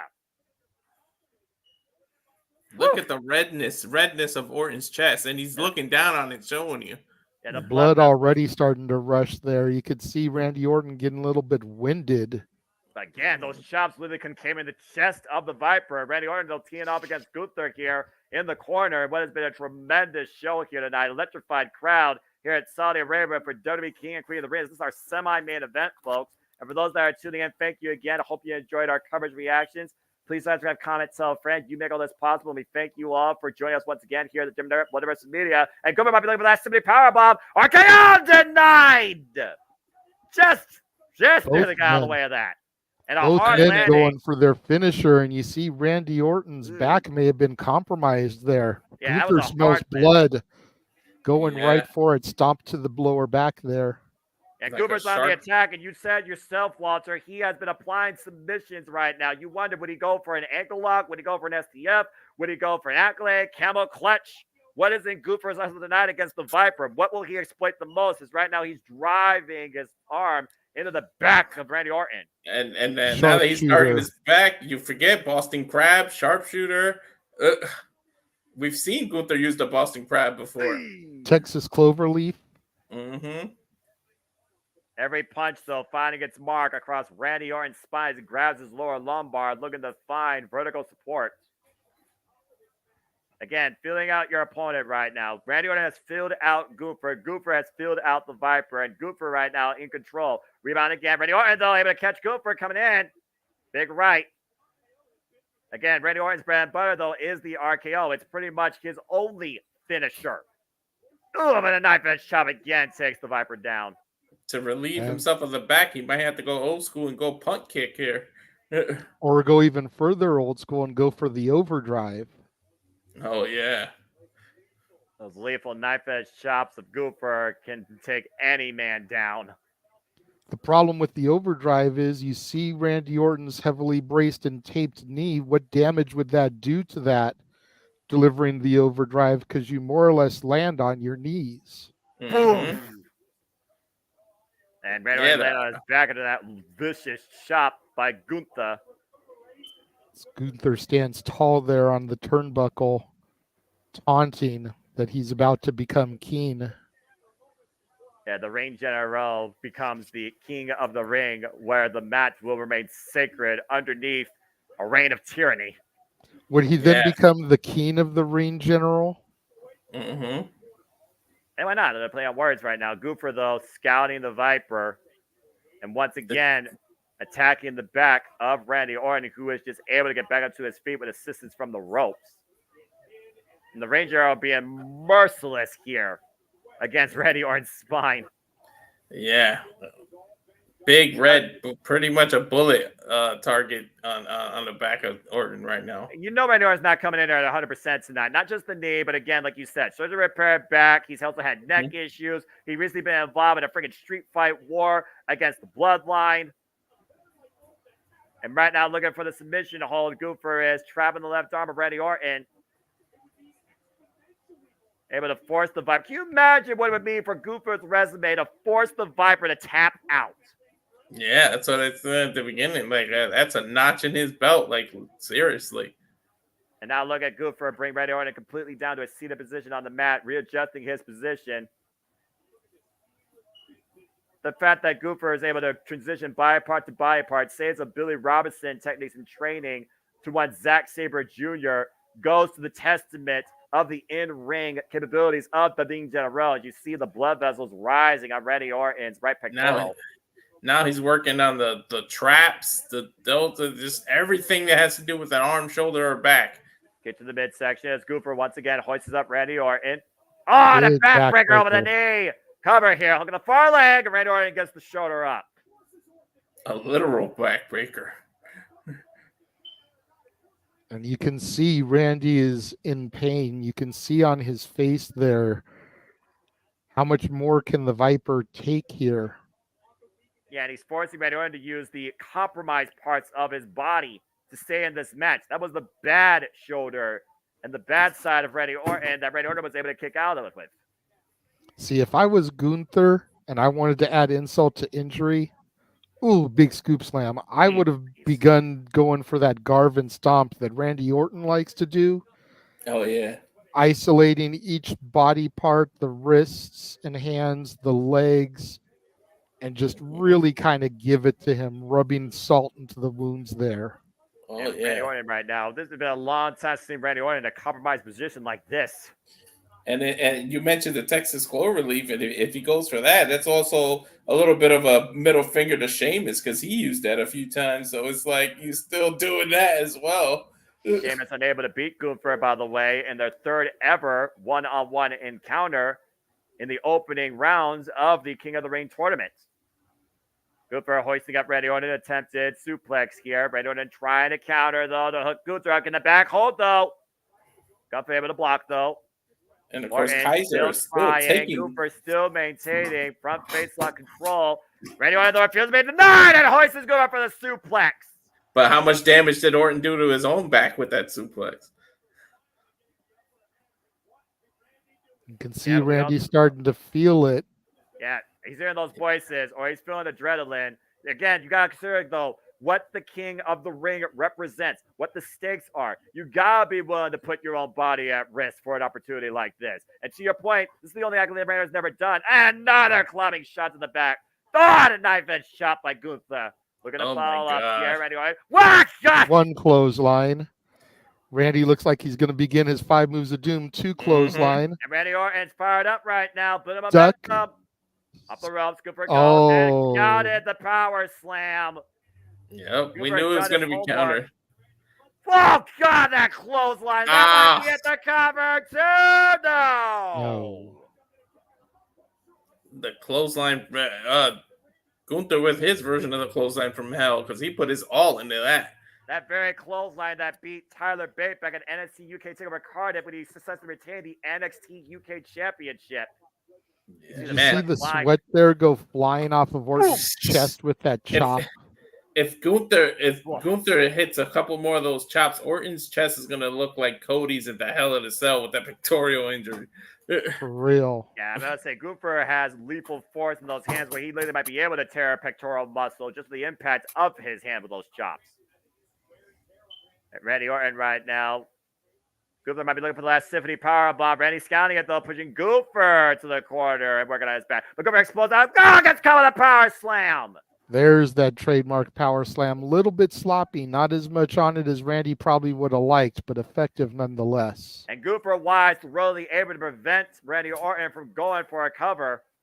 No, not wise, because the fourth move of doom is that elevated DDT. Then Gunther gonna scout it though. As Randy Orton, to your point, hooks Gunther up, hangs him across the second rope, makes him think about it. There's the DDT.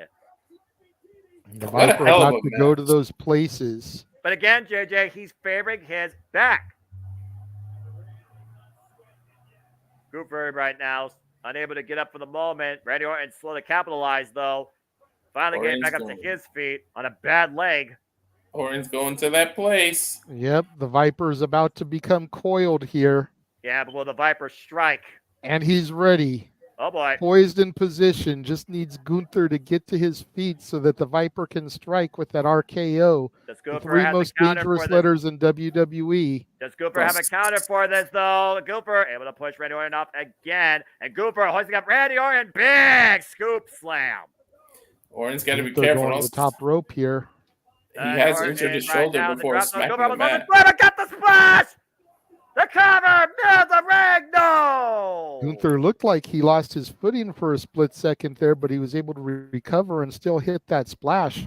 I wonder if that affected his getting the victory here. He looked like he's going for it again. Making sure he fully connects. Double stomp denied. Roll through. Randy Orton scouting Gunther. RKO! RKO! But again, his back. Though. Can he roll over the cover? He's trying. He's trying to slither his way to the prey there so he can cover him. Has too much time elapsed, though, now. Bad knee, back net, bad back. Oh, veteran instincts of Gunther. Didn't even let him get a cover. He rolled right under the ring. And Randy Orton knows the mistake that he made, unable to immediately capitalize off this beautiful RKO. Again, Gunther scouted the power some of the early going, hit the splash, but went for a second splash, and Randy Orton caught him as he rolled through. Perfect RKO, but Gunther with enough wherewithal and time given to roll away and prevent the cover. And you know, if Gunther didn't work on Orton's back, the match would have been over right there. Very few men have kicked out of an RKO. You see the look in Randy's eyes, though. Gunther laid out on the floor here. Uh-oh. This is where the Viper could be at its most dangerous. Oh, boy. And Randy Orton hoisting Gunther up and planting him on the announce table. Side belly to belly suplex drop there to your point on the table. Gunther rolling right off. And Randy Orton is pissed off right now. He is ticked, going for it again. And the leg arrow planted across that table and those monitors and that plywood. Awkward landing. And the table not giving away. Orton might want to keep going until that table breaks. Orton going back inside the ring, though, forcing the ref to break. Count. Yep, that's right. Forcing the ref to break his count. We talked about a count-out situation earlier here. Again, the last time Gunther was applied to WrestleMania was due to count-out. As Gunther able to push Randy Orton's back into the apron where steel meets wood. Another vicious chop. Ow. The in-ring IQ of Gunther is unmatched by most people in this business. Oh, no. And Gunther looking to hoist Randy. Powerbomb. Trying to hoist Gunther up with a compromised back. Randy, bad body drop to the ring general. But what did that do to Orton? All that strength that he just emitted to do that back body drop. Yeah, you can see it on his face. And Gunther, though, once again, platter across the announce table. I'm done. Orton doesn't stop until that table breaks, man. Third time, though. I mean, seriously, at this point.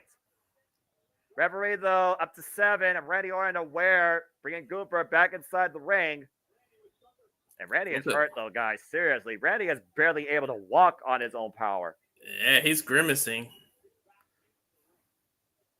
Randy already trying to get back in this fight. Already has hit his best move, the RKO, favoring his back right now more than anything. And Gunther, though, with a drop kick to the damaged leg.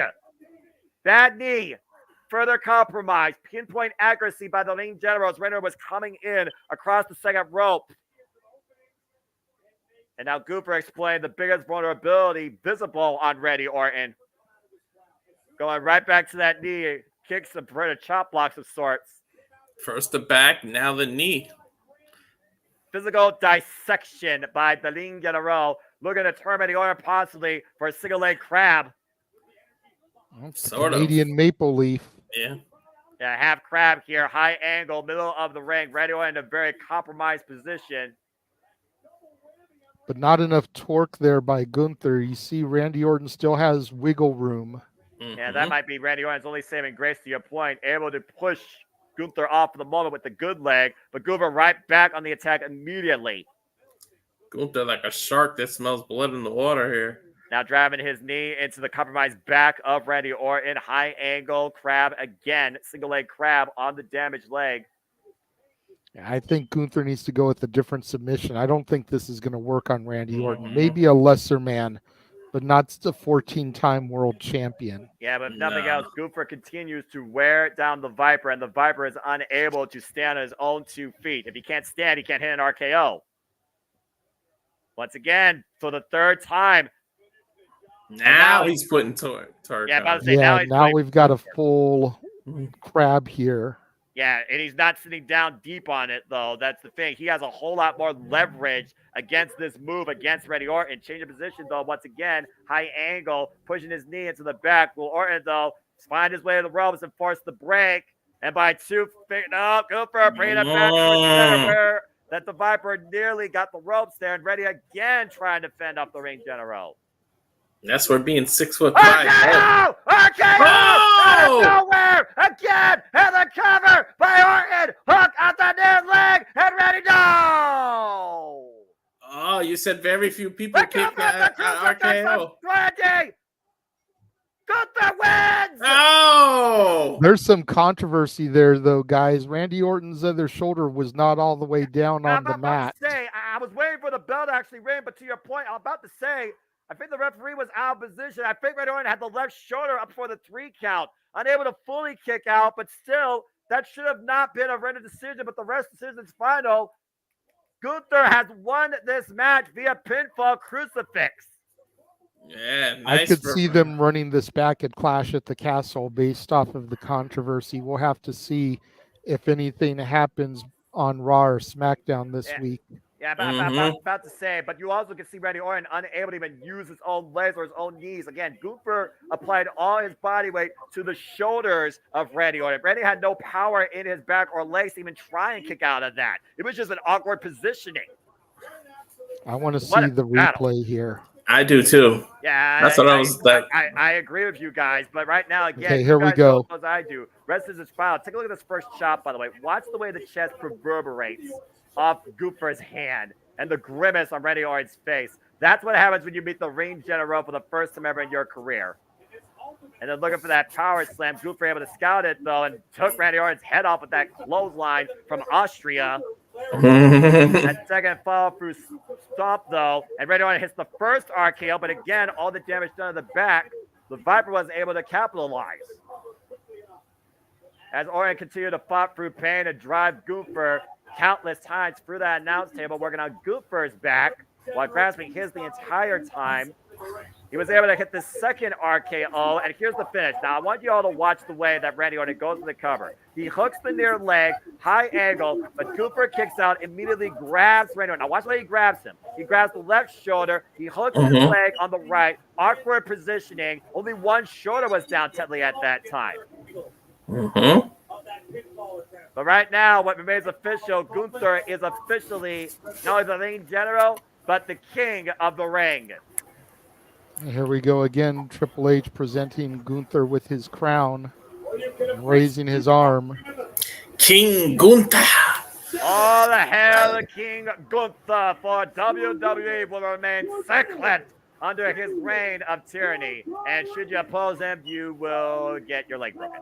As we get the official announcement here. Referee's decision is final, folks. There may be a bit of an asterisk, but you also got to consider the well-being of the Viper Randy Orton. You see Kevin Owens coming out as well as they're escorting Randy Orton out, hobbling on practically one leg. We go to Byron Saxton to get some words from the King. I will be back, gentlemen. All righty. We'll hear from the new King of the Ring. Let's see what King's his first words as king. Let's see what he says. A man of few words. His actions speak for who he is. He knows he's been through hell, though. And the audience saying, you deserve it. Damn right, and he earned it. Thank you. That's very nice, but what I do, you don't deserve. What I do and what I deserve is none of your business. Again, a man that's humble to himself. Mm-hmm.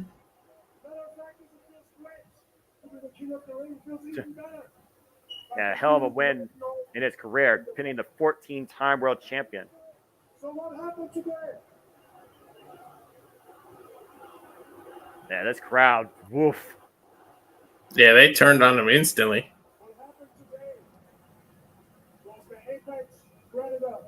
The Apex Predator became the prey of the new King of the Ring. I love it. At SummerSlam. I'm gonna become the world. And Cooper has made his intentions known that he looks to become at SummerSlam the world heavyweight champion. Priest is but now we know Priest at this is moment, Damian Priest as the ring general winner, the biggest part of the summer. Priest has the clock now began on his reign, as I said about Bailey earlier. Do we possibly get two new champions in SummerSlam? I mean, at this point, a man that's only been pinned or submitted in the last year one time only, very hard to bet against. Congratulations to Gunther, your new King of the Ring. And yeah, King of the Ring just fits heels, man. I'm so glad they went with this. Yeah, I am too. And again, Randy Orton, he fought like a champion all the way to the end. But again, bad neck, bad back, bad knee. He's damaged goods. He's going to definitely need time to recover, to say the least. And it makes me wonder how this is going to affect his continued saga alongside Kevin Owens and their war against the Bloodline. I imagine we'll get more follow of that, though, later next week as we look towards what's ahead after King and Queen of the Ring. As we got another intermission here. November 2nd from Riyadh, Saudi Arabia. Uh-oh. Yep, JJ, get ready to add something else to We Gonna Die schedule because the greatest celebration is going to take place of the fall season for Champions Galore in Saudi Arabia. A spectacle. Is this Night of Champions? That's now going to be official. Come this fall, we return to Saudi Arabia for a Crown Jewel, Saturday, November 2nd. Oh, there's something else we got to call. Yeah, well, I'm for it. Again, they will be back in Riyadh, Saudi Arabia, Saturday, November 2nd for WWE Crown Jewel. We will cover that here, folks, and the JMN Multiverse of Media as part of the hashtag We Gonna Die schedule, but I'll survive as 2024 continues to escalate with all the wrestling. Jeff's got a new graphic to make. And let's not look what's next year, gentlemen, from the city, the entertainment capital of the world, Las Vegas, Nevada, April 19th and 20th from the Allegiant Stadium will host WrestleMania. And Priority Pass are available right now for your deposit should you choose, should you want choose to survive that. Again, WWE, the global juggernaut international showcase here in the new era, the Paul Triple H Levesque era, that's been on absolute fire since its genesis at WrestleMania 40. Yeah, look out Streets of Vegas because the Jeff Meacham Network is going to be there. Oh, yes. And speaking of which, the brainchild of this era, Paul Triple H Levesque. We're going to have to get an Airbnb for the Jeff Meacham Network or something. Yeah, you're right, you think? Breaking news. You have some breaking news in your right. Incredible night so far. Congratulations to our new. Saying congrats to the new champion. New Queen of the Ring. I can hear somebody's audio. That's Dave. It's not mine. Doing Jedda, of course. Big announcements earlier today. Medical staff. What? McIntyre's been cleared. Uh-oh.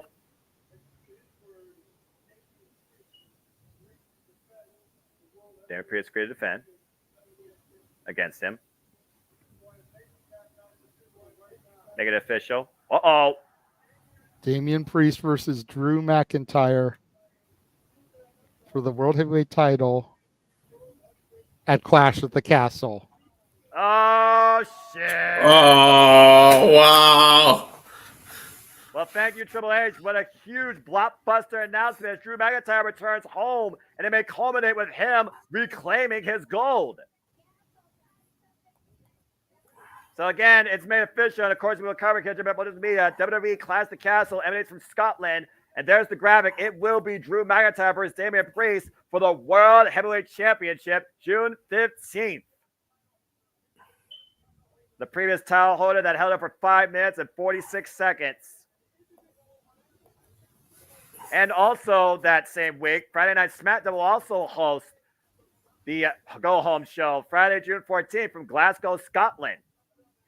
Just 13 days before my birthday. And of course, SummerSlam is taking over Ohio here in Cleveland as SummerSlam will be presented Saturday, August 3rd. Tickets still available, but they are selling like hotcakes. I'm still debating whether or not I'm going to be there because I was there last year in Detroit. Why not do it right here in my home state? We'll see what happens. But of course, we'll cover it here. JMN Multiverse Media as the summer continues to heat up. A lot of stuff ahead in WWE. SummerSlam Cleveland again, folks. Saturday, August 3rd. You'll, of course, have Jedda on the call. Maybe James Hebert. Maybe Walter Cruz indeed. Again, hell of a night's going to be August 3rd. Heck of a summer it's going to be, quite literally, for pro wrestling, guys. It's going to be a long, hot summer, as Keith Urban said. As, of course, they're in the Jeddah Superdome tonight for WWE King and Queen of the Ring. Literally a long, hot summer for me. I'll be in California for the summer. California. There you see Logan Paul, United States champion, warming up for what lies ahead, taking on Cody Rhodes for the WWE Championship. And there you see the American Nightmare right now. Pre-match preparations to take on the Maverick and humble him. Undisputed WWE Championship, Cody Rhodes, Logan Paul. This is our main event for WWE King and Queen of the Ring, and it is up next. I can never watch a man do a split without feeling pain myself. Ouch. Yeah, I don't know what goes for your body that allows you to literally put yourself at 180 degrees. As, of course, right now we have intermission. For those that are premium, you're watching the video package. For those that aren't, you're watching advertisements. But we all know what this match stems from. It stems from respect. It stems from self-entitlement. It stems from business. Logan Paul believes he is the one we're supposed to thank for where WWE is right now. All of this is because of him. And he should already be the face of WWE. Like Cody Rhodes has given his life everything possible, day in, day out, and now holds the richest prize. He believes that Logan Paul is a young boy, not ready, impulsive, entitled, spoiled brat. And I agree with that 110%. And while this is Logan Paul's 13th match in his WWE career, he has done nothing to show that he could win on his own because every one of his wins have been breathed in controversy with those brass knuckles. Yeah, I mean, I can't dispute you there, but wise man once said, win if you can, lose if you must, but always cheat. And another wise man said, if you're not cheating, you're not trying. Oh, yeah. We did get a super chat here, gentlemen. So, ding, ding, ding. $5 super chat from Sam Do you think CM Punk will screw Drew again to make him not win the World Heavyweight Championship next month? It's always a possibility, but again, as I always like to say, you've got to look at both sides of the coin. Right. Yeah, CM Punk could screw Damian Priest. Or he could screw Drew McIntyre, excuse me, and prevent him from getting the title. That would be the easy thing. Or he allows Drew to get the title, possibly even inadvertently helps Drew get the title, so that come Money in the Bank, Punk can get a title shot against Drew. Yeah. There is that, but also I think about this. Every possible turn that CM Punk can mess with Drew McIntyre, he has. And to spoil Drew McIntyre's homecoming, that would be the proverbial straw that broke the camel's back and might bring forward a match with those two, if applicable, at SummerSlam. It's one of those things where I also got to think about again. We now know that Damian Priest defended the title against Drew McIntyre. After that, we got Money in the Bank. We don't know who's going to hold the briefcase, but we do know no matter what, Gunther is going to challenge for the World Heavyweight Championship at SummerSlam. And it's the fact of the matter, do you have him face Drew McIntyre again? Or do you have him face Damian Priest for the first time ever and add another huge name to his ever-growing resume? I think if nothing else, we're looking at the culmination of the Ligne de la Roe leading Monday Night Raw as world champion come SummerSlam. It's just a matter of who's on the other side of the coin. And more so than not, with what's happening with Judgment Day, I'm leaning towards Damian Priest. So yeah, I think Punk screws Drew in Scotland. I'm leaning more towards Priest as well, but do you really want to screw Drew over at Clash at the Castle again? You think about it, the last time we had Clash at the Castle, we had Drew get defeated by Roman Reigns, thanks largely to the debuting Solo Sikoa. And then we got to have Drew McIntyre do some karaoke afterwards and sing to the crowd. Do you really have him get screwed again? In almost the exact same way, this time legitimately in his home country. Yeah, do you take it that far? Or does Punk strategic in his way? Does he wait? Does he enter the Money in the Bank, do something no one's ever done, to become a 3-time Money in the Bank winner, and it Drew's the champion? Then you cash in on Drew and try to screw him that way. And there's a lot of big what ifs to come out of Clash of the Castle, but I think one big if that we don't need to worry about right now is Logan Paul seizing the WWE title. Again, he said that he's going to not use cheap tactics. Yeah, right. And my name's not Noah Foster. Logan Paul, of course, has been the United States champion since winning the title last year at Crown Jewel, by the way, against Rey Mysterio, with the assist of Brass Knuckles and his impulsive cronies that have been able to sneak themselves in to the venue to give him that tool for the victory. And Logan Paul going into his 13th match in WWE, second time ever for a world championship. Of course, Logan Paul was able to overcome Randy Orton and Kevin Owens at WrestleMania with the assistance of that idiot and the Brass Knuckles. And you mentioned this is his second chance for a world championship. Both those opportunities came here in Saudi Arabia, Noah. Exactly. First time at Crown Jewel 2 years ago against Roman Reigns, and now against the American Nightmare Cody Rhodes. The difference is about 10 more matches under his belt, and Logan is coming in as a champion. Granted, his belt isn't on the line, but he's obviously done some right things to become a champion here.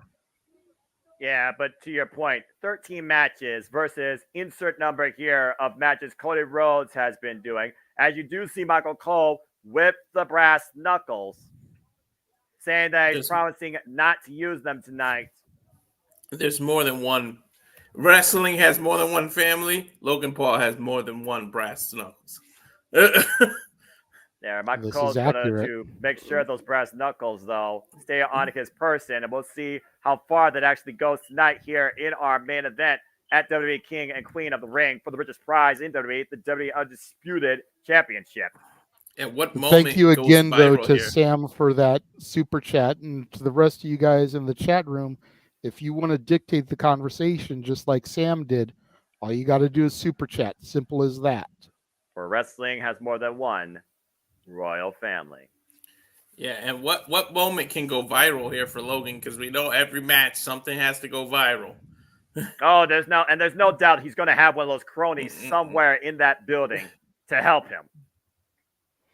Pop chiming in. Good to see you this afternoon, Dad. No respect for Logan Paul. My dad with the Logan Paul hatred, kind of like I had the Liv hatred.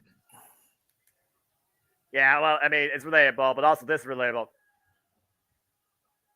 3, 2, 1. Whoa! We all got quiet for the one moment. And you gotta do it at least once. It's Cody Rhodes. And shout out, by the way, to one of the kinder voices, younger generation of WWE, Natalie. And again, I hope Natalie's doing well. Again, guys, Cody Rhodes going to do his second defense as the WWE champion after a phenomenal, pun intended, trial by fire in his inaugural defense against AJ Styles at Backlash. Finally finishing his story and defining a kingdom in WWE, looks to show Logan Paul that he is nowhere near ready for the pressure that is hold when you adorn yourself with that gold. The face of the WWE here nonstop, 24/7, 365, refuses to lose to this self-entitled over part-timer. Dedicated this match, of course, to his wife, Brandy, who has successfully had surgery. Glad to know that she is okay. Whoa. As you see the watch parties at WWE Experience in Riyadh, Saudi Arabia, singing along to the American Nightmares theme, Kingdom by Downstate. And of course, we just found out moments ago they'll be back in Riyadh November 2nd for Crown Jewel. And you wonder if Cody Rhodes will still be a WWE champion at that time. And if so, who will be waiting for him on the other side of the marquee?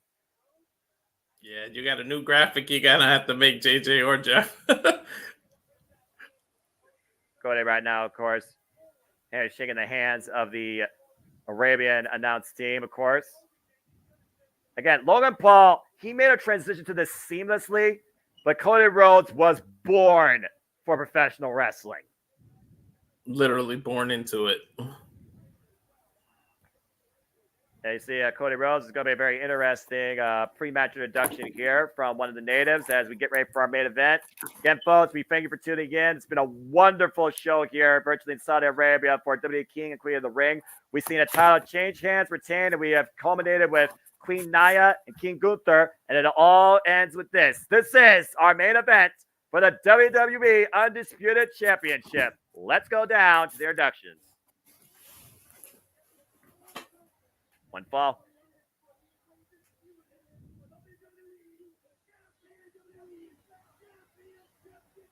And a little bit more hype on that voice than Mike Rome. Mm-hmm. The Maverick, Logan Paul from Cleveland, Ohio. Damn it. He is the challenger and the current United States champion. Yeah, you say from Cleveland, damn it, and he represents Puerto Rico on my behalf, so damn it on me. Meanwhile, on the other side, representing everybody that's been a fan of professional wrestling and the WWE, he is the undisputed WWE champion, the American Nightmare, Cody Rhodes.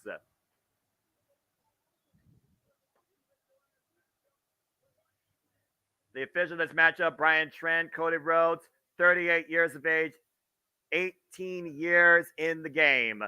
Logan Paul, impulsive 29 years of age, 2 years professional wrestling experience. You see Cody Rhodes, by the way, have that bandaged up hand.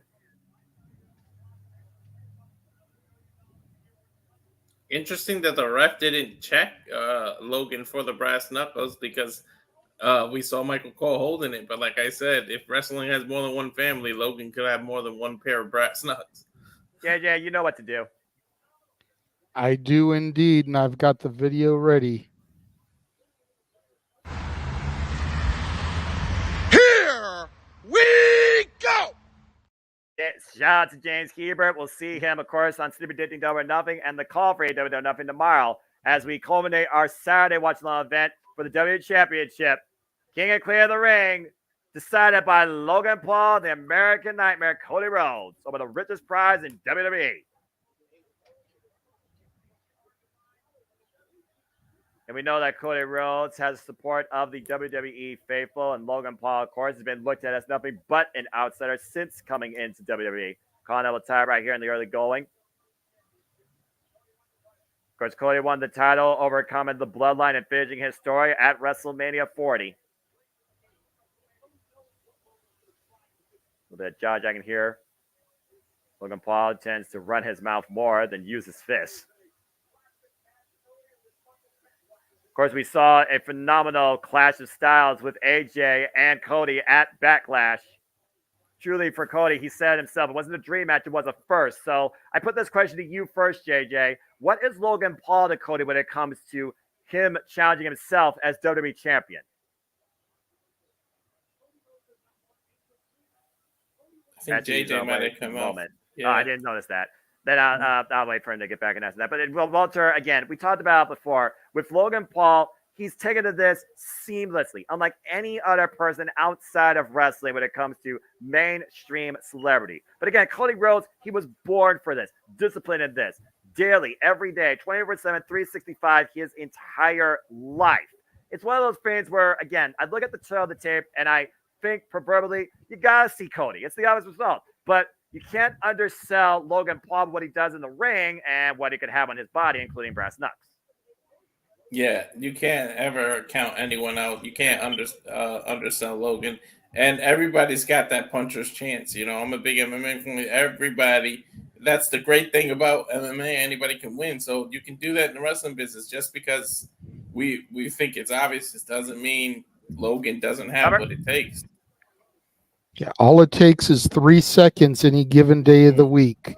Exactly. Yeah, Cody Rhodes picking the ankle, though, looking for the ankle lock. Logan Paul immediately finds his way to the ropes.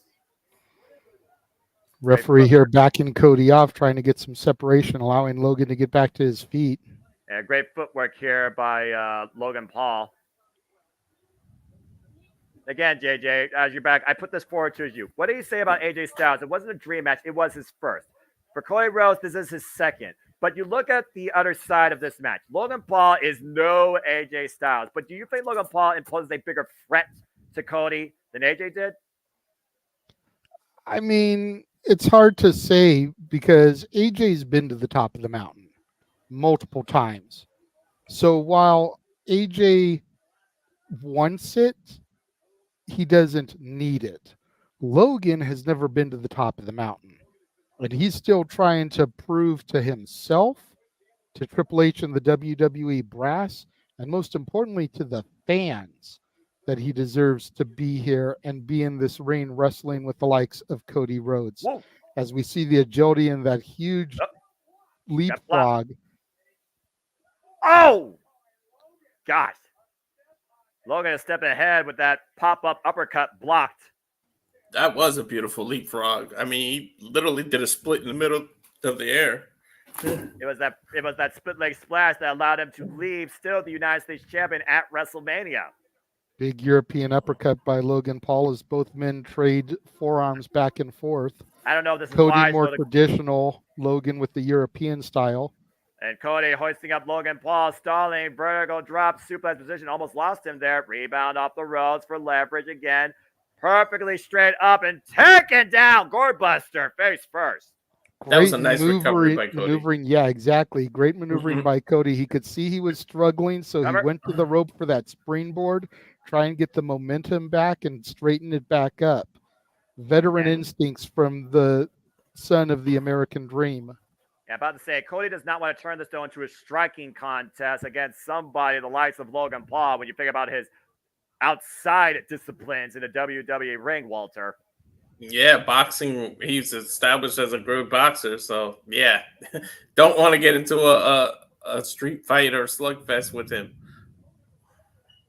Again, Cody respects what Logan Paul has done, but he doesn't respect what Logan Paul believes that he's done for WWE when it comes to the reason that we're here is because solely of him. Did you see that agility by Logan Paul doing the splits, making Cody miss that cross body, and then a beautiful kip up? And over the top rope with the plunge, wiping out the champion on the outside. Again, targeting Chain's hands via pinfall or submission inside the ring. Disqualification and count out means nothing. Yeah, you could talk shit. You can talk about Logan, but the one thing, yeah, remember the one thing you can't do is deny him. You remember the last person that jaw-jacked Michael Cole talking about paying attention? There's two people, Bayley and Kevin Owens. How'd that work out for them? I'll let you be the judge. Bayley's the women's champion right now. Yeah. And Kevin Owens has had bad blood with Michael Cole since 2016, arriving on the main roster WWE scene. And Logan Paul teeing off against Cody Rhodes in the corner. That body shot coming into play. These body shots finding their mark. Cody unable to cover up. He literally lifted Cody off his feet. The titanium plate in his hand, by the way. Let's not forget about that. Logan Paul has the titanium plate in his hand. And hoisted up. Oh, my! Up and over. Logan in for the pinfall. Hooks the leg, only a 2 count. Cody able to kick out at 2. An overhead power bomb. Wow. Yeah, take a look at the replay here. This overhead power bomb, to your point. Cody Rhodes playing it face first and chest first. Not going to win more out of the American Nightmare. And when you land like that, where do you put your stress? Right on your pectoral muscle. Arm ringer, gut wrench, gut wrench, power bomb, hooking on their leg, and a 2 count. You know, say that again, Walter. I think they missed that. I said when you land out of a position on that, where do you put all the stress on? It's your pectoral muscles, and we know the history of the surgically repaired pecs of Cody there. And you know as well as I do, a surgery like that never fully heals. You're never the same way again. No. Logan Paul, beautiful standing moonsault. Covered here by Logan, and Cody gets the left shoulder up. This dude is athletic, man. I said talk all the shit you want. The one thing you can't do, is deny him. There's no way you can deny this dude.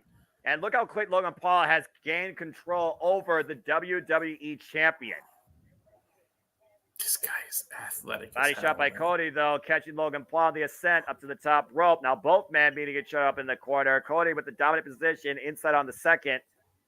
Cody and Logan right now fighting off. Cody fended off for the moment. Logan Paul once again readjusts his footing. Cody refusing to be denied. Out of the corner. Wow, God! Deep arm trap by Cody Rhodes. Oof. Diving arm drag. Wow. I want to see that again from a different angle because we didn't get. I want to see it from the back angle. Yeah, about to say, look at the way that Cody Rhodes' body lands, though.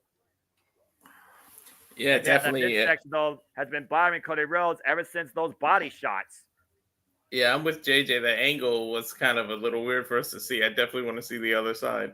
Yeah, Cody going to the jab game, though, and the knee, though, bends Cody over by Logan Paul. Again, Logan right now attacking the core. Octopus.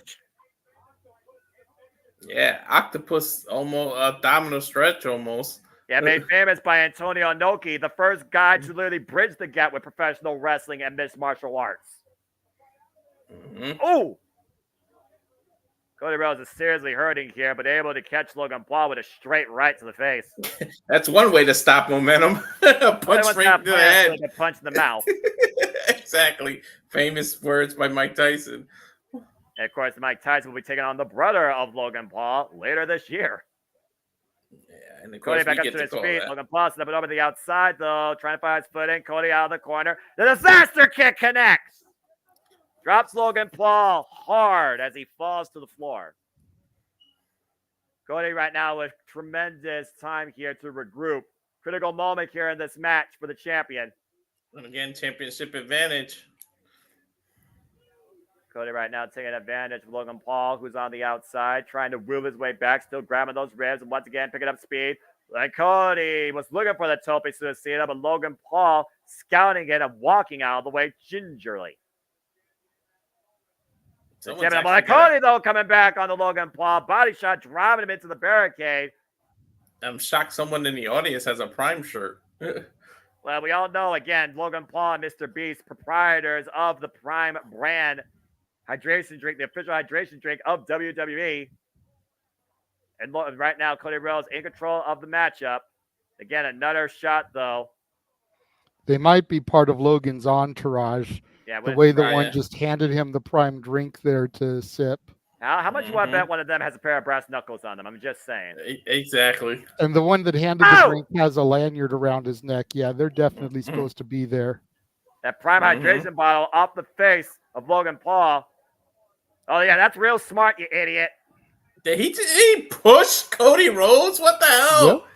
Yep. It's all part of the story, man. There we go with the Wait nut. a minute, that dumbass again. That's the same dumbass that allowed Logan Paul to beat Rey Mysterio. Mm-hmm. He signed a prenup. Cody Rhodes off the steps. Boom. Oh, no. Brass Oh, nut right. gut punch. Ouch. And then Logan tucking the nuts in his tights, getting rid of the evidence. Hypocritical ingrates. Man. That'll rearrange your stomach. Smart. There. Yeah. Impulsive. Yeah, all right, focus on the He chant. told Michael Cole he wasn't going to use them. He gave them to him. Desperate man. Michael Cole is 100% Oh, right here. Corey Graves getting into the face of Logan Paul. Oh, For once, I agree with Michael Cole 110%. I want to see Corey get physical. We know he's been medically cleared. He can get back in the ring if he wants. Exactly. We just finished calling Logan Paul smart, and then he gets distracted by Cole. Well, again, Cole's calling his integrity. I don't blame him. This impulsive hypocrite, literally saying they wasn't going to use the brass knuckles, just teed off against Cody Rhodes' midsection. Somebody needs to wipe that camera there. Cody Rhodes once again trying to pick a speed off the ropes, takes Logan Paul out for speed after the tope suicida. And again, every move, Cody right now, you see the chest cavity. What God, power slam. Shades of his former legacy mentor, Randy Orton, we just saw in the previous match. Look at the way Cody Rhodes' chest, though, is heavily rising and falling, though, guys, after that brass knuckle shot. Everything that Cody Rhodes is doing has got to be agonizing. Cody right now trying to fight his way back into this match off the will of the people. And right now you want to get to the top. You need to do what you got to do. Disaster Kid denied this time. Logan Paul looking for a big left. Cody able to duck underneath. Logan Paul misses the right. Swing and a miss right now by Going the boxer. for those Dusty Rhodes jabs here. A little shake, rattle, and roll action. Bionic elbow. So that flip up and fly, if you will. Bionic elbow connects. Cody hooked the leg, and Logan, damn it, gets the shoulder up at 2. The impulsive nature of Logan Paul is the only reason he's surviving right now. After this shot, watch this shot. Boom! His fucking stupid entourage at ringside. Once again, handing the weapon. And those brass knuckles catching the midsection of Cody Rhodes. Cody changing gears here. Might be looking to trap Logan Paul. Figure 4 leg lock. Ah, he goes from his dad with the bionic elbow to his dad's greatest rival, Ric Flair, with the figure 4 right after. Yep. Logan with nowhere to go. Logan Paul's never been in this position, folks. And Logan's got to be careful not to keep his shoulders down. Well, again, your own knee working against you here. There's only 2 ways to escape this. A rope break or reverse the pressure by rolling through on your body. Logan using his 6'3" frame to get to the ropes. Thank you. I was going to say, you see him using that strength to get himself to the rope there. Yeah, the height advantage of Logan Paul, the saving grace from a figure 4 leg lock for the time being. Again, there's one person you can't trust for his word in this business. It's Logan Paul. Cody trying to push through the pain, though, once again trying to capitalize. The shoulder block, though, to the compromised midsection, though, by Logan Paul. And Logan might be looking for that sling, shot, lariat. Cody ducks underneath it, though. Once again, off the second rope. Cody, cutter! Shoot the half. Come on, Cody, into the counter. Hook the 3rd leg. No! Logan Paul still showing a little too much tenacity here. Went for the Logan lariat. That momentary hesitation, though, cost him dearly. Nearly cost him the match. Cody capitalized the Cody cutter, 2.5. And again, you talked about the power slam earlier. Cody establishes a Cody cutter, so shades of Randy Orton again, because his own version of a cutter. This is our main event here at WWE King and Queen of the Ring for the undisputed WWE Universal Championship. American Nightmare Cody Rhodes defending the gold against WWE United States Champion Logan Paul. What the hell is Cody looking for here? A vertebra breaker? Yeah. What the hell? No. My God, the Hurricane used to use this move. Logan Paul, though, able to escape. You got it, Kevin. Crossroads by Logan Paul. What the fuck? Cover! No! Cody gets the shoulder up at 2.5. How great would it have been if he had connected with that Crossroads and won the title? Like, Jesus Christ. Talk about literally sending a message to everybody that says he's not ready. Look, I'll say it once, I'll say it again. I'm one of those that believes in integrity. I believe in you earning respect. I respect what Logan Paul can do in that ring from a Lesnar standpoint, but as a human being, as a character, he's absolutely deplorable. He's a hypocrite. And it's one of those natures that's going to cost him here tonight versus his being his game. Split leg cross, able to get out of the way. Now look at a hook up Logan Paul, front face lock. Cody, whoa! Turns him around. Twisting vertical suplex.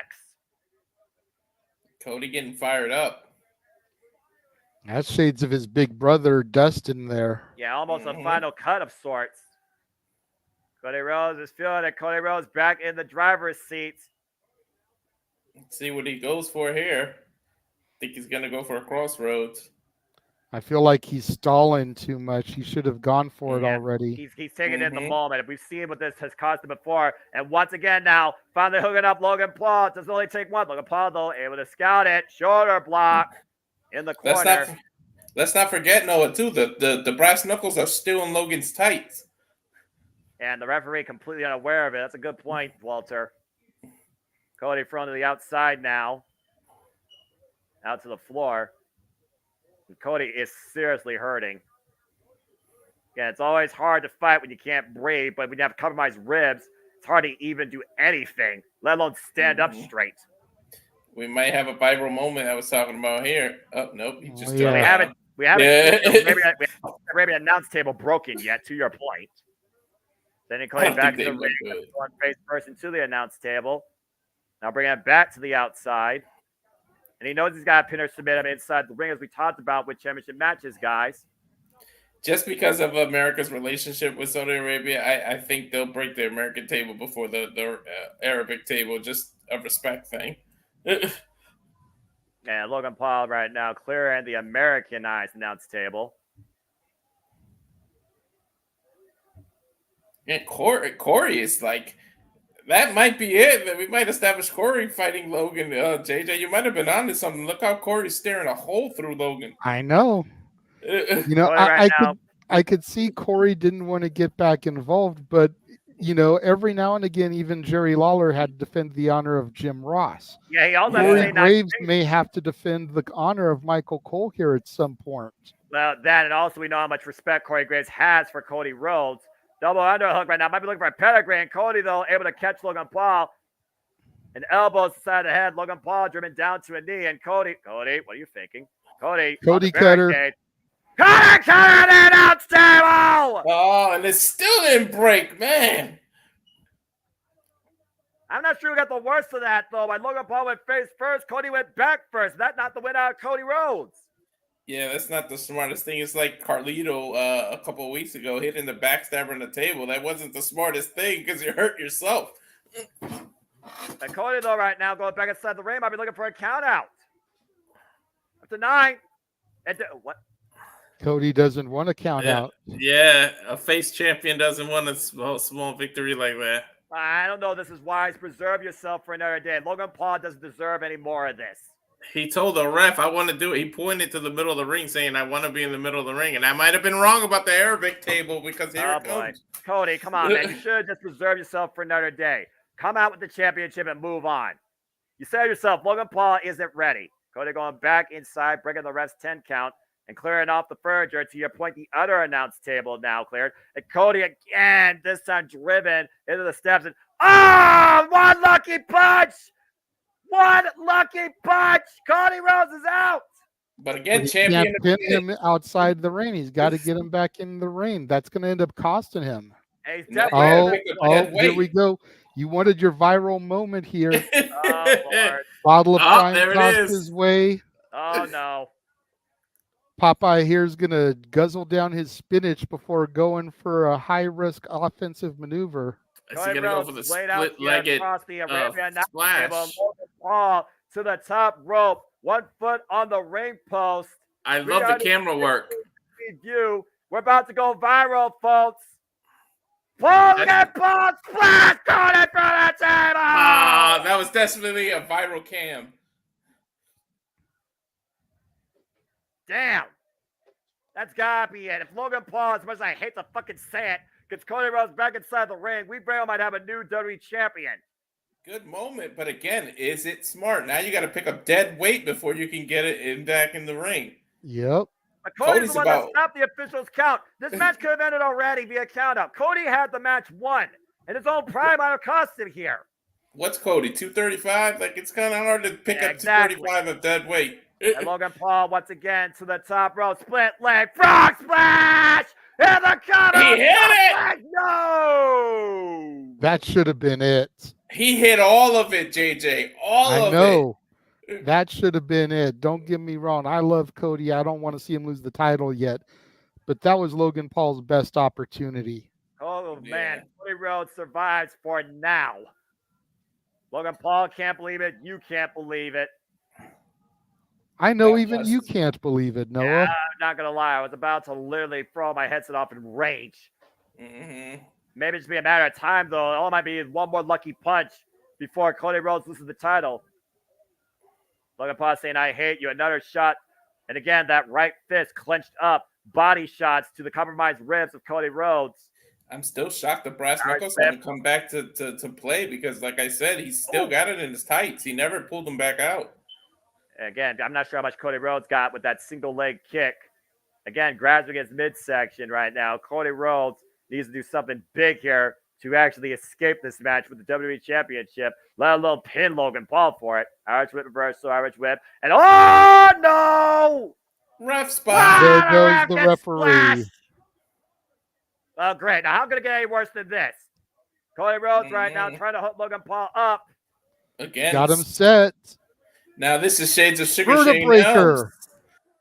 Big vertebrae, but the referee's down. The referee's down. Turn around. 1, 2, 3, 4. God damn it. 5, 6, 7. Turn around, you idiot. The inverted contact with the official right now, unable to see the cover. And remember, the brass knucks are still there. I said it about 5 times. They were perfect opportunity to use it with the ref being knocked out. Right now, Cody just trying to get the referee back in this match. Again, this match continues until we have a decision rendered. What a low blow by Logan Paul to Cody Rhodes. Can he go for the split-legged splash again? Let's go for that split. He's going for those nuts that you so eloquently pointed out multiple times. Well, you already said you ain't cheating, you ain't trying. He's already cheated twice. But the referee is also stirring. You don't want to get caught with a loaded gun. What's this? What? They're not. That's a guest ring announcer. What the hell? Yeah. What? Yeah, I mean, whatever. Wait a minute. I would have used Cole for that spot. A little bit payback. Crossroads. Cody still has him hooked. Going to go for number 2. Break his neck. Second Crossroads. Number 2. Going to get the hat trick here. The fire in the eyes, the American Nightmare. And a third emphatic Crossroads. The cover. 1, 2, and Cody has retained. That was the most random spot to use the guest ring announcer, though. Well, again, who doesn't hate Logan Paul? There's your answer. I would have used Cole or Corey after the what was the point of the interaction with Cole or Corey? That Michael Cole cannot be physically involved in this match, and neither can Corey Graves. Logan Paul, I'll give the devil his due. He's impressive. He's incredibly athletic. He's fully capable in a WWE ring. He's just a disgusting human being. But he took Cody Rhodes to the limit and did everything possible to try and escape with the WWE Championship. And frankly, he failed. Cody Rhodes said himself, he's not ready. If he believes that pure athleticism and impulsive nature is all it takes to be the champion of WWE, he is milestones away from being ready to lead this company. But again, with this type of match, do you put more respect on Logan Paul after? I mean, he's established himself as being able to be taken serious. Well, Cody Rhodes continues to forge his legacy in his kingdom, still our undisputed WWE champion. Let's take a look at some of the action here. That ridiculous Cody Cutter up the barricade on the announce table face first, then 360 panoramic view. Logan Paul, the Maverick, soars tonight, takes to the skies and splashes Cody Rhodes through the Arabian announce table. It's imitation of Triple H. Mm-hmm.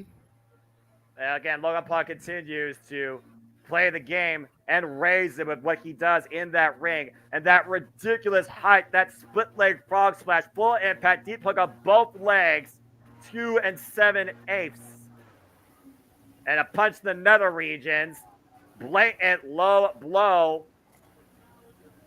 As we would see another one lucky punch attempt here, but to your point, of all people, the ring announcer for Saudi Arabia. Mm-hmm. Pick the angle of Logan Paul that allowed Cody Rhodes to hook the Maverick for a trios of emphatic crossroads, and Cody Rhodes continues to be the face of the WWE. It was definitely not easy tonight. Damn right hard. Yeah. This pay-per-view delivered, though. And Cody Rhodes remains on top of the mountain here in Saudi Arabia. Tremendous respect being shown here by the WWE Undisputed Champion. Pop says brass knucks and low blow, no respect, period. It's solid heel work, Dad. I mean, it really is. It is. Yeah, it is what it is when you're an impulsive, despicable human being, desperate to prove that you should be the face of the WWE. But thankfully, good prevailed tonight. Look at the intelligence of that. Next time a heel that Noah likes does something dirty. Exactly. Look at the intelligence of a young fan. The only fan. time a heel works is when you do just fair.